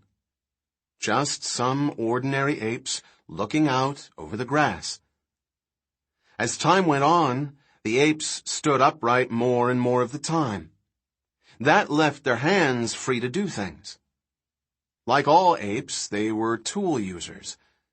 Chimps, for example, use twigs to fish for termites. That sort of thing. As time went on, our ape ancestors developed more complex tools. That stimulated their brains to grow in size and complexity. It began a spiral. More complex tools provoked more complex brains, which provoked more complex tools. And our brains literally exploded in evolutionary terms. Our brains more than doubled in size in about 1 million years. And that caused problems for us. Like what? Like getting born, for one thing. Big brains can't pass through the birth canal, which means that both mother and child die in childbirth. That's no good. What's the evolutionary response? To make human infants born very early in development, when their brains are still small enough to pass through the pelvis. It's the marsupial solution. Most of the growth occurs outside the mother's body. A human child's brain doubles during the first year of life. That's a good solution to the problem of birth, but it creates other problems. It means that human children will be helpless long after birth. The infants of many mammals can walk minutes after they're born. Others walk in a few days or weeks. But human infants can't walk for a full year. They can't feed themselves for even longer. So, one price of big brains was that our ancestors had to evolve new, stable social organizations to permit long-term childcare, lasting many years. These big-brained, totally helpless children changed society. But that's not the most important consequence. No? No. Being born in an immature state means that human infants have unformed brains. They don't arrive with a lot of built-in instinctive behavior. Instinctively, a newborn infant can suck and grasp, but that's about all. Complex human behavior is not instinctive at all. So human societies had to develop education to train the brains of their children, to teach them how to act. Every human society expends tremendous time and energy teaching its children the right way to behave. You look at a simpler society, in the rainforest somewhere, and you find that every child is born into a network of adults responsible for helping to raise the child. Not only parents, but aunts and uncles and grandparents and tribal elders. Some teach the child to hunt or gather food or weave. Some teach them about sex or war. But the responsibilities are clearly defined, and if a child does not have, say, a mother's brother's sister to do a specific teaching job, the people get together and appoint a substitute. Because raising children is, in a sense, the reason the society exists in the first place. It's the most important thing that happens, and it's the culmination of all the tools and language and social structure that has evolved. And eventually, a few million years later, we have kids using computers. Now, if this picture makes sense, where does natural selection act? Does it act on the body, enlarging the brain? Does it act on the developmental sequence, pushing the kids out early? Does it act on social behavior, provoking cooperation and child-caring? Or does it act everywhere all at once? On bodies, on development, and on social behavior? Everywhere at once, Arby said. I think so, Malcolm said. But there may also be parts of this story that happen automatically, the result of self-organization. For example, infants of all species have a characteristic appearance. Big eyes, big heads, small faces, uncoordinated movements. That's true of kids and puppies and baby birds. And it seems to provoke adults of all species to act tenderly toward them. In a sense, you might say infant appearance seems to self-organize adult behavior. And in our case, a good thing, too. Thorne said, "What does that have to do with dinosaur extinction?" Self-organizing principles can act for better or worse. Just as self-organization can coordinate change, it can also lead a population into decline and cause it to lose its edge. On this island, my hope is we'll see self-organizing adaptations in the behavior of real dinosaurs. And it'll tell us why they became extinct. In fact, I'm pretty sure we already know why the dinosaurs became extinct. The radio clicked. "Bravo," Levine said over the intercom. "I couldn't have put it better myself. But perhaps you better see what is happening out here. The parasaurs are doing something very interesting, Ian." "What's that?" "Come and look." "Kids," Malcolm said, "you stay here and watch the monitors." He pressed the radio button. "Richard, we're on our way."